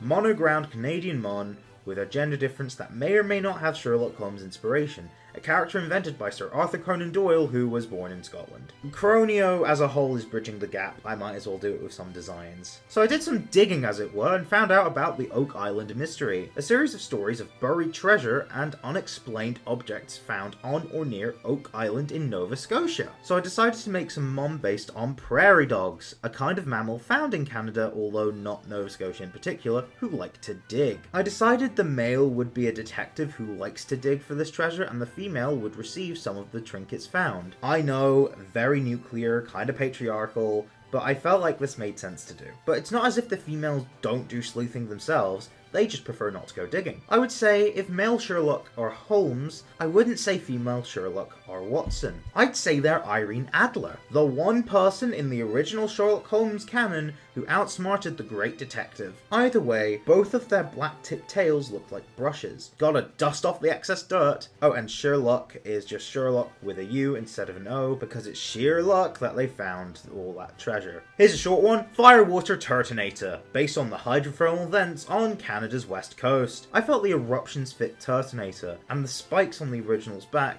could work as the vents themselves. I've also seen similar ideas for Firewater variants, but not for Turtonator. You're welcome. Cooling it down a bit, we have some more ice types. In the world of sport, Canada is mostly known for ice hockey. It's the official winter sport after all, which I decided to reference with Pucklet. It's so cute! It is ice rock type because hockey pucks are stones that slide around on ice. Much like curling stones, which its evolution, curl ice, is based on, hence the connection. It's only in this order as curling stones are bigger. So why curling? It's popular in Canada but was invented in Scotland. Turning back up the heat, we have a variant of another fire-type Pokemon, Heatmore, now gaining the flying type. I wanted it to be a true counterpart to Croneo Durant. Durant's ability in Croneo, for those who don't already know, is my new ability Exoskeleton, which halves the amount of damage it receives type chart-wise. This means it still has two weaknesses, fire and flying. So that explains why Heatmore is now a flying type. How do I make it flying type? Well, I wanted to make it a Canadian myth, and I found a French-Canadian one called La Chasse Galali, I'm probably butchering that, aka the Flying Canoe, which is a story about some lumberjacks who make a deal with the devil, which bewitches their canoe and makes it fly. The legend has its history in French legend, as well as First Nations myth. Referencing the canoe wasn't really easy. I suppose Heatmore kinda was already shaped like one, but since it already had engine-like appendages, they are now rocketing it into the sky, and now it has devil horns to reference the demonic nature of the myth. Its legs are also a bit shorter because it doesn't use them as much anymore. Finally, Canada's national animal is the beaver, so an evolution to Bibarel made sense. Its name is Bibelite. You may be able to tell from this video that I wanted to see if I could have something Scottish in some of these designs, like with Curlice and Sherlock. Another Scottish invention popular in Canada is the Highland Games. Originally developed in the Scottish Highlands, it involved big displays of strength, such as the caber toss, which is throwing a massive log of wood, which is what Bibelite is doing. It is an athlete after all, plus beavers like wood. It made sense to incorporate this iconic sport of the Highland Games into an already pretty Canadian Pokemon. This display of strength makes normal not make much sense anymore, so instead it is fighting water, since there's no point of getting rid of both fire types. So that's it for my Canadian Pokemon. They're in the minority, but I felt like it needed representation. Which was your favourite? And please don't mention the fact that I don't have a goose in the comments. I am very aware of that. I was originally going to have one, but I decided to replace it with something else. Who knows? Maybe in a Legends game. Remember to like, comment, subscribe, and share. Ring the notification bell, and check out Croneo's Instagram if you want to see more designs. You can join Croneo's Discord server if you want to chat with fans like yourself, or optionally you can donate some money to me on Patreon, or even through YouTube membership, which I have now. Both will allow you to see videos a week early, and also some designs that haven't been shown yet. And with that, I'll see you next time. Cheerio! The majority of Pokemon regions have their own set of fossils, and Croneo is no different. Speaking of, welcome back to the Croneo region, my Fakemon region based on Scotland and parts of Canada. Before I start, all of the new Fakemon designs in this video I commissioned JJ_Mons on Instagram. I think he's great at doing rock types and is an absolute king when it comes to ice type Pokemon, which I mention because along with two-stage rock types, I decided to mix it up for those who are a bit tired of rock type fossils. Since Scotland and Canada are fairly north, it made sense to cover some Ice Age fossils. Since Scotland doesn't have all too much paleontology, that said, it doesn't have nothing. So I made the rock type gym leader, Jasper, who goes by they them pronouns by the way, a paleontologist. Kai_FakeMonzar on Instagram did their art. They would use one of the rock type fossils as their ace, depending on the version, so it made sense for those fossils to be rock type. Also, before I continue, the fossil item art was done by Pokemachi over on Instagram.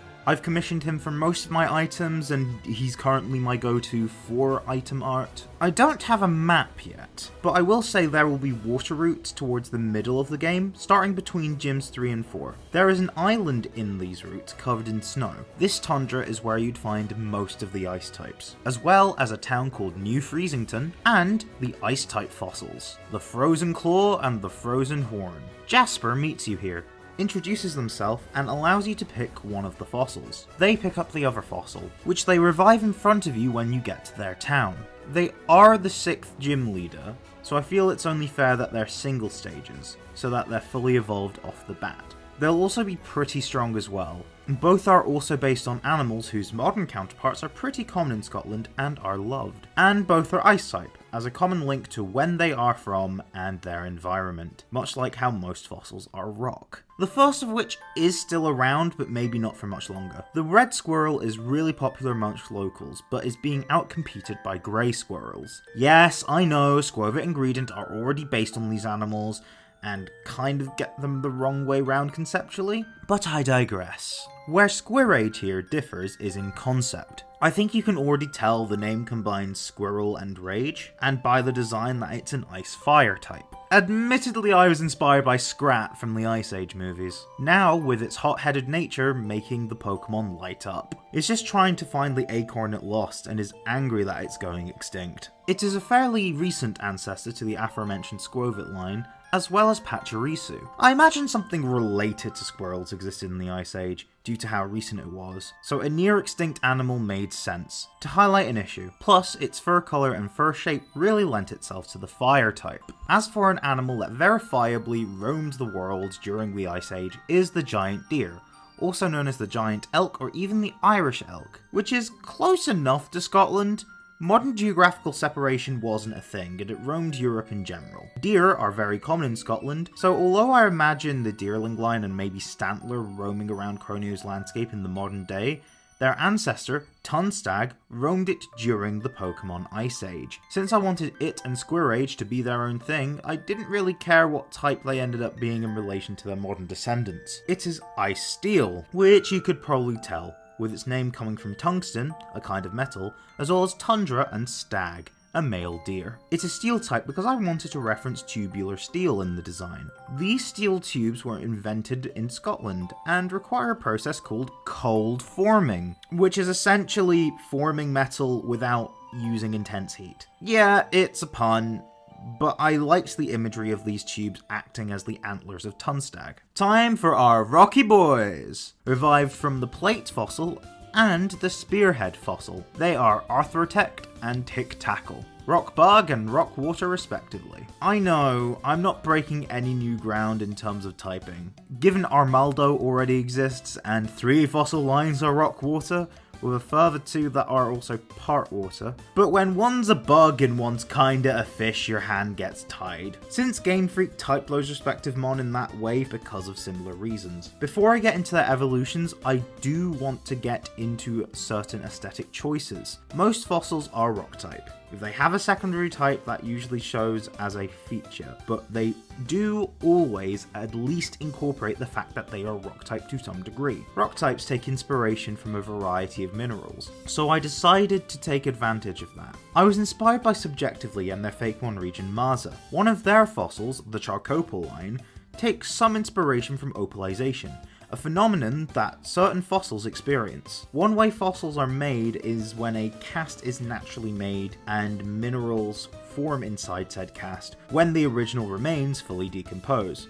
Opalization is when these minerals end up being opal. So I thought to myself, why couldn't it be other minerals instead? And then I remembered the titles of this hypothetical game concept that Croneo is the region for, Pokemon Agate and Pokemon Obsidian. So although these being the minerals forming inside fossils is a stretch, in the real world, Croneo is fictional and I'm the creator, so I can bend reality as I please if it makes an interesting design. So I made Arthroptect's fossil made from agate and Tic Tackle's fossil made from obsidian. These minerals then fused with the Pokemon during the revival process, further giving credence to the theory that the type had something to do with the revival from a fossil, which my Ice-type ones also do actually. Arthroptect evolves into Agapleura. Arthroptect's name comes from Arthropleura and Protect, and Agapleura's name comes from Agate and Arthropleura.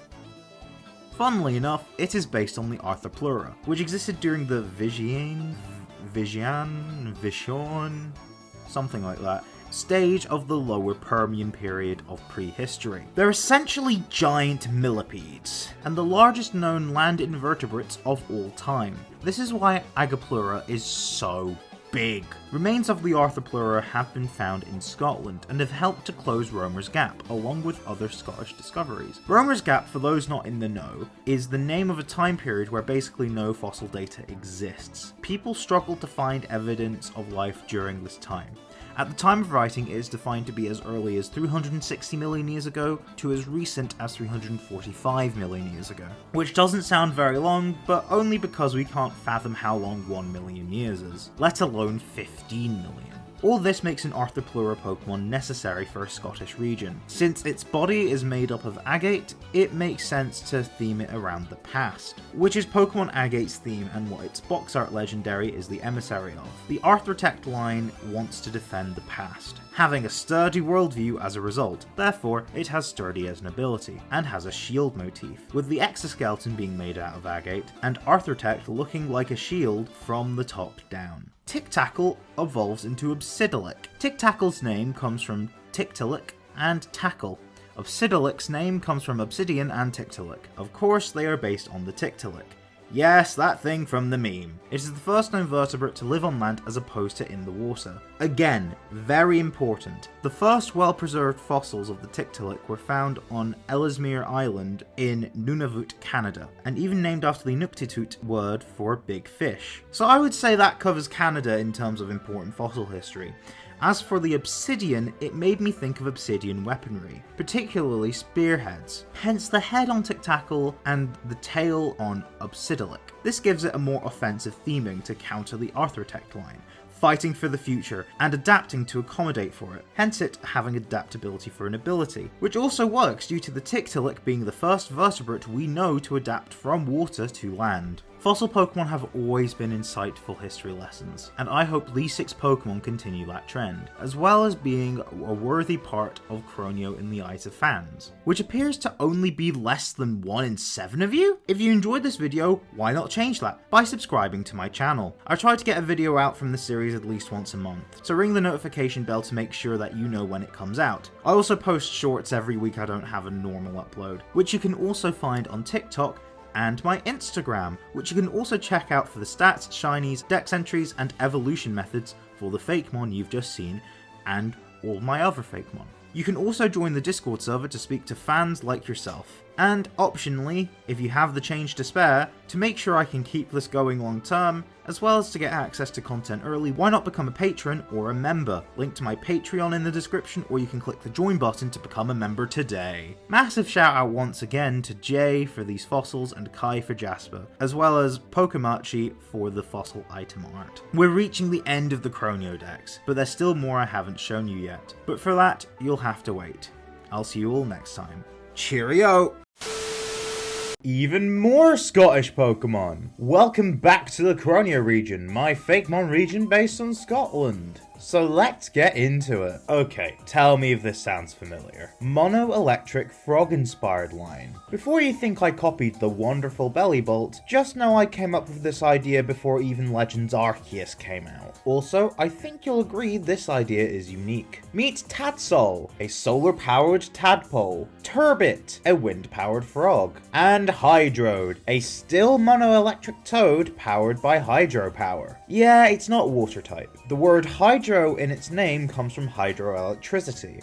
It is not a water elemental. Its electric powers are just boosted by water, which is what its signature ability, Hydropower, does. It made sense to complete the trio after all. And yes, Wind Power was introduced in Gen 9, but I was going to make an ability named Wind Power anyways, so I just decided to use it. As you can see, we have a renewable energy theme. All too often, the nature preservation theme in Pokemon has been depressing. I'm not against guilt-tripping people to be green-minded by corrupting every Pokemon you may or may not hold dear, but I wanted a more inspirational one just to change it up a bit. A lot of the renewable power from Scotland is mostly from wind, to be fair, but a lot of that wind comes from offshore, especially in the northeast. These double as hydropower generators, hence why Hydrode still has some wind power stuff. So why frogs? I just thought it'd make the design interesting and cute. We also do get plenty of frogs here, so anything frog related would work in my opinion. Something I realised a little too late is the lack of ground, bug, and psychic types. Although I feel I've done enough with the former two, I still do not have enough non-legendary psychic types. So let's fix that with 2 single-stage designs. First of all, we have Simon, a psychic salmon. This was directly inspired by the salmon ladder at Pitlochry in Scotland. Pitlochry has a big dam. Not massive, but big enough to disrupt local wildlife. So they made a ladder, which is more like a staircase, which allows some water and the wildlife to go downstream, and the salmon in mating season to go upstream. During this mating season, you can see salmon leap from the water up the ladder. To me, I felt like water was uninspired, and I had way too many water types in Croneo already, and flying just didn't feel right. Psychic was the next logical choice, not just for balancing reasons, but also because of the mental determination that must go on while going upstream. And I felt it'd be interesting to interpret the jumping as telekinetic. It's also orange because it's a salmon. And now we have Otrick, coming from otter and trick, like a magic trick, because this otter is magical, similar to how Alakazam is, hence the psychic type. Plus, fairy or dragon didn't feel right. But why do any of this? Well, otters are one of Scotland's most iconic animals, so this was a must for me. In lieu of any intuitive ways to go about this, the first place I looked was Japanese mythology, and I found that otters were shapeshifters in said mythology. Changelings are also very common in Scottish mythology, and Croneo has a few mon based on them already, so I think this fits in with this lineage. There's also the Celtic myth, which includes Scotland, but also places like Ireland as well, of otter kings who lead an army of 7 black otters. If they are captured,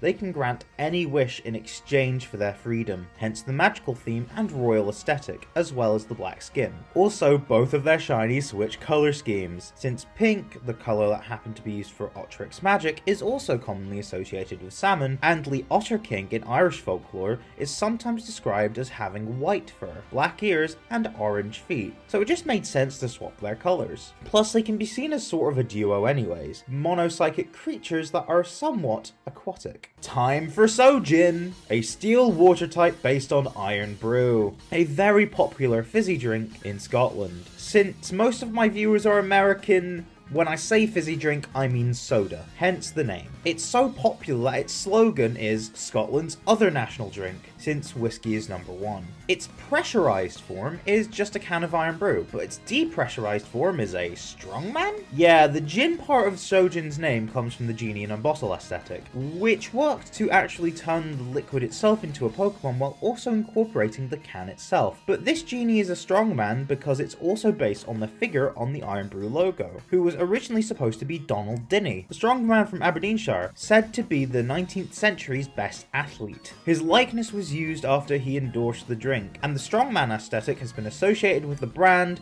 ever since. I also personally love the arm-like bubbles in the pressurized form, and the weights that the depressurized form is holding are more like Iron Brew cans. Its ability is similar to that of, say, Aegislash, Mimikyu, or even Palafin. This time it's called Depressurize. How it works is that you always start the battle with the pressurized form. After taking any damage which results in its health being under 50%, Sojin would transform into its depressurized form. It will remain in this form until it faints or the battle ends. So you can have a full HP depressurized Sojin if you heal, but you just can't enter with one. If it does faint and you revive it, it will enter with its pressurized form, which resets everything. Also, if it enters the battle with less than 50% HP, it is still in its pressurized form, and then assuming no healing has taken place, it is in its pressurized form until it takes damage. As for the type, if you haven't guessed already, it's a pun on the name Iron Brew, since steel is the iron subbin, since the brand is associated with said metal, more than just through its name, and water as the brew subbin, since it's a kind of drink, made from liquid, mostly water. Before we get back into discussing some Scottish themed Pokemon, why not leave a like and subscribe to my channel? When you do, ring that notification bell to be informed whenever I upload. Less than 1 in 5 of you are subscribed at the time of writing. While you're down there, check out the Croneo region Instagram to check out the stats, shinies, and dex entries for all the Pokemon in the Croneo region. You can also join my Discord server, speak with fans of Croneo such as yourself. Finally, if you want to go the extra mile and help keep my Fakemon videos going for longer, why not subscribe to my Patreon or become a YouTube member today? It'll help me pay for the talented artists that make this possible, and in return you get to see some of my Fakemon early, and maybe even some videos early. It's completely optional, but would be greatly appreciated. Let's get back onto the video. Now time for 3 more single stage Pokemon, which share something very niche in common. This first one is called Billy, based on the Ghillie Dhu, which is a fairy creature in Scottish mythology renowned for its kindness. Finally, a benevolent Scottish myth! It is depicted as a black-haired man wearing a leafy cloak, and what inspired the name for a ghillie suit, the sort of leafy cloak military people wear. The artist also seemed to give it a leafy kilt, and some flowers to convey its fairy grass typing. It is a goat, a male one to be exact, so a billy goat, hence the name. But why is it a goat? Simple, some of my friends gave me the idea to make it a counterpart to my other Anthro-Goatmon, this time the female-only Caprine. I liked the idea, so I just went with it. Moving on, I have a story about Volcan here. It doesn't really have anything to do with Scotland or even Canada, but it was one of the first Fakemon I ever made. I do remember trying to make starters when I was about 9 or 10, but Volcan was the earliest I could actually find the record of me making. Plus, the starters I made weren't even animals, so I doubt I'd use them. I just thought a silly, goofy little can with lava in it would be funny. I even showed off the original art for April Fools. It's Steel Fire type, by the way. The final one is the Poison Water type Salaciumer. The name comes from Salation, which is a group of fish that sharks are a part of, as well as polymer, a substance with big molecules. One of these substances is plastic, of which Salaciumer is made from. Plastic pollution in the ocean is kinda killing ecosystems, so I decided to make a Pokemon that would reflect this and continue the trend of green political allegories that Pokemon does. Sharks and plastic seemed like a natural pairing to me, due to the fact sharks haven't evolved much over the millennia, as well as having long lifespans, which kinda reminded me of how plastic isn't really biodegradable and lingers for up to a century or longer. An example of a long-living shark is the Greenland shark, which can live for over 300 years. It's also found around Scottish waters, as is the basking shark, which just leaves its jaw wide open so it can eat those yummy little sea planktons. Salaciumer is like that too. Its wide open jaw is shaped like a bottle cap, but also it eats microplastics in the ocean instead of plankton. Yeah, plastic pollution in the oceans isn't just the old plastic bag and six-pack beer holders, but tiny little particles as well, that manufacturers put in many products for I don't know what reason. They just end up rinsed down the drain and into the ocean, harming wildlife that consumes it. It's also not good for us humans to ingest, but we're a bit bigger so we can take it a bit more. So Salaciumer is actually doing the Pokemon world a service which would be much appreciated in the real world. Its jaw isn't the only thing based on actual plastic material. Its main body is a plastic bag, seemingly of the same brand that my bug-type gym leader, Ant, wears the shorts of. But I'm sure there'd be other brands too. The handles from this plastic bag form the tail, and the fins are also plastic knives. We did try other cutlery too, but knives seem to work the best. If you haven't noticed, I've just talked about a fairy grass type, a steel fire type, and a poison water type. This mirrors the typings of the final evolutions of my premium starter trio. I do have 2 starter trios. Check out the Croneo series playlist to find out why. Was this intentional? Kinda. I knew I wanted to do a Gilly-Doomon, which kind of needed to be fairy grass type, but then I realized I could make them a sort of loose trio like Jinx, Electabuzz, and Magmar. I came up with the other ideas pretty quickly, even if I later decided that Billy would be better to be connected to Caprine. So I didn't quite know where to put this one, so I'm gonna say it here. Meet Sealapup, Herdiel, and Stoutsea, mono water type Pokemon. Much like how researchers in Paldea concluded that Wiglet is not the same Pokemon as Diglett, the Stoutsea line is not the same Pokemon as the Stoutland line. Why did I feel like adding a new Sealmon when we already have the likes of Seal and Spheal? Well, there's a sizable population of harbour seals and grey seals in Scotland. They're common enough to consider an inclusion of a new line, so why did I decide it to make it a convergent and not something brand new or a regional variant? Well, funnily enough, I nearly did make it a regional variant of the Lillipup line, until Scarlet and Violet introduced the idea of convergent species. The main reason I decided to make it a convergent Pokemon is due to this line's inspiration. Sure, Sealapup is a seal pup, which is where the connection originally stemmed from, and Herdiel is an adult seal, but Stoutsea is meant to be my interpretation of a Selkie, a myth that's Scottish in origin, about seal-like creatures with the power of therianthropy, essentially the ability to turn from animal to man and vice versa. Most myths to do with them feature the females of the species pretending to be beautiful women in order to prey upon male humans. Along with replacing the word land for sea in Stoutsea's name, and also being a reference to seals just without the L, I think the name Stoutsea kinda sounds similar to Selkie. maybe? Its appearance also makes it look like it's bursting out the seal skin. And why not have this seal creature turn into man's best friend instead of man itself? The reason why the Stoutland line was picked specifically was for 3 reasons. Firstly, to be completely honest, it's one of my favourite Pokemon. In my first playthrough of my first Pokemon game, Black, I overleveled the hell out of my Stoutland and barely even touched my superior. Second, admittedly the community at large doesn't share the same affection I have to this line, but I can see why since it's fairly plain and basic, and the concept could have done a bit more, although I personally think they're perfect the way they are, and feel like they need more love and attention. Of course I'd say that. It's my 3rd favourite Pokemon line of all time. Finally, this plainness provided a blank enough slate to work on. I feel the shape and design details which are there can be utilised into something new, unlike something like Seal, which hopefully I would tackle one day, but I have no plans to for Croneo. On the whole, I'm extremely happy with how they turned out. Finally, people don't like Objectmon for some reason. Despite many interesting concepts emerging, people aren't a fan of just sticking eyes onto something where there were none. So I just stuck some eyes on a jewellery box, called it Boxterity, coming from box and austerity. Mono Steel type. You can see what I'm trying to do when it evolves into independent. Basically a pun on the word independent and pendant. It is free from the box and is happy. This is meant to be symbolic of Scotland's historic fight for independence. You may know the current independence movement, which wasn't popular enough come the 2014 vote, but has had some momentum post-Brexit. Regardless of what it's like now, this fight has been historic. There were wars centuries ago before the UK was even formed, because England loves to claim what isn't theirs. By the way, that's not an attack on my English viewers, just a dig at your country's historic and recent behaviour, particularly in regards to Scotland. I don't want this design to necessarily take a side on the modern debate, more to represent all the movements and their motivations behind said movements. The animosity I see in resistance to the Scottish independence movement inspired the sort of Shedinja-like byproduct of the evolution called Boxit, since the box remaining is bitter at the evolution and finally wants to reunite with independent. I guess you could say the Pokemon wants to box it, as in put independent in the box.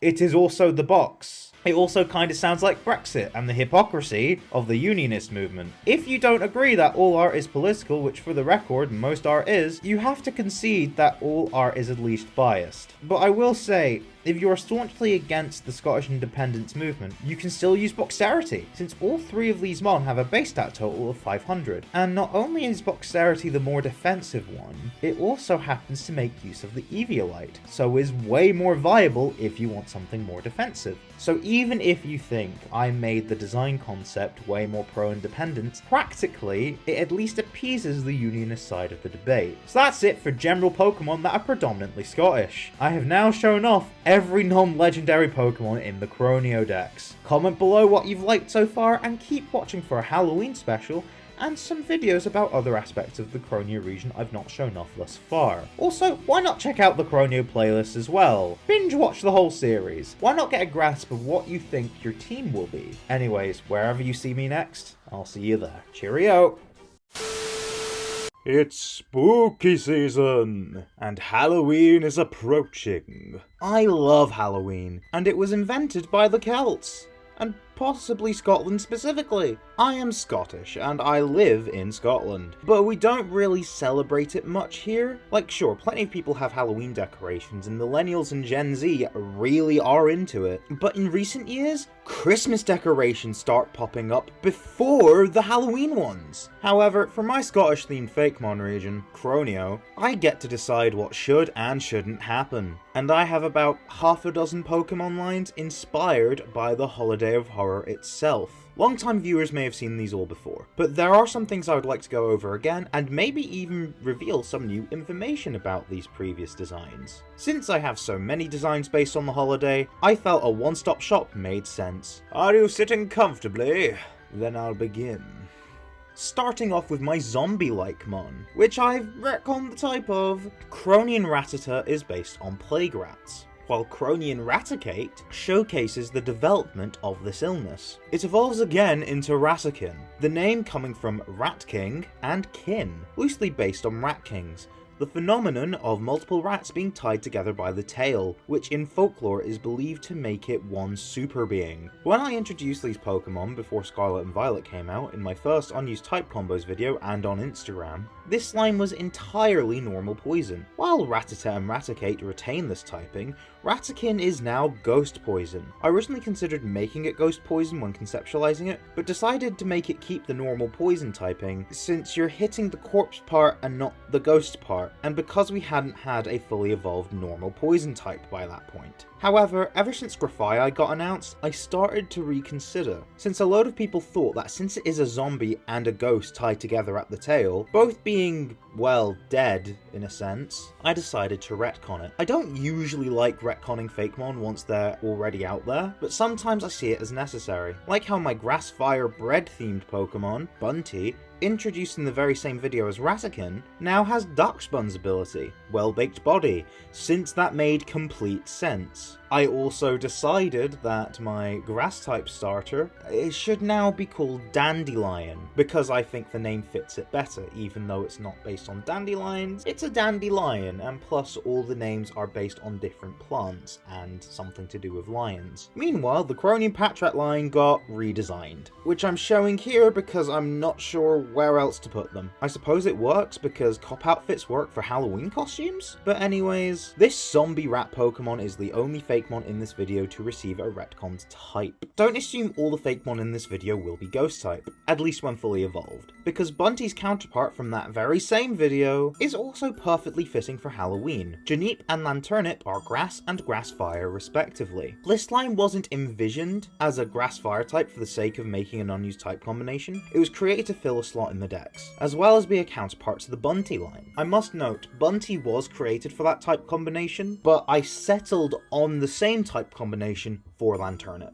Lanturnip in particular, much like Gourgeist, is based on jack-o'-lanterns, a common Halloween decoration. Although us in the 21st century know them to be carved from pumpkins, historically turnips were used, since they were more readily available to anyone of any background. Due to jack-o'-lanterns being connected to the spirit world, Lanturnip does have my new ability Spectre. It's essentially a ghost version of Steelworker, i.e. it grants the Pokemon with Spectre Ghost type Stab. I did feel like the Fire type was a more interesting avenue to explore, since we've already had a Grass Ghost Jack-o'-lantern mon, and not only are they plants, but you traditionally put a flame, such as a candle, inside. But I did feel it needed some Ghost type Stab due to the connection to ghosts and spirits. Also, I forgot to put this in the script, but the reason I called Janeep Janeep is because it's a combination of Jack and Neep.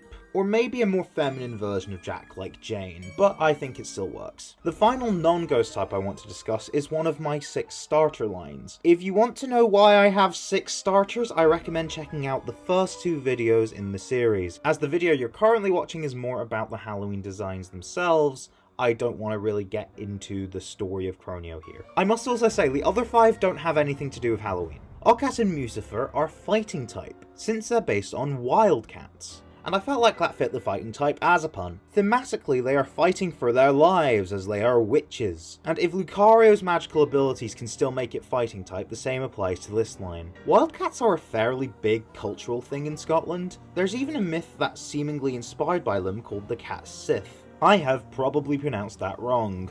They are more spiritually inclined, shall we say. They tend to be all black with a white fluffy spot on their chest, which the shinies of this line have in common. They also have ties to witches, which is why the tails on this line are shaped like brooms, to reference broomsticks. And the ears on Musifer are flopped over in a way to make it look like a witch's hat. Speaking of the ears, the reason why this line has such big ears is because there's a prominent legend about the Cat Sith called Big Ears, who in the mythology was a Cat Sith itself. The tail also has elements of a cornhusk doll, which is a Native American doll which are believed to be magical charms which protect homes and livestock. And they are also similar to Samhain shock dolls, which were used in pagan and Celtic cultures for similar reasons, specifically during Samhain, which I've also probably pronounced wrong, but it's a Gallican pagan celebration celebrated around the same time as Halloween to mark the end of the harvest, which can sometimes be seen as having spiritual ties. Since witches have an association with Halloween, I decided to show it again. Something I can now say is that there is a dog version of the Cat Sith called the Kusith. It is a myth I have also made a Fakemon for. Cronian Fido and Cronian Doxbun, both monograss types. I don't think they fit the theme of this video outside of spooky creatures, so if you want to know more, check out my second regional variants video, which is the 12th video in the Croneo series playlist. I think the most horrifying thing of all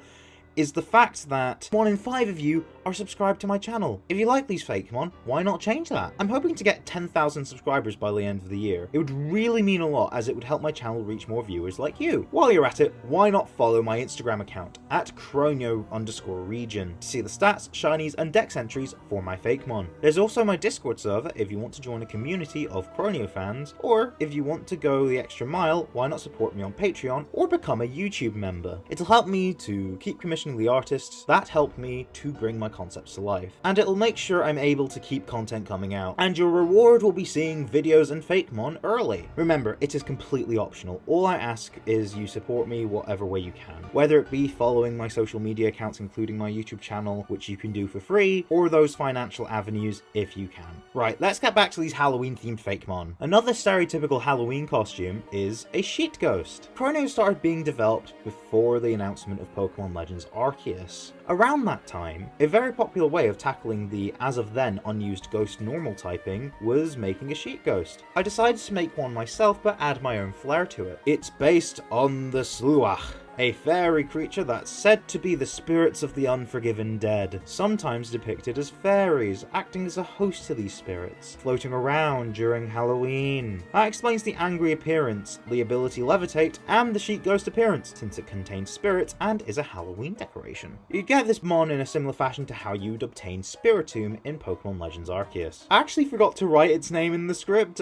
It's called 4 O's. Its name is fitting of Halloween being the onomatopoeia for the sound a ghost makes. The 4 O's are like zeros, since immunities deal 0 times damage, and this Pokemon has 4 of said immunities. Last year, I showed off what I consider to be the mascot of the Croneo region, Dracula, with its evolution, Nosferatu, in the first general Scottish Pokemon video. Since said video came out in October, I thought it could act as a pseudo Halloween special, so I felt I had to show it in that video, and I feel like I have to show it here again. If you can't tell, they're based on vampires, but not just any vampire, the Lord of Darkness himself, Dracula. This is because Irish writer Bram Stoker mostly wrote the original Dracula novel in the northeast of Scotland. A lot of the inspirations that went into Dracula also went into Nosferatu. Dracula, a bat pup, is dark flying, while Nosferatu is dark ghost, since it is based on an undead dark lord. It also works because holy items tend to be the only thing that can harm a vampire, which the fairy type, its only weakness,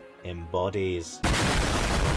We've discussed many spooky creatures, but what about something I'm sure most of you associate with the holiday of Halloween? Trick-or-treating, which is Celtic in origin, particularly Scottish in origin. I decided it would be the perfect cutesy approach that would perfectly fit a ghost-type Eeveelution, which I named Geysion, because of trick-or-treating's alternate name of guising. The skeleton patterning is reminiscent of glow-in-the-dark paint or even ectoplasm, and acts as Geysion's Halloween costume. If you want to know more about it, as well as Croneo's other Eeveelutions, check out the video I made covering an Eeveelution of every type. Yes, Croneo has 10 new Eeveelutions. Eevee is my favourite after all. I hope you enjoyed my Halloween special. Please remember to check out the artists I commissioned for the Fakemon in this video, and remember to check out my links in the description below. I'll see you next time. Have a happy Halloween!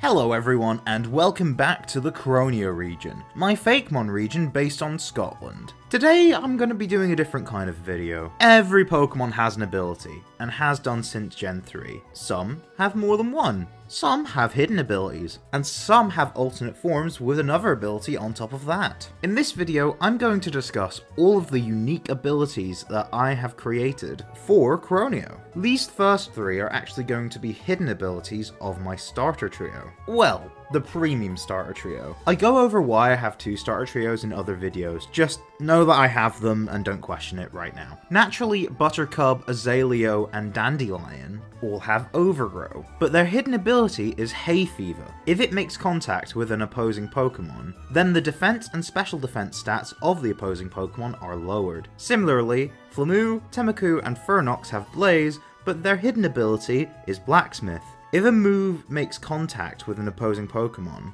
The Flammoo line's defense and special defense raise, quite similar to Hay Fever. Naval Spirit is also similar, which is the hidden ability of Platycroot, Platenant, and Pladmiral, who normally have Torrent. If the Platycroot line makes contact with its move, then its attack and special attack stats are raised. All of these would just be by one stage. Now time for that bootleg starter trio. Since all starters have either Overgrow, Blaze, or Torrent, abilities which make stab moves deal more damage when HP is low, similar to the ability Swarm, but for the bug type, I decided to make Fighting, Flying, and Rock type variants of it, since Overgrow is for Grass, Blaze is for Fire, and Torrent is for Water. So Underdog is the Fighting type version of it, Updraft is the Flying type version of it, and Calcify is the Rock type version of it. For their hidden abilities, I decided to give them different variants on Pixelate, or Galvanize, or Aerolate, which is the Flying type version. What these abilities do is change the type of normal type moves to a different type. For example, Aerolate, which is Falcoth and Galagrin's hidden ability, turns normal moves into flying.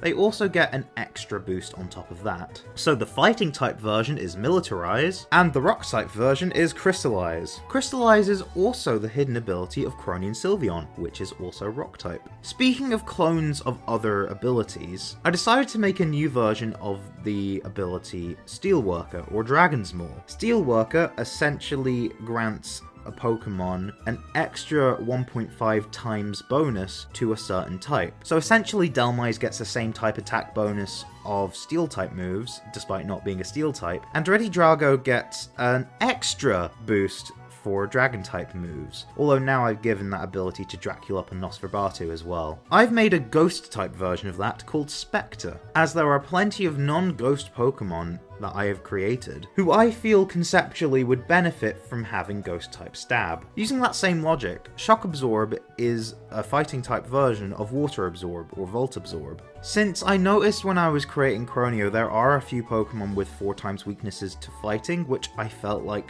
shouldn't have it due to their concept. Golforb deserves to be Rock Normal, but being weak to Fighting doesn't quite work. And Pucklet and Curlice definitely deserve to be Ice Rock, but all of these feel like they shouldn't have a 4 times weakness to Fighting, so I gave them an immunity through their ability. It also gives a slight boost to their attack, kinda like how Water Absorb recovers HP. Time for a couple of clones of signature abilities. Let's start off with Holiday Gift. It's essentially a reskin of Cherrim's ability, mainly because Holiday Gift is for Cronian Cherrim. This time it raises the attack and special defense of ally Pokemon by 50% during snow instead of sun, as well as changing Cherrim's form from its hibernation form into its Holiday form. Its Holiday form doesn't get a 50% raise, it gets a 100% raise, essentially turning this fairly weak and nothingy Pokemon into a formidable threat. Swarming is a clone ability of Schooling, with a few tweaks. It is for my Pokemon Gigaligia,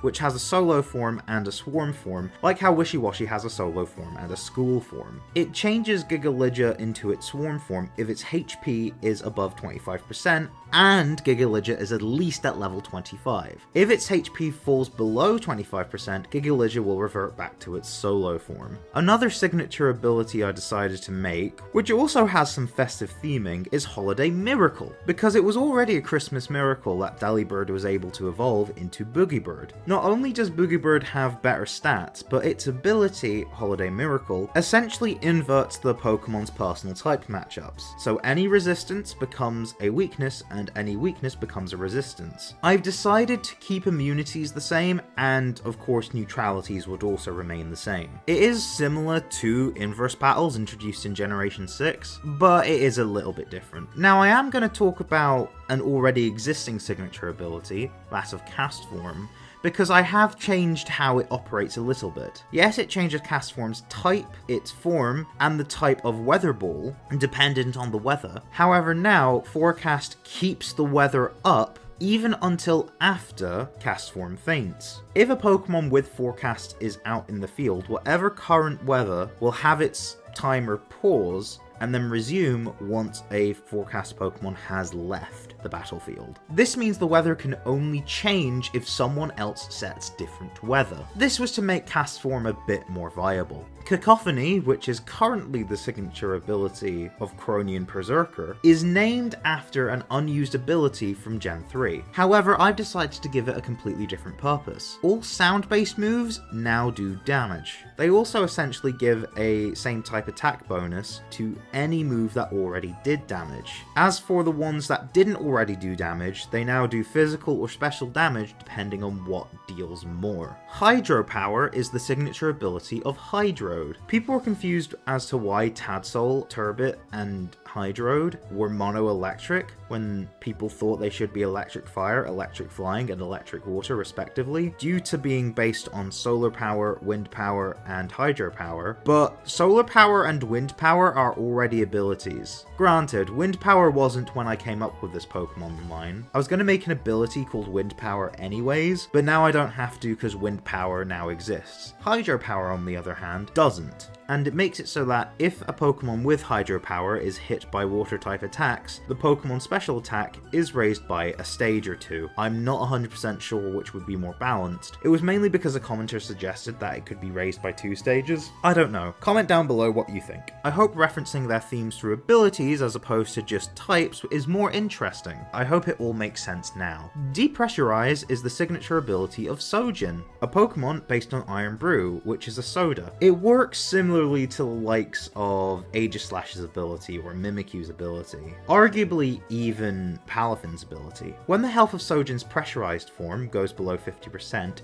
it transforms into its depressurized form, which is now a lot more offensive as opposed to just defensive. I've been speaking about signature abilities for a while now. Some of these could have wider use, and some could even be given to older Pokemon. I'm just saying all of these are signature abilities, only one of my Fakemon holds each of those abilities. However, let's get back to abilities held by multiple Fakemon lines. Night Shift is an ability held by Jackaterra, Croneo Noctowl, and is the hidden ability of Dracula and Nosferatu. It doubles the Pokemon's attack or special attack during nighttime.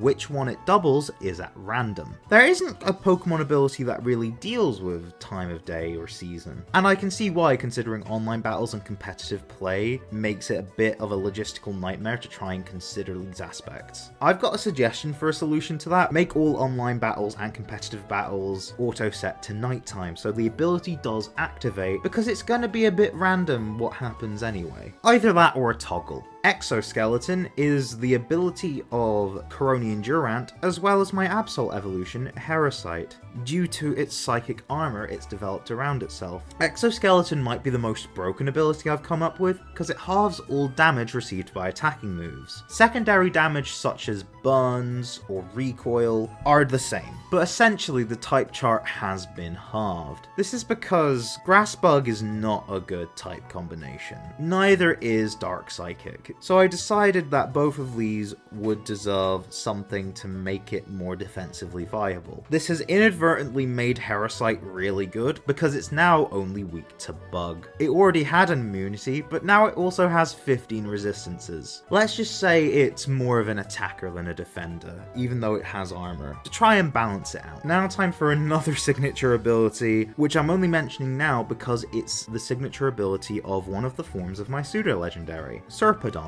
Serpedon has 3 separate forms depending on how you evolve it. One that's Poison Electric, one that's Poison Steel, and one that's Poison Dragon. The Steel and the Dragon one have Iron Barbs and Rough Skin respectively, but the Electric type one has a new ability called Thunderstorm. Essentially it's just Drizzle, but it also summons electric terrain. And finally, the Box Art Legendary Trio has a shared ability, Gamble with Time. Essentially they get really high evasiveness, however, anytime they do get hit, it deals double the damage, with the only exceptions being secondary damage. They deal the normal amount of damage. This is because all 3 of the trio know exactly what your move is going to be, either because it knows you too well, in the case of Praetorate, the emissary of the past. It can see into the future if it's Mebicordian, the emissary of the future, or is essentially omniscient in terms of everything that's going on, including what you're thinking, in the case of Orpithegel. Regardless, it knows your you attack, it is more likely to dodge it. However, they're still taking a gamble, since even though it's high reward, you can't have it without high risk. Hence, they are doing a gamble with time. And that's it for all of the abilities I've created. I might create some more with my mythical Pokemon, but I doubt it. I've not created my mythicals yet. I have my ideas for them, but I haven't thought up their abilities yet, so I assume I'm just going to use something canon. If you enjoyed this video, why not leave a like and subscribe to my channel? I'm hoping to get 10,000 subscribers by the end of the year, so it would really help if you subscribed. If you want to see more of my Fakemon, why not watch the Croneo series playlist, as well as check out my Instagram. There's also a link to my Discord, and optionally my Patreon, as well as YouTube memberships down below, as well as all the artists I've commissioned for the Fakemon I showed in this video. Thanks so much, and I'll see you next time. Hello everyone, and welcome back to the Croneo region, my Fakemon region based on Scotland with a pinch of Canada. And yes, this is the map! This is what the region that I've been talking about for about a year and a half looks like. And it mostly looks like Scotland. It's largely because Croneo is, for all intents and purposes, Scotland as a Pokemon region. But as a lot of impatient and stick-in-the-mud commenters keep pointing out, we had the Crown Tundra. You know, as if a few Pokemon and a bit of snow is enough to represent my country. But it does admittedly represent it to some degree. So I thought, what would work to justify a Scotland region that isn't on the Isles of the Galar region? And then it hit me. Nova Scotia, in Canada, is essentially called New Scotland. So I came up with the idea that Croneo is a region settled by travellers coming from the Crown Tundra, which they have called the New Crown Tundra, or Neo Crown Tundra, which I combined to form the name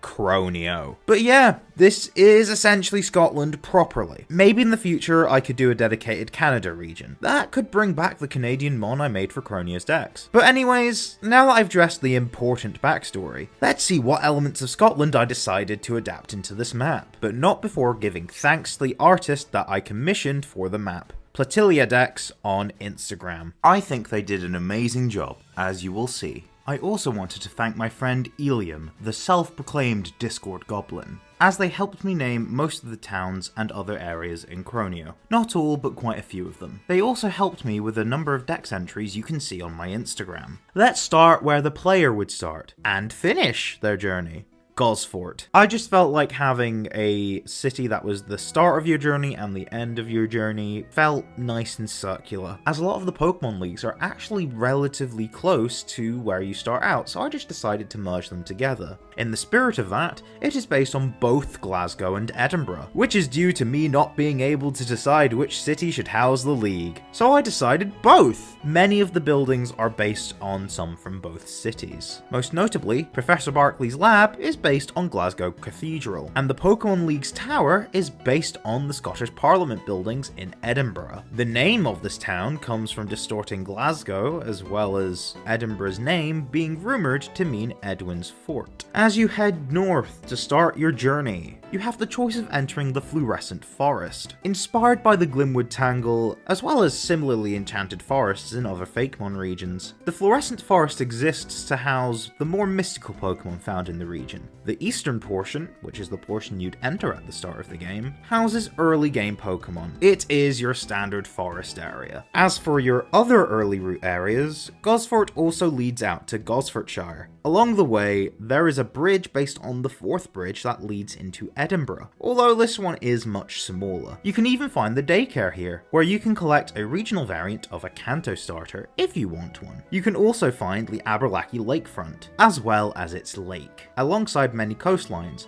where you can find many early water-type Pokemon, maybe even a Tadsoul or two. Think of Gosfortshire as all of the early routes you could think of, smushed into one big open area. According to the British Library, a shire is a division of land governed by a sheriff, whose name derives from Shire. So Gosfortshire is the Shire of Gosfort. One of the many places you could venture to from Gosfortshire is the Zeninsula, where you'd eventually encounter the box art legendary Pokemon. It is an array of crystal pillars made of time energy, similar to the crystals on Pritorate, Mebicordian, and Orpithegel. These pillars are meant to represent the Kalane standing stones in the Isle of Lewis. The name is essentially a fusion of Zen and Peninsula, as I was originally going to call it the Zen Peninsula, since it is a peninsula, and the adjective Zen means a state of calm, which is what the crystals in the Zeninsula is meant to give people. Moving anti-clockwise, we also see the town of Bayhaven. I've always found coastal towns inviting, as that's where I've mainly grown up. So Bayhaven is meant to be that feeling translated into a Pokemon town. The gym is based on Donotter Castle. And yes, all of the gyms will be castles. Some of them are based on real castles,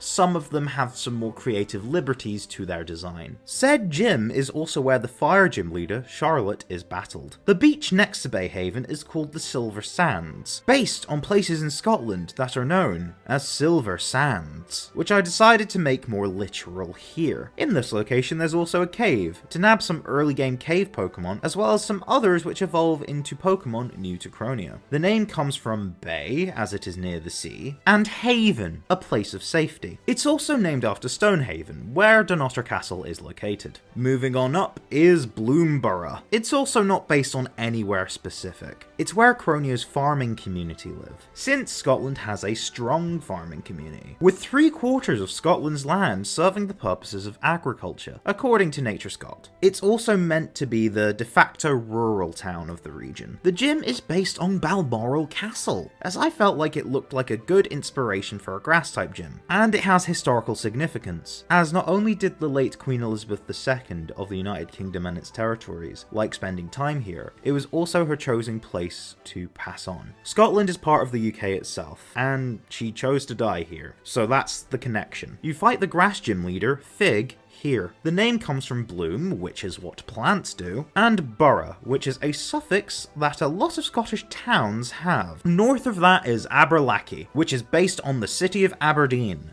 the third largest in Scotland. Its name comes from Aberdeen, and a corruption of the word lake. Also, for the record, if ever I am making a portmanteau of a real place name and some other word, I'm taking into account the etymology of the place name, so that the place that it inspires has a similar etymology to it as well, to make it a bit more immersive. Aberdeen is known as the Granite City. It is characterised by having buildings so grey that the Tetris movie filmed there to double as Soviet Russia. Some buildings are maintained and clean, like the local government building Marshall College, which I have decided to adapt into Aberlachy's gym castle. I even included the fountain in front of Marshall College. Pike can be faced here. This will also be where Croneo's fishing community live, due to it being the home of the water gym, as well as the fact that the surrounding area in Scotland, known as Aberdeenshire, has a lot of fishers. Unfortunately, the northeast of Scotland is also known for big business in the oil and gas sector, with Nature Scott reporting Scotland as the biggest oil producer in Europe, with 196,000 people working in the industry. Oil and gas companies basically think their ridiculous profits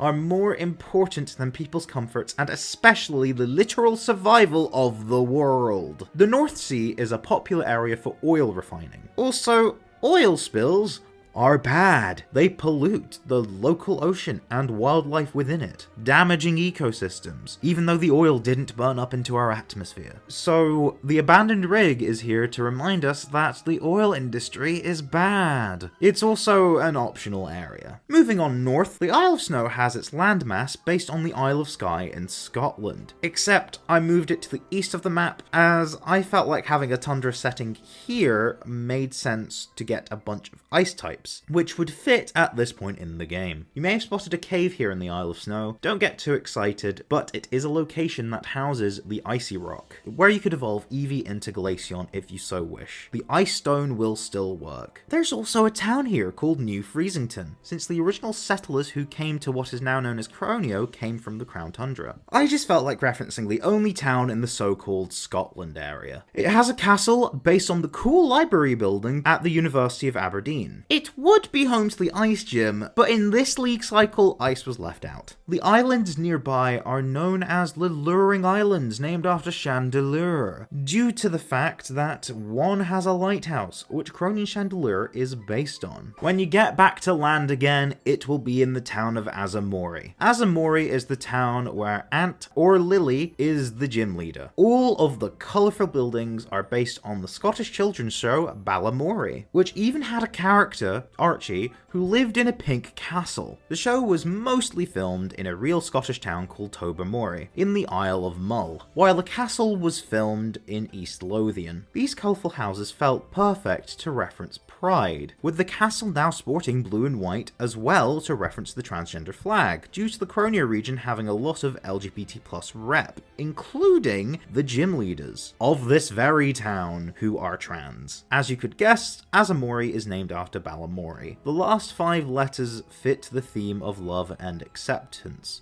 but the Az bit both refers to azure, which is a colour which makes sense in a town with colourful houses, but also they are the first and last letters of the alphabet, due to LGBT plus having an assortment of letters within its name, and any letter from A to Z, or A to Z, whatever, is a valid way to feel. Once you're done here, you can head on over onto the Brigomori, which is a bridge. Both of the big bridges in Croneo are referred to as Brig O something. It just felt right. It is named as such due to being near Azamori. It is based on the Glenfinnan Viaduct, a famous Scottish bridge which has appeared in those wizard movies. It had to appear due to its iconography. Another iconic Scottish landmark is the Falkirk Wheel, which the Brig O New, named due to its proximity to the town of Alderney in Croneo, is based on. It works both as a water route and an area which felt like it made sense to house the magnetic field, which evolves Charjabug and Magneton into Vikavolt and Magnezone respectively. The final segment spins around to change your level of elevation, much like the real-life Falkirk Wheel. Alderney isn't based on anywhere in specific. It exists to show Croneo's themes of past and future, by combining old-timey aesthetics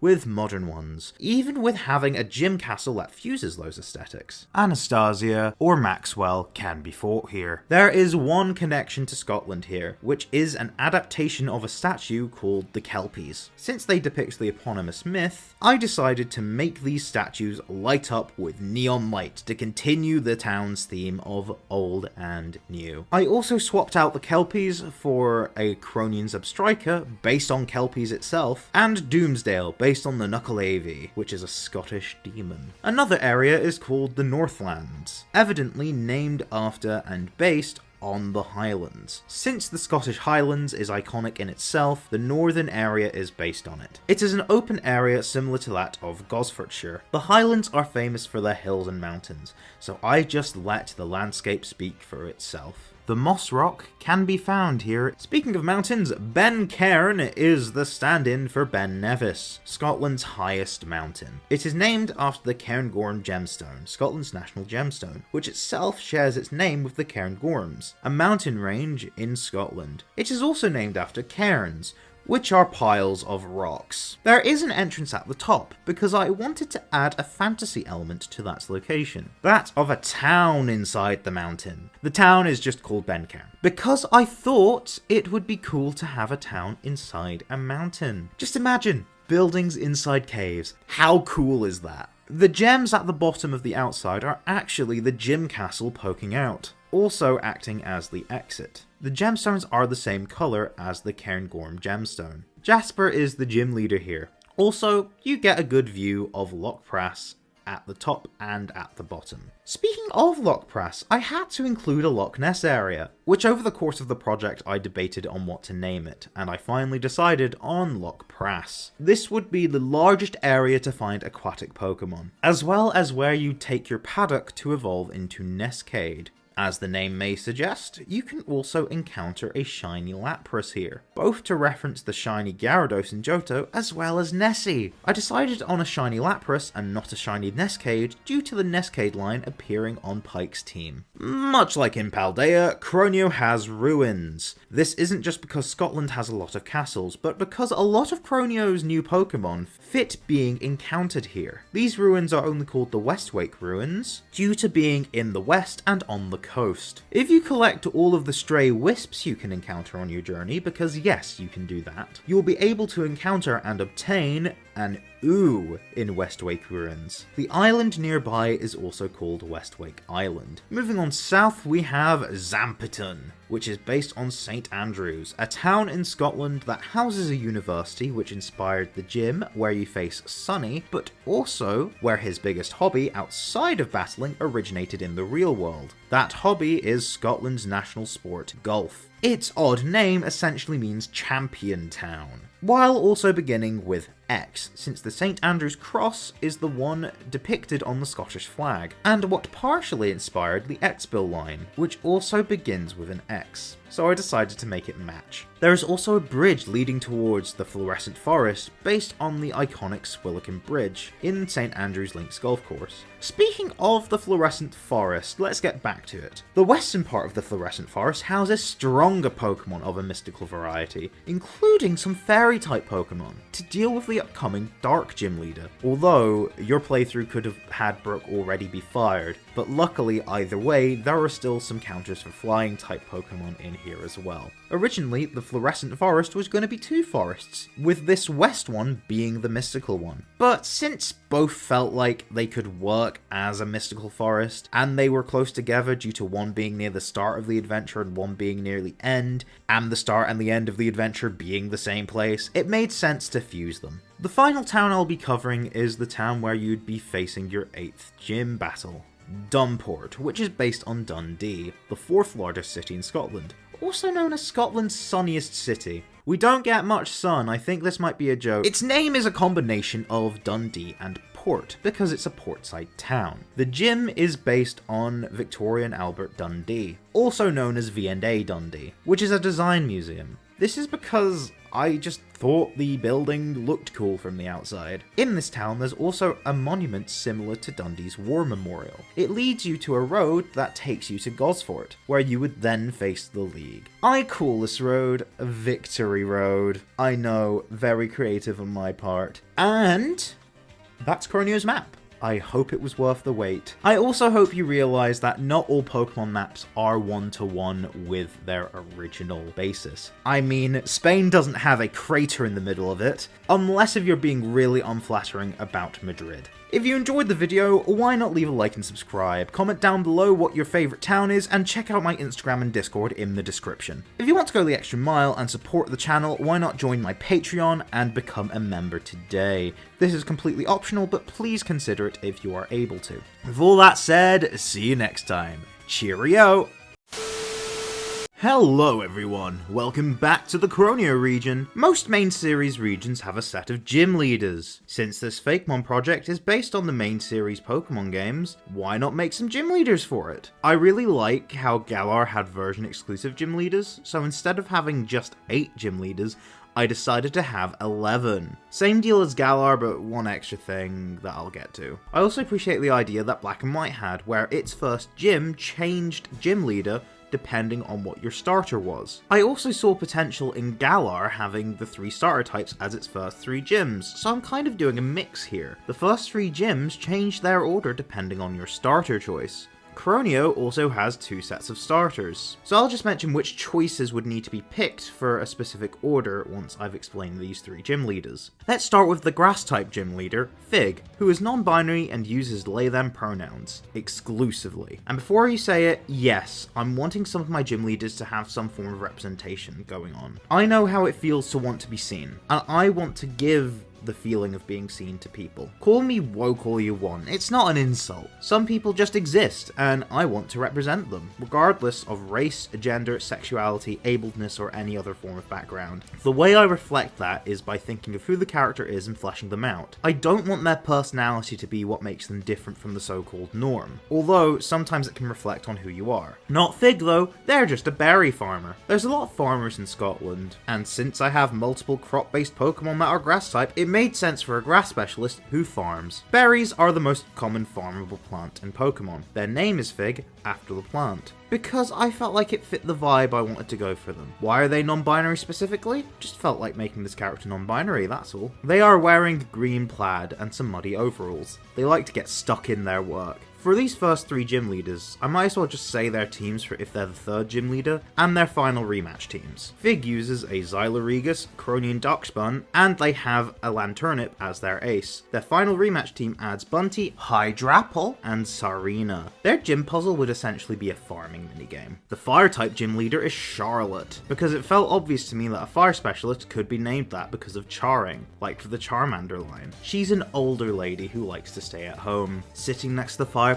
cuddling up with her Growlithe for Vulpix. However, she's an expert battler who can definitely turn up the heat in battle. Not all of my gym leaders have to represent a minority group, although I decided to have an older gym leader for diversity, since I noticed quite a few of my gym leaders are younger. I wanted to give her maternal or even grandmaternal vibes, both in physical attributes and appearance. Both because that's traditionally associated with warmth, and because she's the mother to the 8th gym leaders. Oh, and her walking stick, used to help her walk, as despite not being the oldest, she has developed some motory issues, is modelled after Heatran. Her theme is homely vibes, so therefore her team is Croneo Chandelure, Locomotive, and Hogmanay, and her rematch team adds Vulcan, Turtonator, and Arcanine. Her gym challenge is just some straightforward trainers, but in a chill vibe since her gym appears to be like a cottage from the inside. Think Toriel's house from Undertale. The final out of these first 3 gym leaders I want to talk about is Pike, the water gym leader. Pike is a kind of fish, which works because he's a fisherman. Scotland's fishing scene is quite popular. Pike is full of life. His fisherman attire is meant to be bold and reference some real-world fisherman attire from Scotland. Although he predominantly wears yellow, he still reads as a water type, which I think is really cool. Because he's a fisherman, all of his Pokemon are fish of some description. His team consists of his Ace, Nescade, Milotic, and Salacious, with his final rematch team adding Croneo Dreadnought, Stoutzy, and Simon. The latter of which isn't a water type, but this isn't his gym team, and it's still a fish, so shush. The gym challenge is like Caboose from Galar, a Pokemon catching minigame, but instead of finding them in grass, you fish them out of the water. So what order do you face these 3? If you pick Buttercup or Ucat as your starter, you fight Pike first, then Fig, then Charlotte. If you pick Flamoo or Falcof as your starter, you fight Fig first, then Charlotte, then Pike. If you pick Platycroot or Calcifera as your starter, you fight Charlotte first, then Pike, then Fig. Now that's out of the way, let's have order. As in, these remaining 5 gyms are in a set order. Gym 4 actually has 2 gym leaders. They are version exclusive. You face the Bug-type gym leader Ant in Pokemon Agate, and the Poison-type gym leader Lily in Pokemon Obsidian. Let's talk about Ant first. I don't think I need to discuss his name. He's a gym bro, proud of the body he's built for himself and sees the strength in Bug-type Pokemon, as many see them as weaker than they truly are, which is an insecurity Ant has had about himself for a long time. Because he's proud of his body, the way he dresses shows off his muscles, abs, and chest. He has a butterfly-esque tattoo, both to reference his type and his personal journey, as well as the fact he kind of has a moth Pokemon on his team. The brand he is wearing is Galarian for Don't Wimp Out. His team is Santai, which is his ace,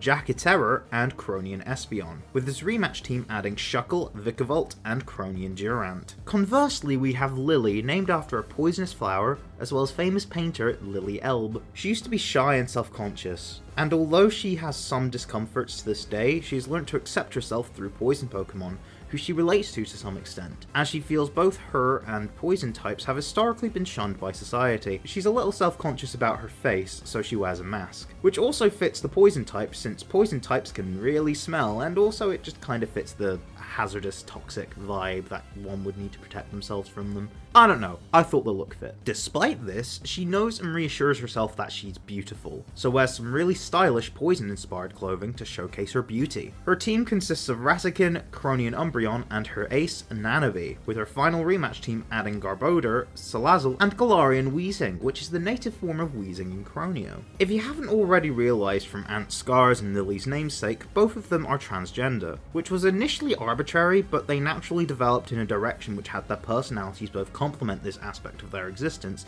as well as their typings, which I felt made them very layered and memorable. Their gym challenges would largely be the same, mazes you have to navigate, but Ant's is a fitness gym and Lily's is a dance hall. Now, Gym 5 also has version-exclusive gym leaders, but instead of having complementing themes, they have more contrasting ones. Agate and Obsidian have very loose but definitely recurring themes of past and future. I was developing this region before Scarlet and Violet was announced, so I felt like having a Ghost and Electric gym leader respectively made sense. The Ghost gym leader is called Anastasia. Her name comes from Annie, the haunted doll in Scotland, and I decided to make the name the full version to sound more formal. I spelled it the Polish way because I see Anastasia coming from another region originally, but calls Croneo her home. Her outfit is an old-fashioned dress since despite her young age, she is and always has been obsessed with old-fashioned aesthetics, and the past in general, ever since she was little. Her team is Gaizeon, Cronean Zubstriker, and her ace, Caprine. Her rematch team adds Doomsdale, Croneo Palisand, and Mimikyu. The electric gym leader is called Maxwell, named after James Clerk Maxwell, who discovered the laws of electrodynamics.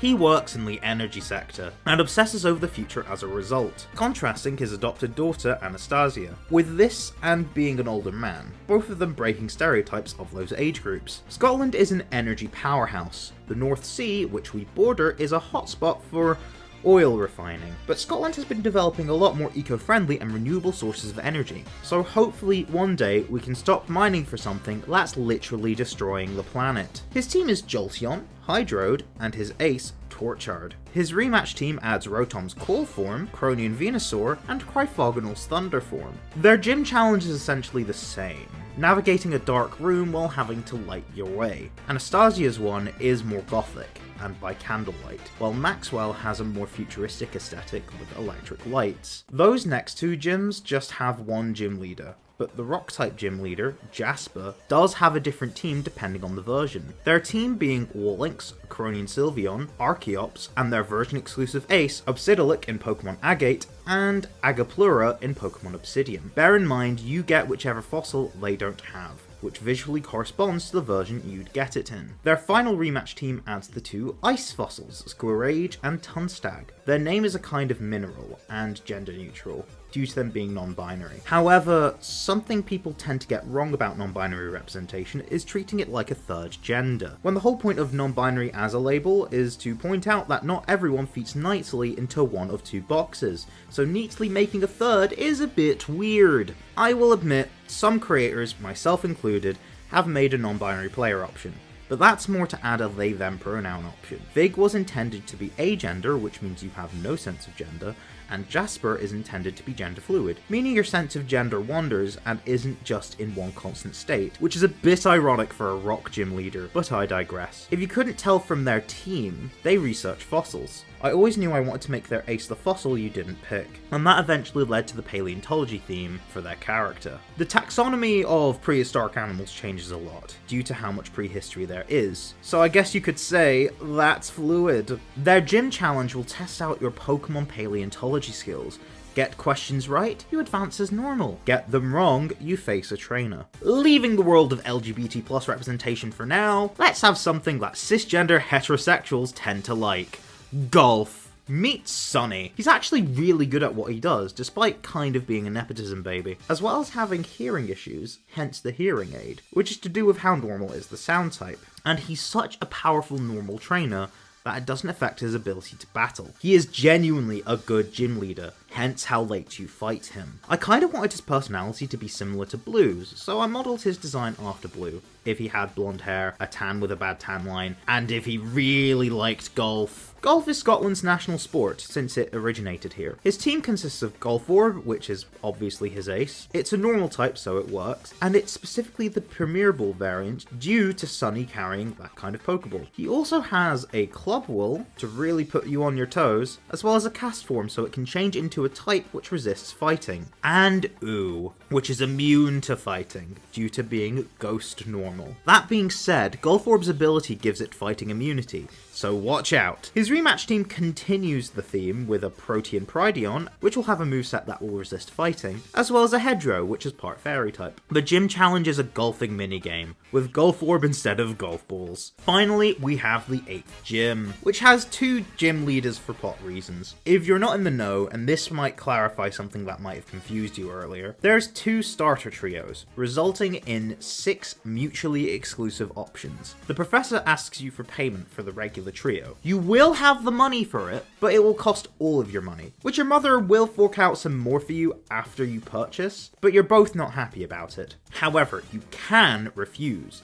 Either way, a character called Brooke will meet you and introduce herself. She'll be an important character throughout the story. If you did refuse Barkley's offer, you can pick a starter that Brooke offers instead, which would be part of a bootleg fighting flying rock trio. So, if you pick Buttercup, Flamoo, or Platicroot and pay all that money to Barkley, it turns out that this Brooke character is the final gym leader. She specializes in the dark type. I mean, look at her. And her name rhymes with Crook, and I'll get into why that fits more simply than crooks are bad so dark later. She's a gothic punk, perfect for the stick it to the man storyline Croneo has. But, like a fair number of people dressed this way, she has an almost paradoxical obsession with cute stuff. In this case, cute Pokemon. She has a stylized Teddiursa, not a variant, on her top, and her favourite Pokemon is Snom. I know it's not a dark type, but it does evolve at night. In fact, her team has a theme of nocturnal Pokemon, although granted most overlap with the dark type. Said team consists of Rotom Tick, Dreadcat, Croneo Obstagoon, and her ace, Nosferatu. Her rematch team adds Weavile and Frosmoth, 2 Pokemon that evolve in the night. Snom is her favourite Pokemon after all. Now, if you don't pick the 3 previously mentioned starters, I said Brooke would give you a bootleg starter, either Occat, Falcoth, or Calcifera. If this is the case, then later in the story something happens that results in her being fired, since she was not meant to do this, essentially making Brooke a crook. A crook that's on your side, but still. So, her sister, Harper, has to step in. Harper is a flying specialist, and her name comes from harpies, which are creatures that are half human, half bird from Greek and Roman mythology. I just thought the name sounded similar, fit a flying specialist, and I haven't seen anyone else name a flying specialist Harper, so I seized the opportunity. She's dressed as a pilot because, well, she is one. She was sworn in last minute, so may have been flying when she got the call. She's also a very inexperienced gym leader due to only just getting the job, and she's definitely the youngest gym leader, since she's 18 and qualifies to become a gym leader based on being at least 18. By the way, she's an aromantic asexual. Her true love is the sky, as well as the flying type Pokemon that occupy it. Her team consists of Boogabird, Exbury, Staraptor, and Corviknight, with Cronin Heatmore and Cryfalconal's Rain form being added for rematches. And yes, she'll give you Aerial Ace as her TM. She is, after all, an Aerial Ace. Their gym challenge would be the exact same since Harper subbed in at the last minute. You'd be climbing up a dark tower, all the way up to a moon, where the gym leader is. So in a way, it still fits Harper. So that's all of Croneo's gym leaders, but not all of its characters. You'll see the rest of them in the story video. Thank you so much for watching. Do the usual engagement stuff that YouTube requires to keep channels like mine alive. Liking, subscribing, and commenting are enough, but if you want to go the extra mile, consider donating money to me through Patreon or YouTube memberships. In return, you get early access to content before I post them here on YouTube or even on my Instagram, at Croneo_region. You will also get access to exclusive channels on my Discord server. The rest of the server is free for anyone to join. Special thanks to all the artists I commissioned for the trainers and Fakemon shown in this video. And with that, I will see you next time. Cheerio!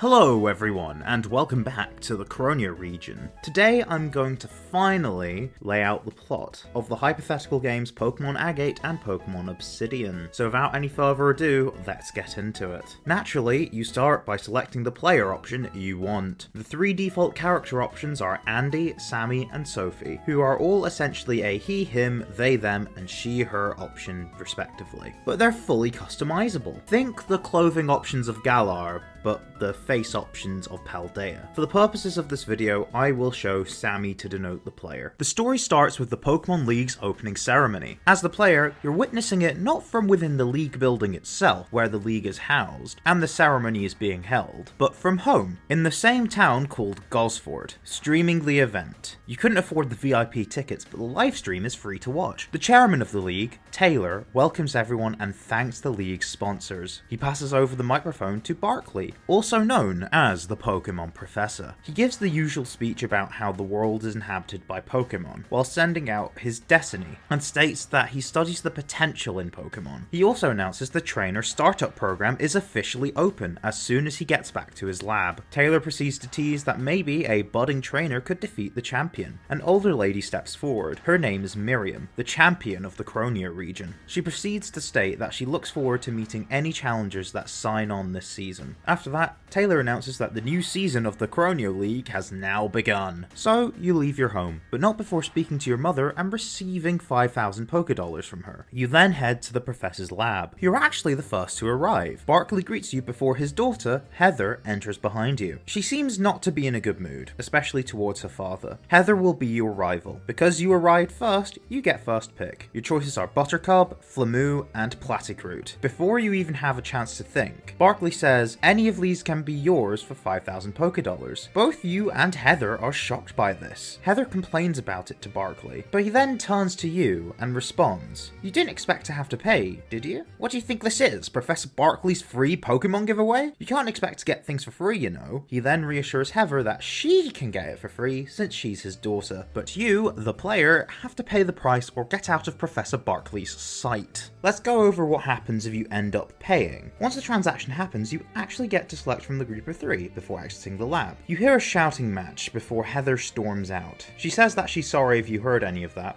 Her dad can be very annoying. She then challenges you to a battle, where she uses the starter strong against yours. There is no prize money either way for this one, but future battles won't be so kind. After the battle, whatever the outcome, Heather vows to try and be strong enough to take down the Pokemon League, and not to take it personally if she keeps defeating you, before leaving to start her own adventure. Your mother calls and finds out about the price of your partner Pokemon. She's in shock, not mad at you, but surprised that they cost so much, when they used to be free in her day. She sends you money to make up for the cost, which also doesn't punish players for using a premium starter. Just before you start going on your own adventure, a strange woman confronts you. She introduces herself as Brooke. She noticed that there was a fee for the trainer startup program, and felt it was gatekeeping those not lucky enough to afford it. She asks you if you think it's fair, and you respond with no, mainly due to how your mother mentioned earlier it being free when she was young. Brooke agrees with you, and gives you her contact details before heading off. Brooke will act as a recurring character who will serve as an ally to the player throughout the game. This is also made clear if you chose not to pay Barkley. He says that you've wasted your time and asks you to leave. Once you leave the lab, this is when you would meet Brooke. Again, she notices that there's a fee and actually has prepared for a scenario where a trainer can't or won't pay. Heather storms out and starts apologizing like she would have if you paid, but then pauses and asks who Brooke is. She'd formally introduce herself before explaining she was just about to give you, the player,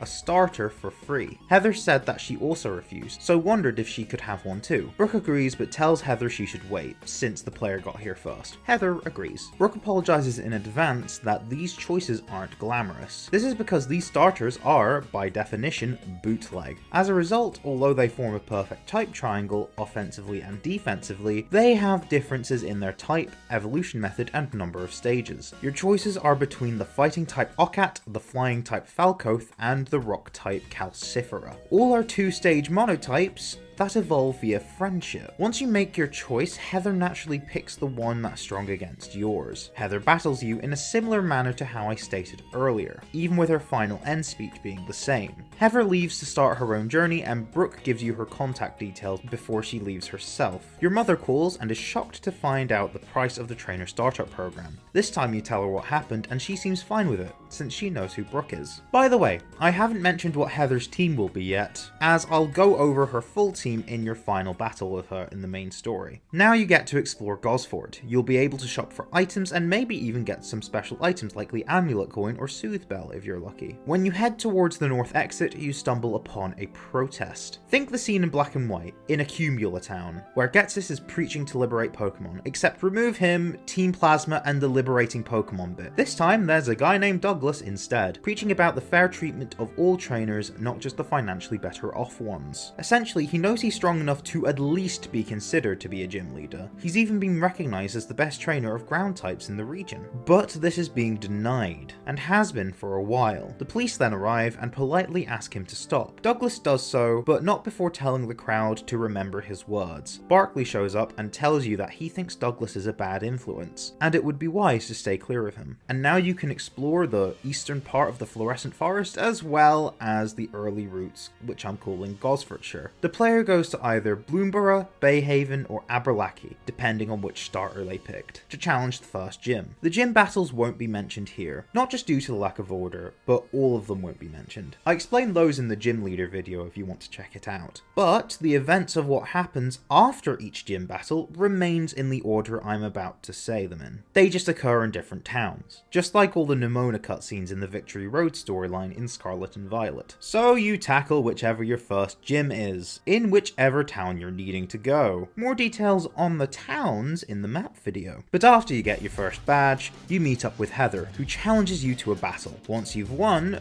both you and Heather spot some shady criminals dressed in pink and blue. They are Team Sparkle, the villainous team of the Croneo region. Their whole deal is trafficking shiny Pokemon. You can actually already see them handle a shiny X-Bill and a shiny Hedgie. They are seen with an admin for Team Sparkle, named Stuart, who spots the pair of you and immediately panics. He sends some of the grunts to deal with you two. You, the player, fight two back to back, as does Heather. Once they're defeated, Stuart is nowhere to be seen. Brooke arrives as she was tipped off about the people trafficking Pokemon around this area. She knows that shiny Pokemon in particular are worth a lot more in the black market, which makes Team Sparkle even more despicable. Brooke then heals your Pokemon as well as Heather's. Reinforcements then come and the player has to partake in a double battle. Once they're defeated, Brooke says she'll stay behind and deal with the others, while you and Heather try and find the admin. Heather will heal your Pokemon if you ask her to. Luckily, Stuart isn't very far away. He's actually cowering away in fear, almost in plain sight. Once you approach, he battles you, with a team of Princess and Bidoof. However, you easily win, as he is a pushover. Brooke arrives after, and says she can take it from here. You and Heather can then go off your separate ways to train for the next gym. Once you've defeated the second gym, you actually bump into Douglas. He greets you and gives you the time of day. He explains himself. He's not just someone that believes he specifically deserves the right to be a gym leader. He just wishes people like him, those who aren't as well off in the region, could at least be considered to be a gym leader. He comes across as nice and humble, but determined to make an impact. He notes how he's heard of you since he's good friends with Brooke, who told him about your encounter with Team Sparkle, and how you skillfully dealt with them alongside Heather. He also admits he's here to investigate some shady goings on. Chairman Taylor seems to be discussing something sketchy with someone on the board of directors. You decide to listen in, and Taylor mentions how he has a rendezvous with someone called Alexi, to discuss why Stuart is taking so long, before he leaves. You're both in shock at this revelation. The League has criminal connections? But Douglas isn't very surprised, since certain things are starting to click together. After Taylor left and Douglas has spoken, the director notices that she and Taylor have been spied on, and decides to call security. They arrive to receive orders, and refer to her by name, Morven. You and Douglas have to face a security guard each in a single battle, before facing Morven herself in a 2v1 double battle, with her Cronian Cherubi and Cronian Roselia. You both win, because you're awesome. Upon defeat, She leaves quietly. Douglas says he'll update Brooke on this and thanks you for your impeccable battling before he leaves. You move on to your third gym challenge. Once you've defeated the gym leader, which means by this point you'd have faced Fig in Bloomborough, Charlotte in Bayhaven, and Pike in Aberlachy, whichever town you just faced your third gym leader in is the one you'll find the governess of the region, Sterling, accompanied by champion Miriam, addressing recent rumours and controversies, such as bootleg starters combating the trainer startup program, and even the rise in power that Team Sparkle might have, with having criminal connections to the League. Heather joins you, initially wanting to battle, but sees the same thing you are. A peaceful protest begins. No violence, no damage, just chants and maybe a few placards. A very strict reaction from the police ensues, including some officers engaging in a double battle between you and Heather. The police sheriff, Rory, decides to battle you both as well, not realizing who you both are, sending out his Cronian Mightyena and Cronian Watchog. Once he's defeated, Barkley shows up to bail you out. Heather tries to explain what happened, but her father's having none of it and leaves, not before telling you both to stay out of trouble. Heather heals both her and your Pokemon before she finally has that battle. The battle calms her down, but she's still a bit angry. She thanks you for having her back, and then you both leave. Once you return to Gosfordshire, you get a glimpse of the Box Legendary. This appearance is fleeting, but meant to make you, the player, look in awe. After this, you head north. You can stop by the Isle of Snow and New Freezington along the way, as well as the abandoned rig, before heading to your next gym town, Azamori. Once you're done with the gym, you see Douglas investigating again. He's horrified about what he's seeing. A Team Sparkle admin, Mari, terrorizing an old man. It turns out he hasn't paid the full amount to receive his shiny Scout. You then approach, and Mari isn't impressed. Douglas also states his outrage at what Team Sparkle are doing, only for the old man to be horrified, as all he wanted was a friend. But he didn't realize what Team Sparkle were truly doing. Team Sparkle Grunts approach, and you fight them in a single battle and then a double battle, before Mari steps in herself. She uses Togasaur, Nezumaruto, Pupsky, and a female Sherlock. Once you defeat her, she's actually impressed by your strength, and has the audacity to try and recruit you. Of course you refuse, and she leaves, and tells the old man that Team Sparkle isn't done with him. Douglas says he'll comfort the old man, and see that he is safe. You wonder why you don't just contact the police, where Douglas responds by saying, where do you think the Croneo region's police get their money from? He then says he'll also let Brooke and Heather know.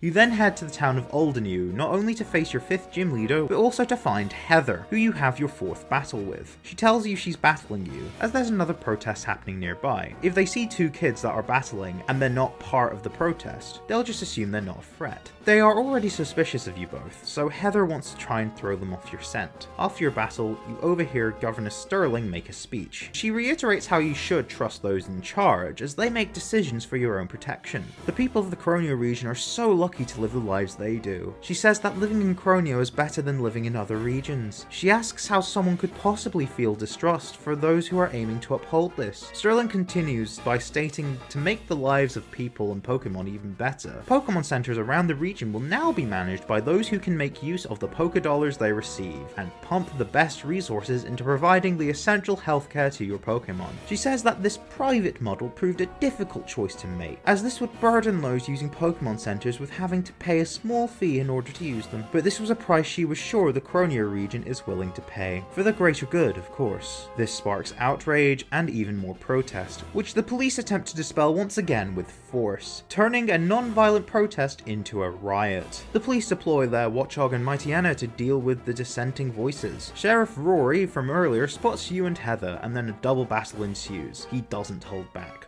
with his Stoutland, Gloriana, and Myriad. But he inevitably gets defeated. He says he believes that you're good kids, but he's only doing his job. He tells you both to stay out of this, for your own good. After you and Heather leave, she tells you to head up to Ben Cairn, the largest mountain in the Croneo region. Once you're up there, you spot the box art legend in the distance once again, before heading inside the opening at the top. Once you do that, you find expansive caves to wander down, until you enter the town of Ben Cairn, which is inside the caves. You battle the gym leader, and then leave out of the bottom exit. From this point on, Sterling's policy has been enacted. You will now have to pay to use the Pokemon Center.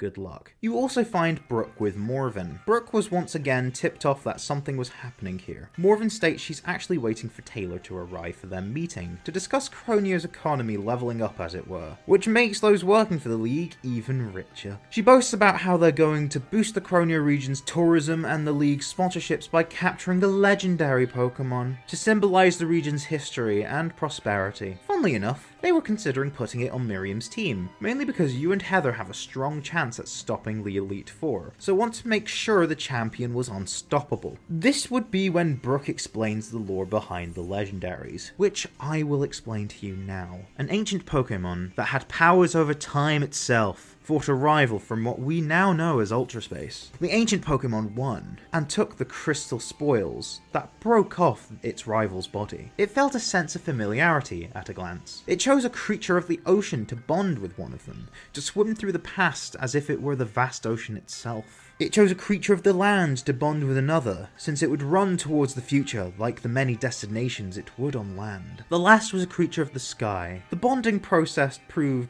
different to the others. However, it worked all the same. The creature looked over the present, a bird's eye view of the entire world and everything that happened within it. It roared a temporal frequency, not just to allow the bonding to occur, but to make these creatures immortal. Their role was to look over history, to see if this rival would ever return. Taylor arrives and says that they're too late, as the plan is already in motion. The legendary Pokemon will be theirs. Brooke almost growls at Taylor, which he laughs at. Anyways, remember how at the very start, you could either pay the professor and get the premium starter trio, or refuse to get the bootleg starters. That choice impacts this very moment. If you did pay Barkley for your starter, Taylor says to Brooke, if you're worried about your job, don't be. It's not as if you can do anything to stop us. But if you refuse to pay Barkley and Brooke gave you a bootleg starter, Taylor instead says, as for you, Brooke, don't think we didn't know you handed this young trainer a Pokemon off license. You are fired from the gym leader position effective immediately. Maybe your sister will be able to take over and finally reach her dream. And hopefully she'll be more loyal than insubordinates like you. After all of these cutscenes, regardless of what Taylor said to Brooke, both you and Brooke are challenged to a battle by Morven and Taylor. Morven has a Cronian Roserade, Cronian Cherim, and a Gimmighoul, while Taylor has a Gigaligia and Fryvern. Once you defeat them both, they leave, but not before Taylor hints to you that you'll likely find your next gym badge at Zampeton, where his formidable nephew is the gym leader. Brooke reassures you that Sonny is actually fine, he's chill, he's not actually anything like his uncle. She also promises to coordinate an effort with Douglas and Heather to stop this catastrophe from happening. As Taylor said, you then head to Zampeton, the golf hub of the region. You battle Sonny and win. Outside the gym wait Heather, Brooke, and Douglas.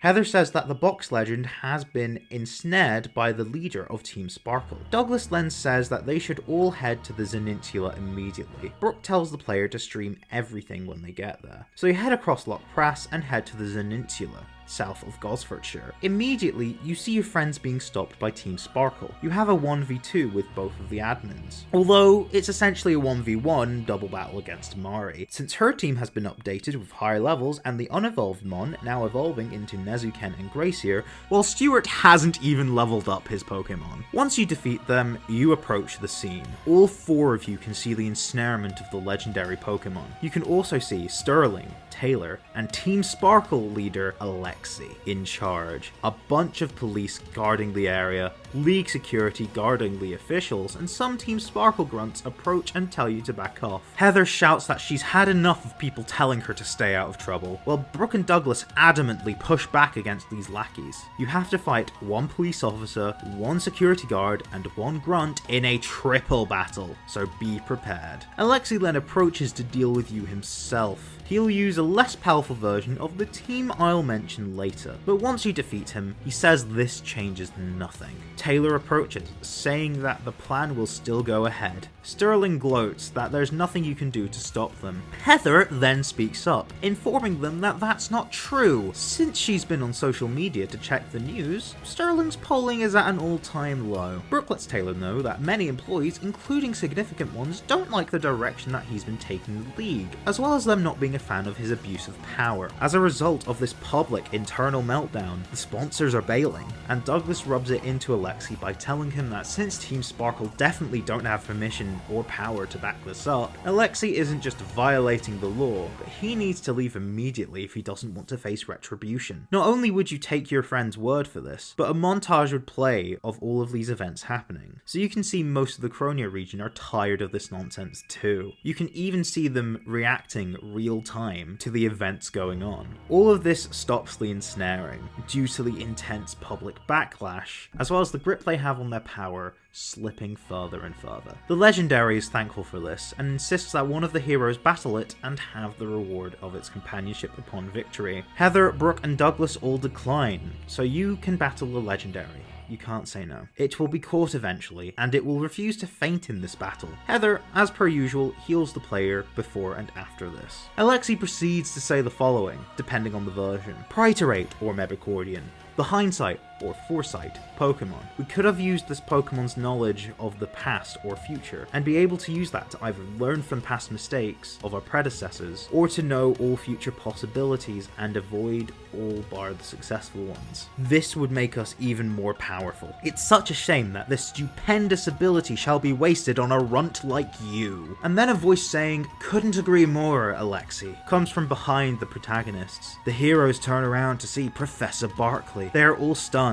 Heather, in her fury, shouts, I knew you were a piece of work, Dad. You are as horrible a person as you are a father, which Barkley chuckles at. Brooke realizes this all makes sense. For a scheme this airtight, involving all these League resources being used, an army of criminals deployed, and a shady government cover-up, they needed someone with the intelligence to plan it all. Douglas asks why a man of science would ever want to be embroiled in a scheme like this. Barkley responds with, money. That's what makes the world run. And he admits he doesn't study the potential Pokemon have in battle or in day-to-day life. No, he studies the potential for Pokemon to make everyone money. Brooke tells him that it's too late. The heroes have won, but Barkley has a sinisterly triumphant grin. He makes an almost grand speech about the safeguards he came up with for the Elite Four to fall back on, to delay the consequences and potentially still win it all, with laws being made, contracts being signed, permissions being forged, and research being backed up. Before he and the villains leave, he makes one final move, pulling out a gadget he'd been hiding the whole time, a modified snag machine, based on a machine developed in the Ore region, allowing him to steal the Legendary right from your hands. Before you can protest, the villains leave with a final statement. Get your final gym badge from Dunport and challenge them at the League. You travel to Dunport and battle whichever gym leader is applicable to your playthrough, but then after you've explored Dunport, you head along Victory Road and full circle back to Gosford. You head towards the Pokemon League, but before you enter, Heather confronts you one last time. She wants to make sure which one of you should take them down. She knows both of you are strong enough, but whoever wins will get that last bit of training to be able to take them all down. Her team is the starter Pokemon strong against yours, as well as Croneo Snorlax, Protest for Myriad, Scrapoon, Draconion, and an Absol holding an Eeveelite. Naturally, you win and enter the Pokemon League. You can fight the Elite Four in any order, but their levels scale. Let's go over them in no particular order. First, let's face Governess Sterling, the Steel-type Elite Four member. She has an Eeveelite Boxterity, Lucario, Sojin, Armor-Crowned Serpedon, and her ace, Croneo Hydreigon. Next, let's face Charmin Taylor, the Dragon-type Elite Four member. He has a Haxorus, Dracovish, Gigaligia, Fryvern, and his ace, Empire-Crowned Serpedon. Team Sparkle Boss Alexei is the Fairy-type Elite Four member. All of his Pokemon are shiny. He starts with a Castform, which he sets up Fog with, and continues with a Tinkaton, Billy, Croneo Naganadel, and his ace, Croneo Kingambit. Yes, it does have Supreme Overlord. The remaining Elite Four member is Professor Barkley, the Psychic-type specialist. His team is Dr. Slowking, who is his research partner, as well as Metagross, UFO, Chai Monarch, and his ace, Parasite. After this, you face the champion, Miriam. Her Her team consists of Cronian Poltergeist, Golforb, but the Master Ball one. It's the same as the other ones, it just looks like a Master Ball. Otrick, a Greninja that may or may not have Battle Bond, as well as her 2 aces, one of which is Thundercrown Serpedon, and the other is the box art legendary that got stolen from you earlier. In the same ball and everything. It's a difficult battle, but you win.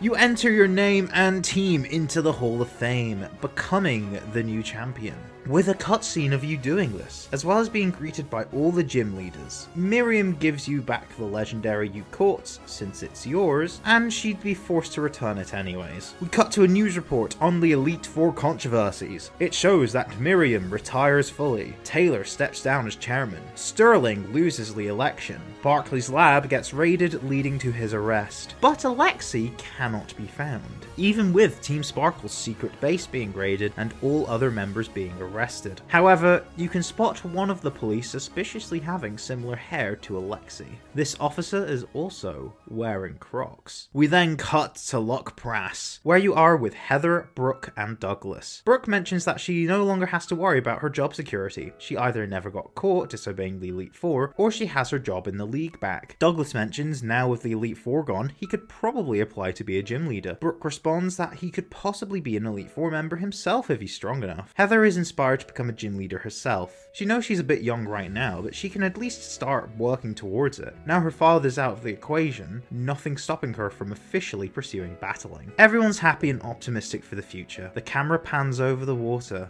as the credits start to roll. However, a post-credit scene plays. We see Barkley in prison, reading the news. A guard comes in to help him escape.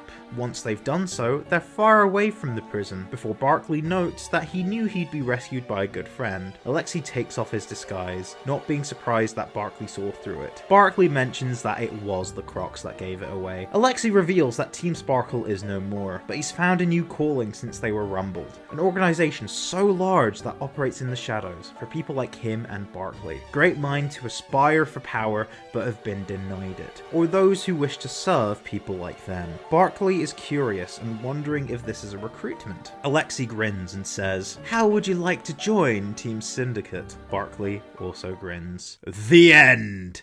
For now. And that's the story. There would be a post-game, but the only notable things to mention are being able to catch Orpeth, which would be a side quest leading you to the Zenitula once more where you can encounter it. You can also find the Regis, some Mythicals, and rematch the gym leaders, but they'll all have their own videos if they don't already. You would also finally get the chance to fight Douglas, his team consisting of Petion, Ursaluna, Cronian Crabominable, Male Sherlock, Croneo, and his ace, Cronian Luxray. It packs a mean earthquake, so be careful. There may be other stuff, but this is all I've come up with. If you've enjoyed this video, remember to like, comment, and subscribe, and share the video with your friends as well. I really hope you consider subscribing, because any number really helps out. There's also my Instagram page and my Discord server, where you can get more information on all the Croneo Pokemon, as well as discuss the region with fans such as yourself. Links in the description. If you want to go the extra mile, consider supporting me on Patreon, or as a YouTube member. But only if you're able to. It's optional, but it will help me continue to make Fakemon content. I must also thank all the artists who I've just credited on screen and in the description. Thanks for watching until the end. There is still more Croneo videos to come, but until next time, I bid you farewell. Hello everyone, welcome back to the Croneo region, the Fakemon region based on Scotland that I've been showing off for the past 18 months now. Today I'm going to do a sort of sequel to my gym leaders video, by showing off all the other NPCs. I want to do this now since the plot video is out, because I didn't want to spoil the plot, so best you go watch it first. Assuming you have, let's start off with your rival, Heather. She's also the daughter of the Professor, since I felt that would provide great story potential. To me, the Professor is a figure of authority you'll always trust in Pokemon. At least this was true before Gen 9, which wasn't even announced when I came up with most of these characters, including the Professor. And yes, a lot of these ideas are ones I've had since then. The story ideas and most of the character concepts which came from them were some of the earliest ideas I had in the project. Anyways, with this assumed trust in the Professor, I felt that would naturally start you off with a sense of opposition to Heather, compounded by the fact that she's quite competitive, to sort of emulate the likes of Blue and Silver. That said, I'm not sure how much that came across, since Everyone kinda guessed that Barkley was evil from the start.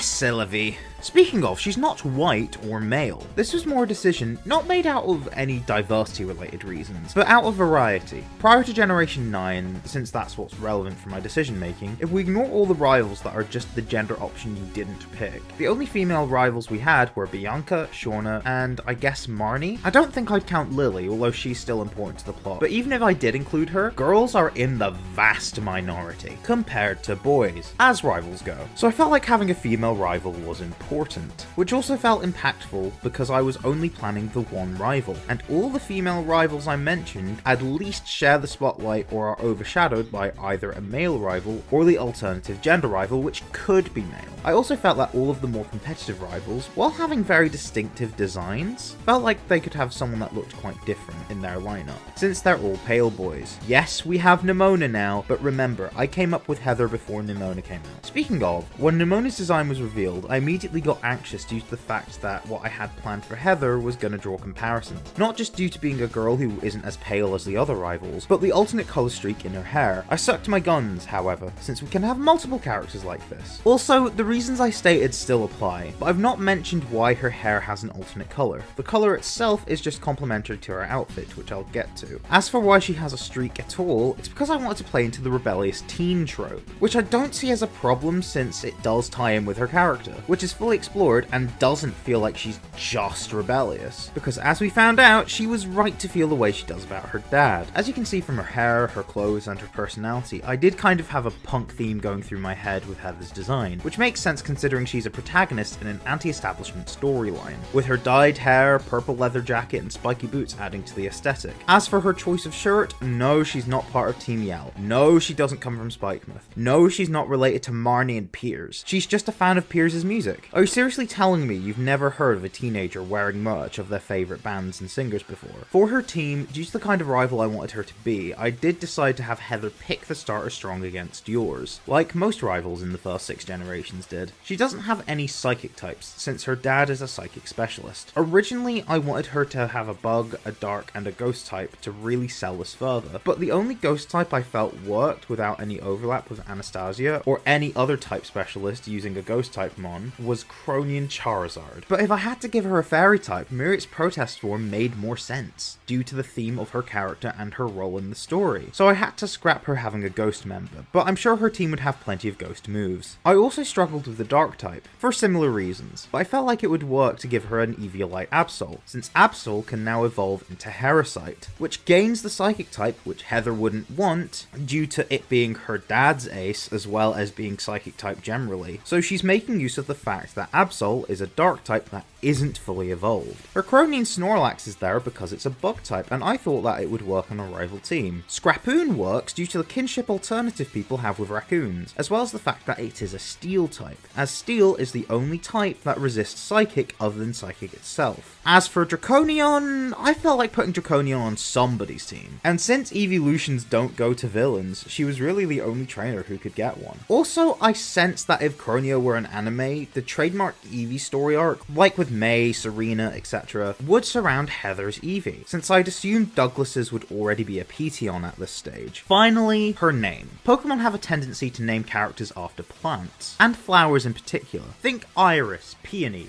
Poppy, Cress, etc. There's a long history of that. Considering she's the daughter of a professor who are usually named after trees, which Barkley is too, it made sense that someone named after a big plant would have a daughter named after a small one. Heather is a kind of flower, and probably the most iconic kind in Scotland outside the thistle. Heather is also a girl's name in Scotland, so I felt that worked. They also tend to be pinkish, purpley lavender, which fits Heather's colour scheme. If you're enjoying this video so far, consider giving it a like, and why not subscribe? I want to at least double my subscriber count as my end of year goal. My resolution, if you will. Also, make sure to check out my Instagram in the description, and maybe join the Discord server as well, if you want to talk with other fans of Croneo, or even participate in my ongoing contest. Optionally, if you can and want to financially support what I do, check out my Patreon or become a YouTube member today. Back to the video. Let's talk about your 2 other friends, or rather just one of them, since Brooke I already talked about in the gym leader video. So, what about Douglas? Well, he plays into the socialist themes of Croneo's plot. He wants to become a gym leader because he's a very talented battler and passionate about ground types, but he can't. If you didn't understand why they weren't aren't letting him in to become a gym leader, especially if Brook got fired, considering that created a vacancy. This is meant to be a take on class warfare. The Elite Four are in charge of the league, and meant to be the upper class, elites if you will. Most of the gym leaders are wealthy enough to live comfortably and kinda get what they want from time to time. Not exactly lavish in riches, except for maybe Sunny, considering he's related to one of the Elite Four. So the higher working class and middle class essentially. Douglas is meant to be a guy who's a bit lower down the ladder. As a result, he doesn't have the money to splash on anything fancier than what he wears, and the Elite Four think that would tarnish their reputation. As for what he is wearing, he has shoes and he doesn't know how to tie them, which was a funny quirk the artist wanted to add. It could be comic relief.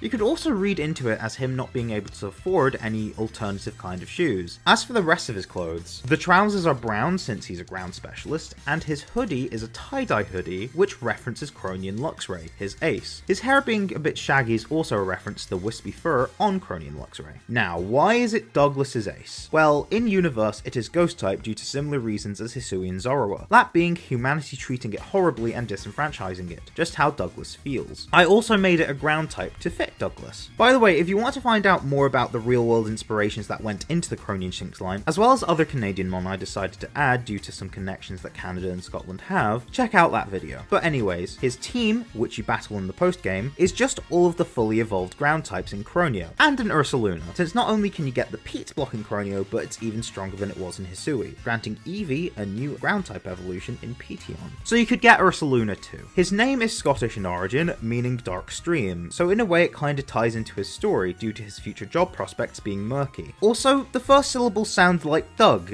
as in to dig. Time to talk about the Chief of Police, Rory. Yes, I went for a very Scottish spelling for a reasonably simple name. His name means Red King, which is kinda ironic because if anything, he should be a Blue King. Honestly, nothing really too special about him. I felt like a Chief of Police character was needed to stand out against the regular officers, a more seasoned veteran, and I just had the idea for a big mustache to be given to him. It fits with the Stoutland he has. He has a Gloriana because the police are known for having dogs, and he has a sheriff form of Myriad because thematically it just made sense. I think how people are receiving him is pretty much how I intended. Some people think he's bad because he's in charge of a corrupt police force, but some see him in a more sympathetic light, taking the "I'm only doing my job" line at face value. I'm not going to say you should or you shouldn't, because I want to leave it ambiguous. Whether or not you believe him is up to you. I feel like a lot of people miss the nuance of the ACAB debate. It doesn't literally mean every cop is a bad person on an individual basis. However, the reality is that there are systemic issues that mean even the good people can be forced into situations that are bad, and sometimes those who revel in bad situations are encouraged to make more happen. So realistically, blind trust in the police is even more naive than believing that all are bad. As I say, it's nuanced, and I don't want to go any more in depth about the entire debate. If you want to read into it further, I hope that this acts as a springboard for further research, as I hope all the themes of Croneo would. But back to Rory, I left it as vague as the situation is nuanced. I'm glad I was able to execute it in that way. Let's talk about the other institutional corruption within the storyline, mainly organizations which do power grabs by any means necessary, particularly from those in charge of said organizations, the board of directors. Morven isn't in charge of them per se. That's the job of Chairman Taylor, of course. But Morven is the only one we meet, discussing financial plans to net even more money for the league, basically so it can just funnel up to them. Her name is also Scottish in origin and can mean big gap, or more pertinently, big peak,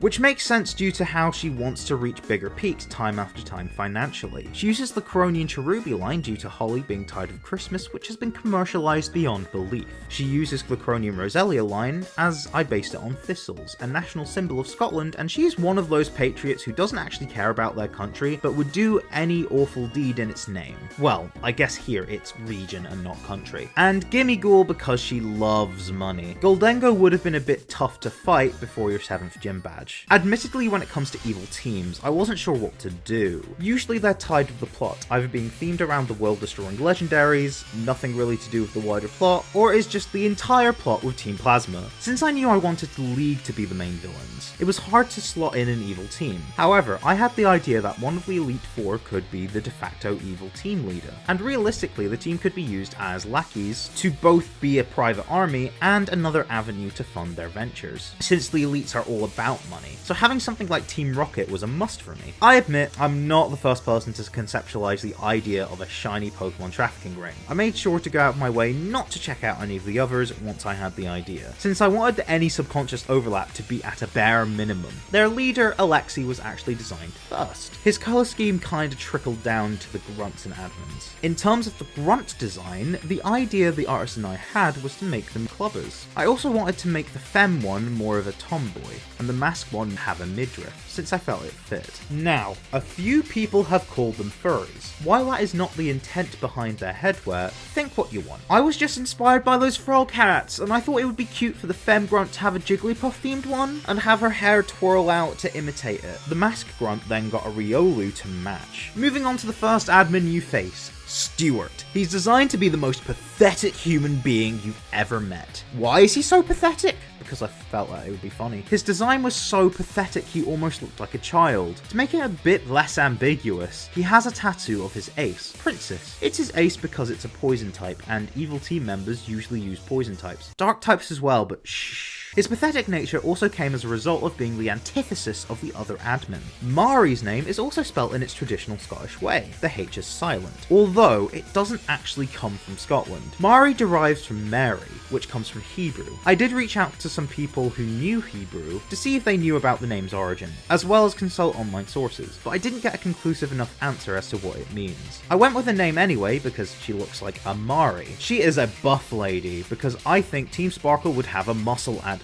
Sort of like how Matt from Team Aqua was very muscular. Most muscular characters in Pokemon are men, so I felt like Team Sparkles should be female. Let's move on to the Elite Four. I felt like making them villains was a good way to make the theme of systemic corruption of the elites a core part of the story. They also have other important positions of power in the region, essentially monopolizing the hold they have over people. As a result, their designs reflect what their other jobs are, but I wanted to sneak their type in with their color schemes, mostly using the Galar gym uniforms for each of them, like I did with Croneo's gym leaders. Their types were especially chosen. Fairy is the strongest type, and Steel is the strongest defensive type. Dragon was considered OP in Gen 5, and Psychic is infamous for being OP in Gen 1. Also, in the order I showed their battles in the video, their initials go S, T, A, and B, which is the abbreviation of the same type attack bonus modifier to when a Pokemon uses a move of the same type. All of this was done to emphasize their theme of power. I'm sure everyone could tell that Sterling was a pastiche of Margaret Thatcher, former Prime Minister of the UK and former leader of the Conservative Party. She was infamous for her policies which unfairly taxed people, put people out of work, killed innocents and those who retreated from combat, and other policies which set up modern conservatism by cracking down on LGBT+ youth and privatising everything, causing things to be more expensive and less regulated in the long run. So as you can tell, she made the perfect template for a villain in this kind of story, hence why she's the governess of the region. Making Sterling the Steel type specialist was also a no-brainer, because Thatcher was commonly referred to as the Iron Lady. Sterling is also a kind of metal, and a place in Scotland, hence the character's name. Chairman Taylor is, well, the chairman of the league, since I had a feeling that bringing back this kind of structure led to storytelling potential. Naturally, I wanted Taylor to be quite different from Rose, which is quite easy to do, with Dragon's colours essentially being vastly different to a grey suit with a red tie. Not only that, Taylor is wearing a formal Highland dress, complete with brogues, which are the shoes, high socks, a kilt and sporran, belt buckle, a spiked jacket, a tartan tie, and a full plaid, the cloth. Perhaps not all of the elements of Highland dress were adhered to, and the ones which were somewhat simplified due to the art style and colour choices, as well as altered to signify he's a dragon specialist. Taylor's name is a common surname, but can also be a first name,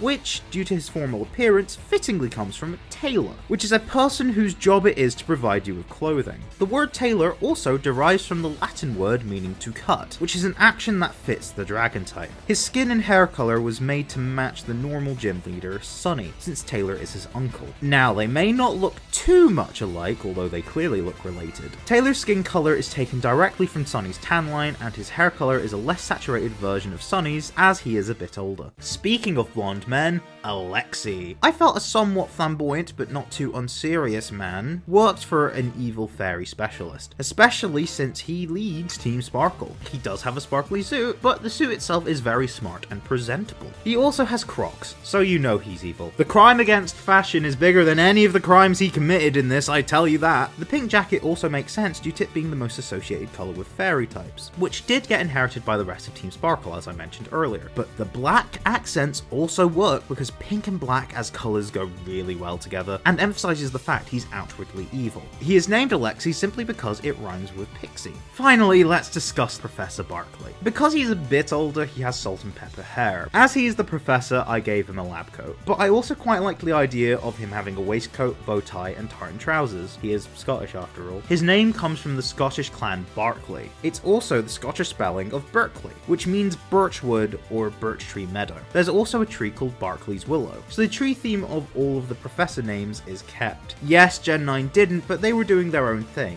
and Barkley was created before we met Sada and Turo. I wanted him to be evil yet intelligent, so his team is themed around growing his intelligence, including Dr. Slowking, his actual research partner. Lastly, Champion Miriam. As you might have guessed, she is modelled on the late Queen Elizabeth II. Granted, I didn't want to be as direct as Sterling was with Thatcher. The Queen was also a symbol of riches, as she was a monarch, and the monarchy is all pomp and no substance, basically a puppet to keep the people indoctrinated into the way society works, used by the elite. Monarchy pretends to be top of the chain, hence why Miriam is the champion, but not one of the main villains. This also explains her front-facing pose and facial expressions being sinister and feeling fake. I also thought when Sword and Shield were announced that maybe the champion could be based on the Queen. I wasn't alone, but I felt I could do this now, for Croneo, since Scotland and England do share a monarchy. That said, I didn't want to make her team a joke, like with the rest of the league. Due to the plot, I felt it made sense for Miriam to use the legendary Pokemon, but I did want her other ace to be the Pseudo Legendary. Plus Sterling and Taylor used the other forms of it. Miriam's design even uses elements of Serpedon's Thundercrown form. I also wanted to give her a Greninja, as a soft reference to how Leon uses a Charizard, but I didn't want it to be her ace. Golforb's Master Ball form fits the aesthetic. Otrick is based on a king, so that fit a queen, and Cronian Poltegeist was just there for type balancing. Miriam's name, just like Mari, also derives from Mary, but this time it's a lot more regal. Plus, the most infamous Scottish queen is Mary I,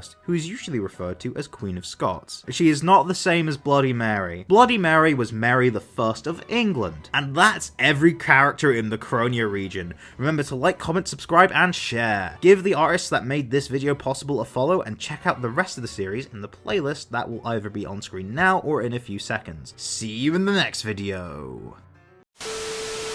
Hello everyone, and welcome back to the Croneo region, my Fakemon region based on Scotland. I felt like making a video explaining the evolution methods behind all my Fakemon for this region. I've excluded single stage Pokemon for this video. Quick disclaimer, of these methods I've talked about before, some of them will be changed, due to me not liking certain decisions I made in the past. Without further ado, let's begin. For the premium starters, yes there's 2 starter trios, check out the plot video, or the 2 starter videos to learn more. They all first evolve at level 17, pretty standard for starters, and are fully evolved by level 35. The bootleg starters I purposely wanted to have a different evolution method. They are also 2-stage, and you get from the first stage to the final stage via High Friendship. Time for specific lines. The regional bug, Tattypillar, evolves into Crispilus at level 15, and evolves into Jackaterra when exposed to a Dusk Stone. Hedgie evolves into Hedgerow when it reaches level 20 during the night. X-Bill evolves into X-Fisher at level 18, and X-Fisher evolves into X-Bree at level 34. Nezumaruto uses the Aura Stone to evolve into Nezuken. I've grouped Weedlass and Janeep together due to sharing the same evolution method and same types at those stages. You require the Fire Stone to fully evolve them. Destiny evolves into Absol when it reaches High Friendship and is the only member of the party. Meanwhile, Absol evolves into Herosite once it knows the psychic move Prophetic Bond. It is a move that raises defense and special defense by 1 stage. In doubles, this also applies to the allied Pokemon. Cronian Meowth evolves into Cronian Berserker at level 28. Cronian Poochyena evolves into Cronian Mightyena at level 18, but Cronian Mightyena evolves further into Gloriana when it knows Sky Attack. In Croneo, if you evolve Badoo with High Friendship during the daytime, it becomes a new form of Roselia. If you use the Aura Stone on it, it will evolve into Cronian Roserade. Bibarel evolves into Bibelite when it knows the move Cabertoss. Think of Cabertoss as the fighting type equivalent of Drill Run. Boniri evolves into Hogmanay when it uses the Firestone at night. Cronian Patrat, just like its original form, evolves into Cronian Watchog at level 20. Cronian Watchog will evolve into a form of Myriad at level 35.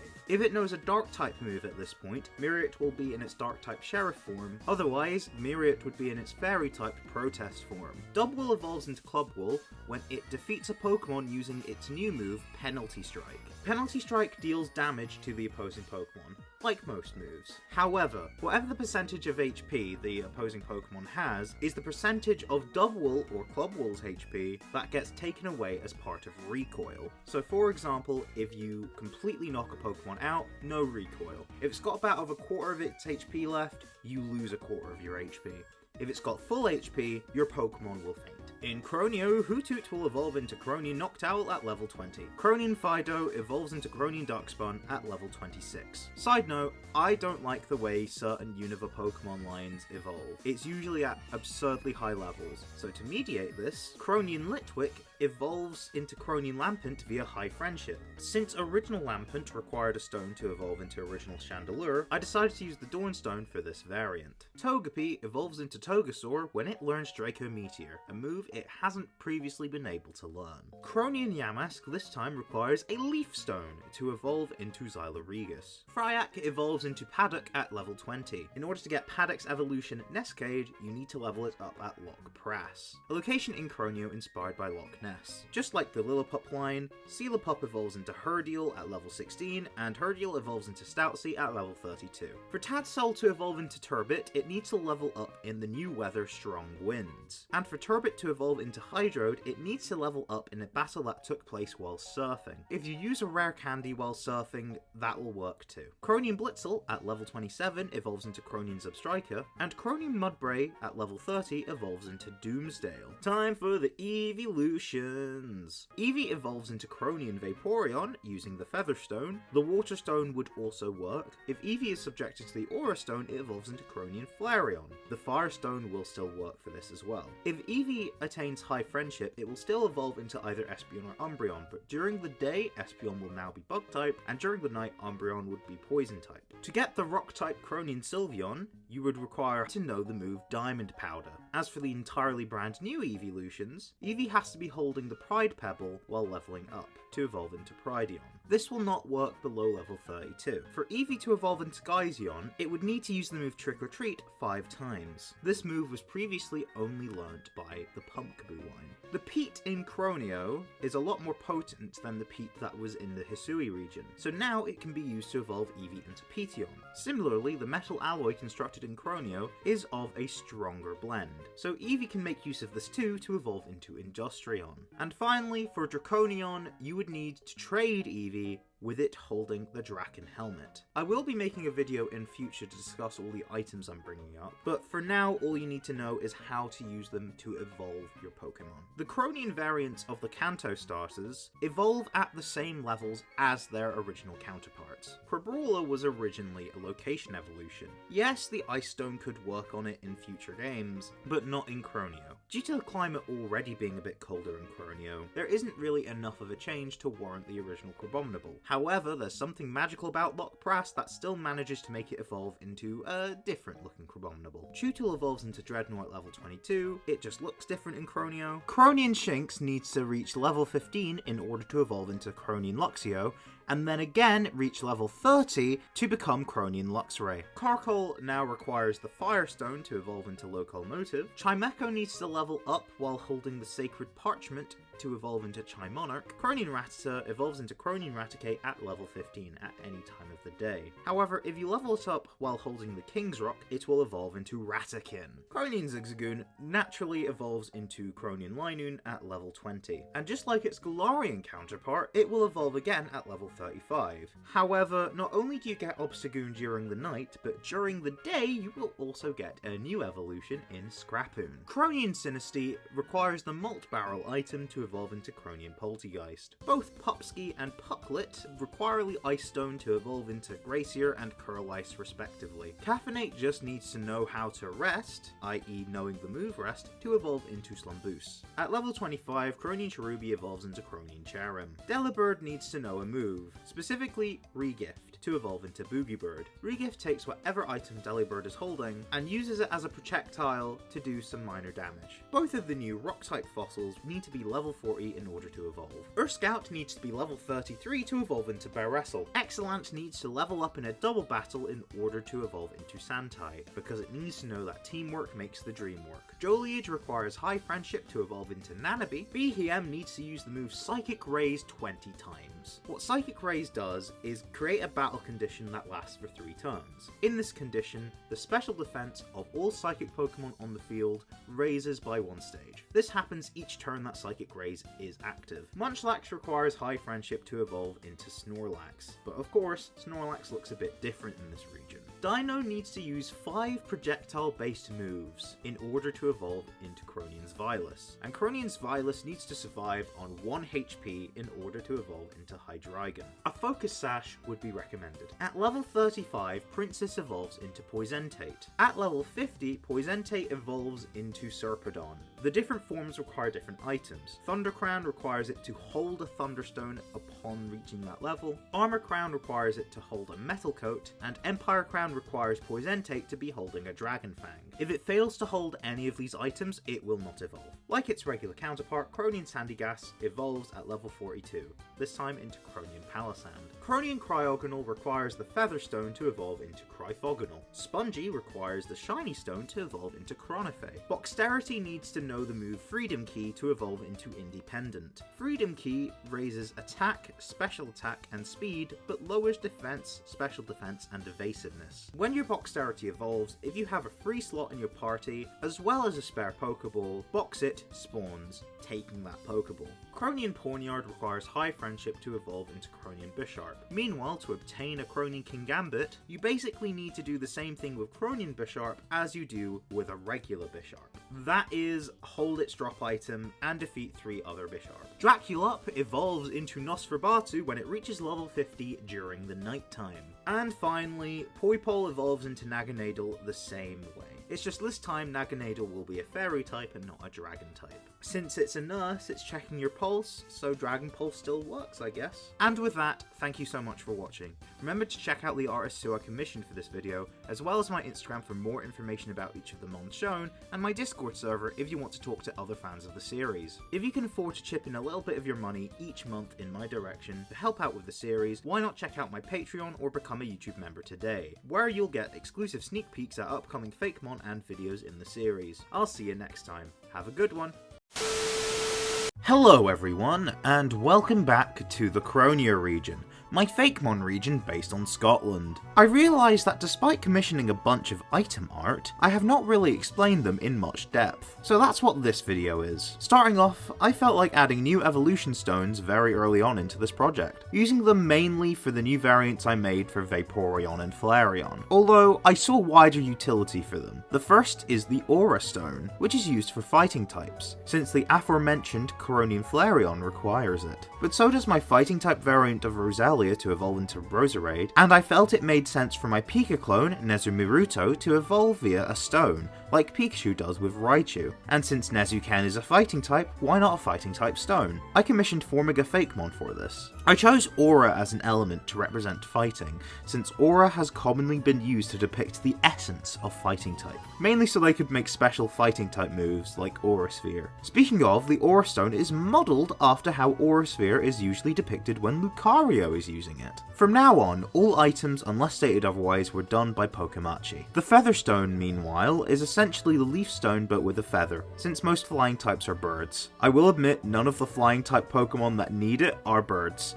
But shh. I just felt like the mon that required it, Eevee into Croneo Vaporeon and Croneo Cryogonal into Cryphogonal, were right for this evolution method. Speaking of Cryphogonal, you may have noticed that it has two forms. You can switch between them in the same way you can swap Rotom's forms using the Rotom catalogue. That is why the Imbalancer is modelled after the Rotom catalogue, loosely. I decided to make it resemble an iPad or Kindle due to being more technologically advanced than a book. It changes the balance of water molecules in clouds, i.e. how much they clump together. The more water droplets clump together, the darker the clouds get, so it swaps both the rain and thunder forms of Cryphogonal. Back onto the evolution items. All of the remaining ones in this video are modelled after the Pokemon which you get as a result of using this item. I introduced two new items that help Eevee evolve, both of which require it to be held by Eevee during another event before evolving. The first of which is the Pride Pebble, which helps evolve Eevee into Prideon. In case you're not familiar, I was thinking of making a normal Eeveelution have multiple colours, so then I thought of the LGBT+ community and Pride. Naturally, whatever item was used, if any, had to be colourful. Funnily enough, my main inspiration was the Oval Stone,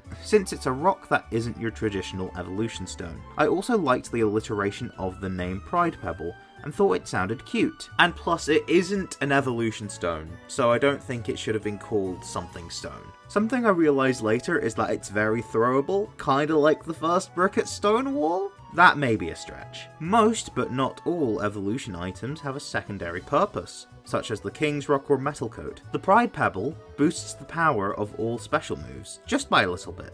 I was thinking about a 20% increase. However, if this move is normal type, this would be a bigger increase, perhaps 50%. Don't take these numbers as gospel. I'm not a game designer, so I don't know if these are balanced. The other item is the Draken Helmet, which, when held by Eevee, turns it into a Draconion after a trade. And yes, a trade. I felt like it was a fairly archaic and difficult method, which works for a dragon type. There would be an NPC in the mid to late game who is happy to touch trade with you, so trade evolutions are less of a hassle. It comes from a Greek name meaning dragon, which to me sounded awesome, and dragon helmets are a common fantasy trope. You'd think the item would do something to boost the power of dragon types, but I actually decided to make it more defensive, since it's a helmet, protecting the wearer by reducing damage received from dragon's most prominent weakness, Fairy. Fairy is also the most powerful type, so this in a way kind of combats that. When I showed this item on my Instagram, people were confused why it protected against Fairy type moves. I hope this has cleared stuff up. The next item is easy enough. The Malt Barrel, based on whiskey barrels. This can be used, much like an evolution stone, on Croneo Sinisty to evolve it into Croneo Poltegeist. This is because the regular forms require a teapot. In fact, it did have a gimmick of there being two different kinds for the authentic and phony forms. I decided, at least for the purposes of presenting this region, there would only be one. I was never a fan of the Sinisty gimmick, but I know plenty of people are. Maybe in the actual hypothetical games, there would be two different barrels for the authentic and phony Croneo Sinisty. Much like the Pride Pebble before it, the Sacred Parchment is used to evolve Chimecho into Chimonarch while it levels up, while holding the item. I felt like the scroll aesthetic made sense for a Pokemon based on Macbeth, the play, and to some extent the king. Inspired by the lore behind Chimecho being to do with warding off spirits, which directly inspired Chimonarch with its connection to curses and its new normal typing, I wanted to make the Sacred Parchment itself ward off spirits, by reducing damage dealt by ghost types. So in a way, it's the ghost version of the Draken Helmet, but with a different way of using it to evolve a Pokemon. Time for weather setting items. Yes, you heard me correctly. These items would be consumable, and the weather wouldn't last very long. Coupled with the buffs I gave to Forecast, consider these more an extension of your Castform. For more information, watch my Castform video. Anyways, the Fog Bomb sets up Fog, turning Castform into its fairy type Foggy form. I was inspired by the Smoke Bomb in Legends Arceus. And then we have the Whoopee Cushion, named and based on the real-world object, due to that being funny, and it causes air to rush out. This sets up the new weather I introduced, that being Wind, which transforms Castform into its new Windy form. Croneo also has 4 fossil lines, so therefore 4 fossils, which when revived produce the base Stagemon of those lines. The 2 ice-type fossils are single stage, and the 2 rock types are 2 stage. In particular, The Frozen Claw gets revived into Squirrage. The Frozen Horn gets revived into Tunstag. The Plate Fossil gets revived into Arthurtect, which evolves into Agaplura. And the Spearhead Fossil gets revived into Tic-Tackle, which evolves into Obsidilik. I did have 2 other items that were originally intended for evolving some Pokemon. I may not scrap them entirely, but they won't be used for evolution anymore. The first was a new berry called the Nisha Berry, which is based on the Nightshade, which is poisonous. This would be a much weaker version of the Toxic Orb, mainly by inflicting poison and being consumable. Eating this berry would have triggered evolution in some Mon, but I scrapped this. Another item which I got Formiga to do once again was the Special Rod. I scrapped this as an evolution method due to its complexity. What it would have been was, once it was held by a Pokemon, and it gets hit by a special move, the Special Rod would store the type of said move. A charge, if you will, as well as make the move deal no damage. The charge would have gone away either by the Pokemon using an attacking move, which would change its type to match the charge, or if the Pokemon evolved using this charge, since the charge would remain after battle unless if it's released. Here are all the type charges for the Special Rod. It may still be used as a battle item, but it was too complicated for evolution methods, so I felt like scrapping it. And that's all of the items that are part of my Fakemon region, Croneo. Like, comment, subscribe, and share. Check out my Instagram and Discord in the description. If you want to help out with my content and have the means to do so, why not chip in some money by joining my Patreon or becoming a YouTube member? You get to see some content early, as well as access exclusive chats on my Discord server. Also, check out the artists I commissioned, as well as the rest of the video series. With all that said, have a good one. Hello everyone, and welcome back to the Croneo region. My Fakemon region based on Scotland. If you've seen my map video, which if you haven't, please do after watching this video, you will have noticed certain temples dotted around in the region. As I alluded to in the plot video, again, watch it after this video if you haven't already, these temples house the Regis, also known as the Legendary Titans. But Matt, I hear you ask, what do the Regis have to do with Scotland? I don't really have an answer for that. Nor do I need to. In more recent games, it usually has something to do with the place the region's geography is based on, but they can play loose with it. I've done this with Croneo, by having Canadian Mon referencing Croneo being the new Crown Tundra, as it were, and Mon being made to fit certain characters more than Scottish or Canadian culture. Since I've brought up the Crown Tundra, this can be seen as a further link or expansion, since the area is kinda based on Scotland, but not as much in depth as I would have wanted. Speaking as a Scottish fan. As for why they introduced the new Regis at all, I think there's enough to discuss there for it to be its own video, so I'll omit that here. Whatever reasons that apply there, apply here too. The main reason I felt like making my Regis is because I really liked the ideas and themes I had for them, some of which tie in with the time motif Croneo has going on. All of the Regis that aren't Regigigas are based on time periods after all, and mine aren't different. Before I get into them, I will briefly mention where you'd find the established ones. Regirock is housed in Rock Peak Ruins found near Gosfort. Regice is housed in Iceberg Ruins, which is found on the top of Ben Cairn. Registeel is housed in the Iron Ruins, found on a patch of land looking over Loch Prass. Regieleki and Regidrago are housed in the Split Decision Ruins, which is found on Westwake Island. You can only obtain one per playthrough, like in Sword and Shield. However, you get clues to specifically find Regidrago in Agate and Regieleki in Obsidian, but because the temple is all about your own choice, you could still solve it to obtain either, just not both. Finally, Regigigas is found in Azamori Temple, which can only be entered to find the Titan once all 9 Regis are registered in the dex, with 6 of them being in your party. Naturally, once you're in the room with Regigigas, you can remotely enter your PC and switch into the team you want. I am introducing 4, with different time periods being represented. Time for the first one, Regiheat, a fire type, representing the distant past. If we're wanting to say what age it's from, I guess we could say it's the prehistoric age? I know that applies to the Gen 3 Regis as well, but Regiheat represents something much earlier. It isn't made of lava, as you may initially suspect, but actually primordial ooze, which is essentially a bacterial soup that came out of the meteors that came to Earth in its early years. Primordial ooze was the progenitor of all life. The bacterial mix plus massive exposure to heat and radiation caused a chemical reaction that created all future life on the planet, whether that be plant, animal, or anything. So why is it a fire type? Clues in the name. Regiheat. The Pokemon is the heat, since I wanted it to reference the spark of life. Its ability is Flame Body, since its entire being is so visibly hot to the touch that it makes sense that any contact would inflict the burn status. I decided to try and make the eyes look a bit like a candle, since both candles and Regiheat have an exposed flame. If you don't see the resemblance, I did say I tried. 7 dots is hard to work with. You would find Regiheat in the distant ruins, near the Westwake Ruins area, in Pokemon Agate. Now I'll have to let you wait a bit longer for the other Titan that resides here, due to me covering them all in chronological order. Don't worry, I'll get back to it later in the video. Moving ahead in time by a lot, we have the Renaissance. If we had the creation of life, why not see life's creations? A lot of art and technological concepts were created during this time. Some out of stone, some out of wood.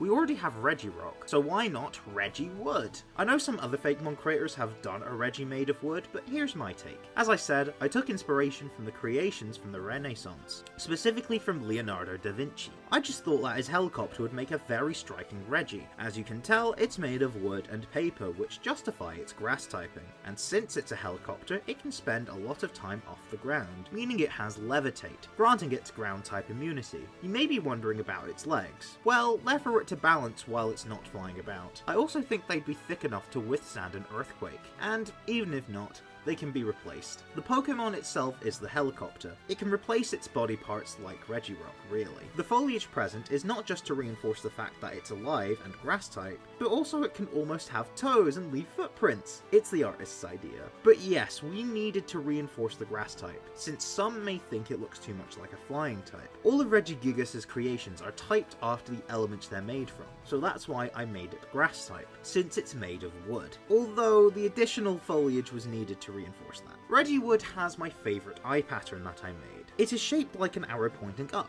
since it's a helicopter and can fly, but it's also shaped like a pine tree. Pine trees are very common in Scotland, although I will admit that's more of a coincidence. It's the easiest tree shape to make with 7 dots. You can find it in the contemporary ruins, located on the outer of the Luring Islands, in Pokemon Agate. So we've had 2 past Regis, time for 2 future ones. Meet Regihydro, a water type based on hydrogen engines. This is because it represents the renewable age, where we hopefully try to sustain life without also ensuring its destruction. Hydrogen-powered buses aren't uncommon in Scotland, and act as a replacement for traditional fossil-fueled power buses. What's relevant here is that hydrogen engines tend to have water vapour as their waste product, so I decided it would fittingly complete the fire-grass water trio, with slight creative liberty. Since water is a fluid, it can form water limbs, and can act as a solid with a change in pressure. Plus, I think that since the Regi is the hydrogen itself, and hydrogen is very tied with water as an element, it should be water type. I decided to give it the ability Drizzle, since with all that water it needs to expel, it would cause a spot of rain.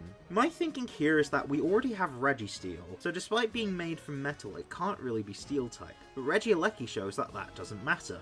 The metal contains the element that makes up both the Regihydro and Regieleki. I used similar logic for the ooze in Regiheat's design after all. I wanted the eyes to be shaped like a water molecule. Again, 7 dots are hard to work with. You can also find it in the contemporary ruins, but this time in Pokemon Obsidian. Let's make our way back to the distant ruins. In Pokemon Obsidian, you'll be able to encounter the Psychic Regipsyche.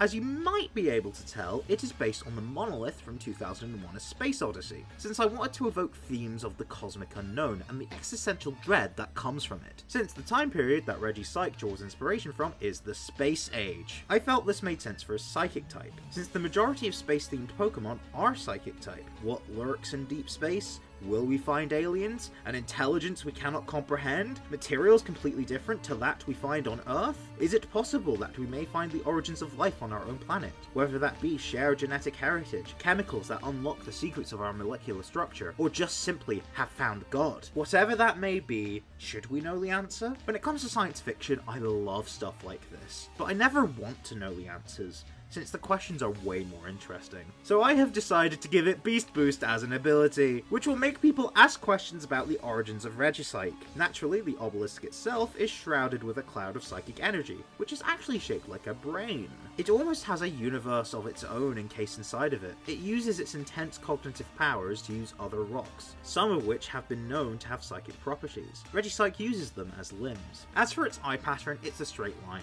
I thought it complemented the shape. and almost makes it look even more like a computer than the Regis kinda do. This is also to softly reference HAL 9000 from Space Odyssey, since it is also a hyper-intelligence from the future. So, to recap their themes, Regiheat is the prehistoric age, Regiwood is the Renaissance, Regihydro is the renewable age, and Regipsych is the space age. Distant past, recent past, near future, and distant future respectively. The two past ones are exclusive to Pokemon Agate, and the two future ones are exclusive to Pokemon Obsidian. The two distant ones share a ruin, and a soft theme of the creation of life, and the two contemporary ones also share a ruin and the soft theme of life's creations. 3 of them are the starter trio types, although that was mostly coincidental, but all of them have distinct abilities which affect different aspects of battle. Flame Body affects status ailments, Levitate affects type effectiveness, Drizzle affects the weather, and Beast Boost affects stats. Thank you so much for watching, check out the artists on screen, as well as my links in the description. Remember to like, comment, and subscribe as well.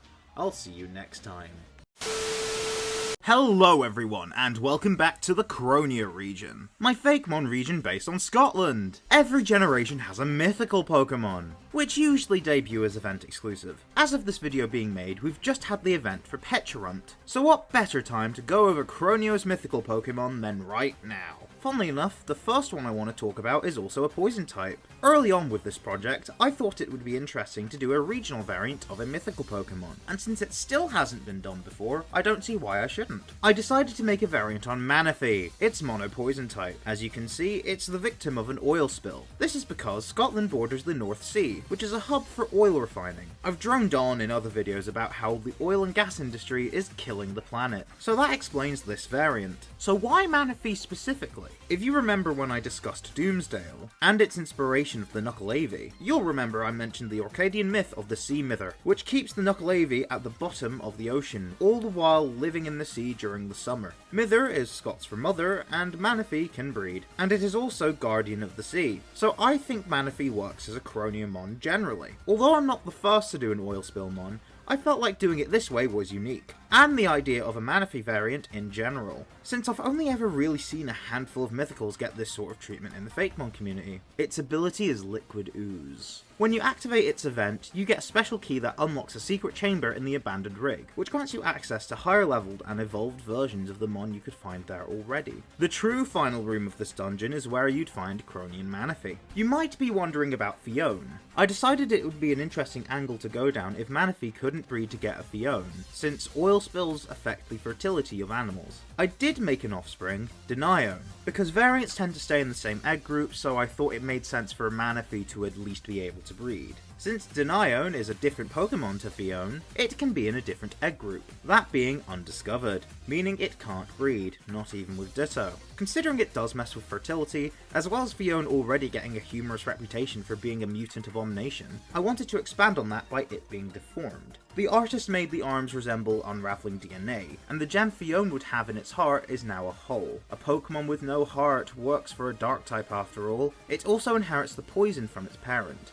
Poison Dark only has one weakness, ground, so I gave it Levitate to remove that weakness too. This may seem OP, but remember that Denione has the same base stat total as Fione, 480, equally spread, so it is now a bit stronger defensively, but may not be able to utilize it. The name Denione is basically just Fione, which seems to come from Fae, which is a magical creature like the Sea Guardians, and Cleone, which is a genus of floating sea slugs, fitting of a mon with Levitate now. Denione also has its name come from DNA, because of how the unraveling DNA is kind of core to its concept. If you're enjoying this video so far, why not give it a like, and subscribe if you're new. My goal for the end of the year is 20,000 subscribers, so let's make that happen. If you want to see extra information about every Croneomon, check out my Instagram in the description, or even my Discord server if you want to chat with the other fans like yourself. Lastly, if you both want to and are able to, why not support me on Patreon or become a YouTube member today? You get early access to videos as well as exclusive perks on my Discord server, to access chats where I show progress on my Fakemon project early. Now let's get back to the video.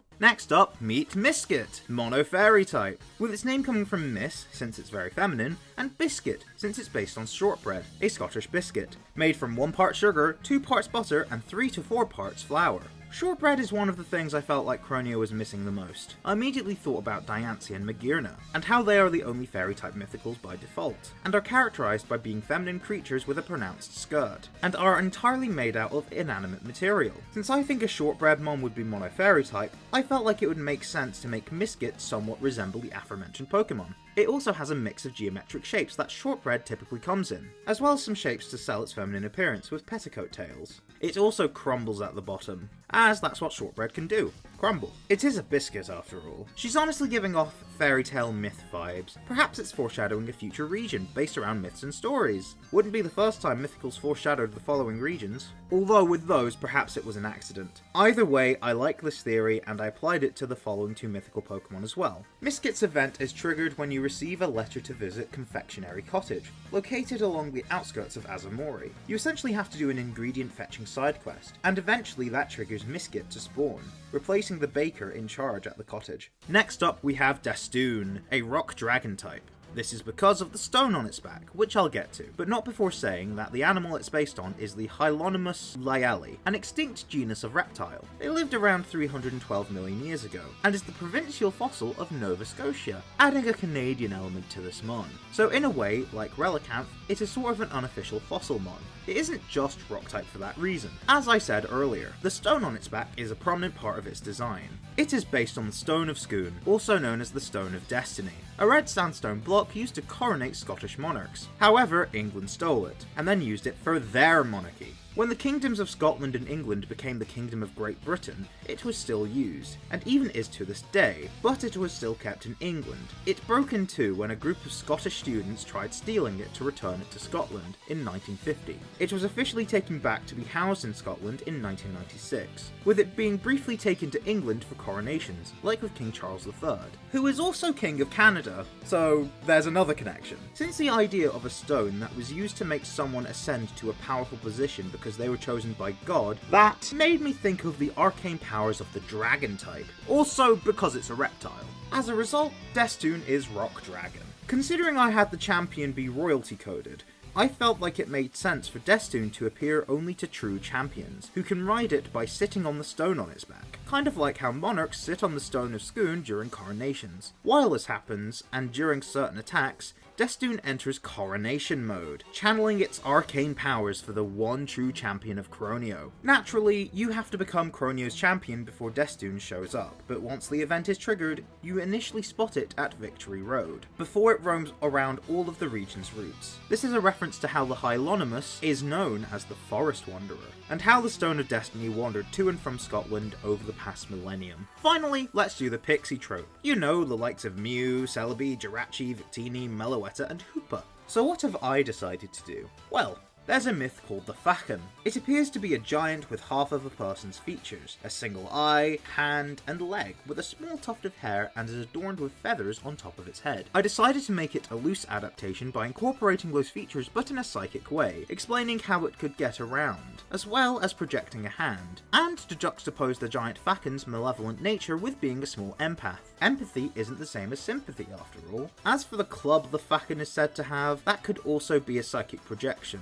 and maybe even a new move idea. I called this Pokemon Empari, coming from empathy, impaired, and imp. I want to reiterate, I saw and read the description of the appearance of the Fakemon and decided to go abstract with its description. Since the concept is kind of the reverse of the Fakemon, its personality could be too. It's not the first time a real-world myth has been turned on its head for a Pokemon design. If the Fakemon is half a person, as the myths claim, then Empari could be the other half of humanity, kindness opposed to menace. Empari's event is triggered by cashing in a ticket you receive to visit the Farlands, which I decided to base on the Shetland Islands, with some geographic elements of the Outer Hebrides and Orkney, with a town inspired by Lerwick in Shetland and Stormness in Orkney. A leisure centre inspired by the Mariel Entertainment Centre in Lerwick is also here, as well as some Viking settlements to reference Shetland and Orkney's Viking history. There is also an aurora, since you can see the northern lights from Shetland, and there's also some icy elements to reference the fact that it's partially in the Arctic Circle. You can encounter all of these Pokemon that you see on screen in this area as well, picked because they or their final evolutions feel like if they fit the Scottish Islands. Also, if you see a Mon in a specific form on screen, you would find it in that form. But anyways, once you do the Mochi Mayhem style quest, you encounter Empari at the castle on the North Island. The storyline is that you hear tales about a giant, hairy, winged beast with one eye, one hand that reaches out, and one leg. This giant batters people with psychic powers, basically a more accurate Poke-sonification of the Fakemon. You then find out that it's just an old wives' tale, and discover they were on about Empari the whole time. Yes, some descriptions match, but it's largely nothing like what you've been hearing. You would then battle and catch Empari. So that's every mythical in Croneo. Special thanks to all of the artists that made this video possible. They are credited on screen right now. This is the final video discussing Agate and Obsidian,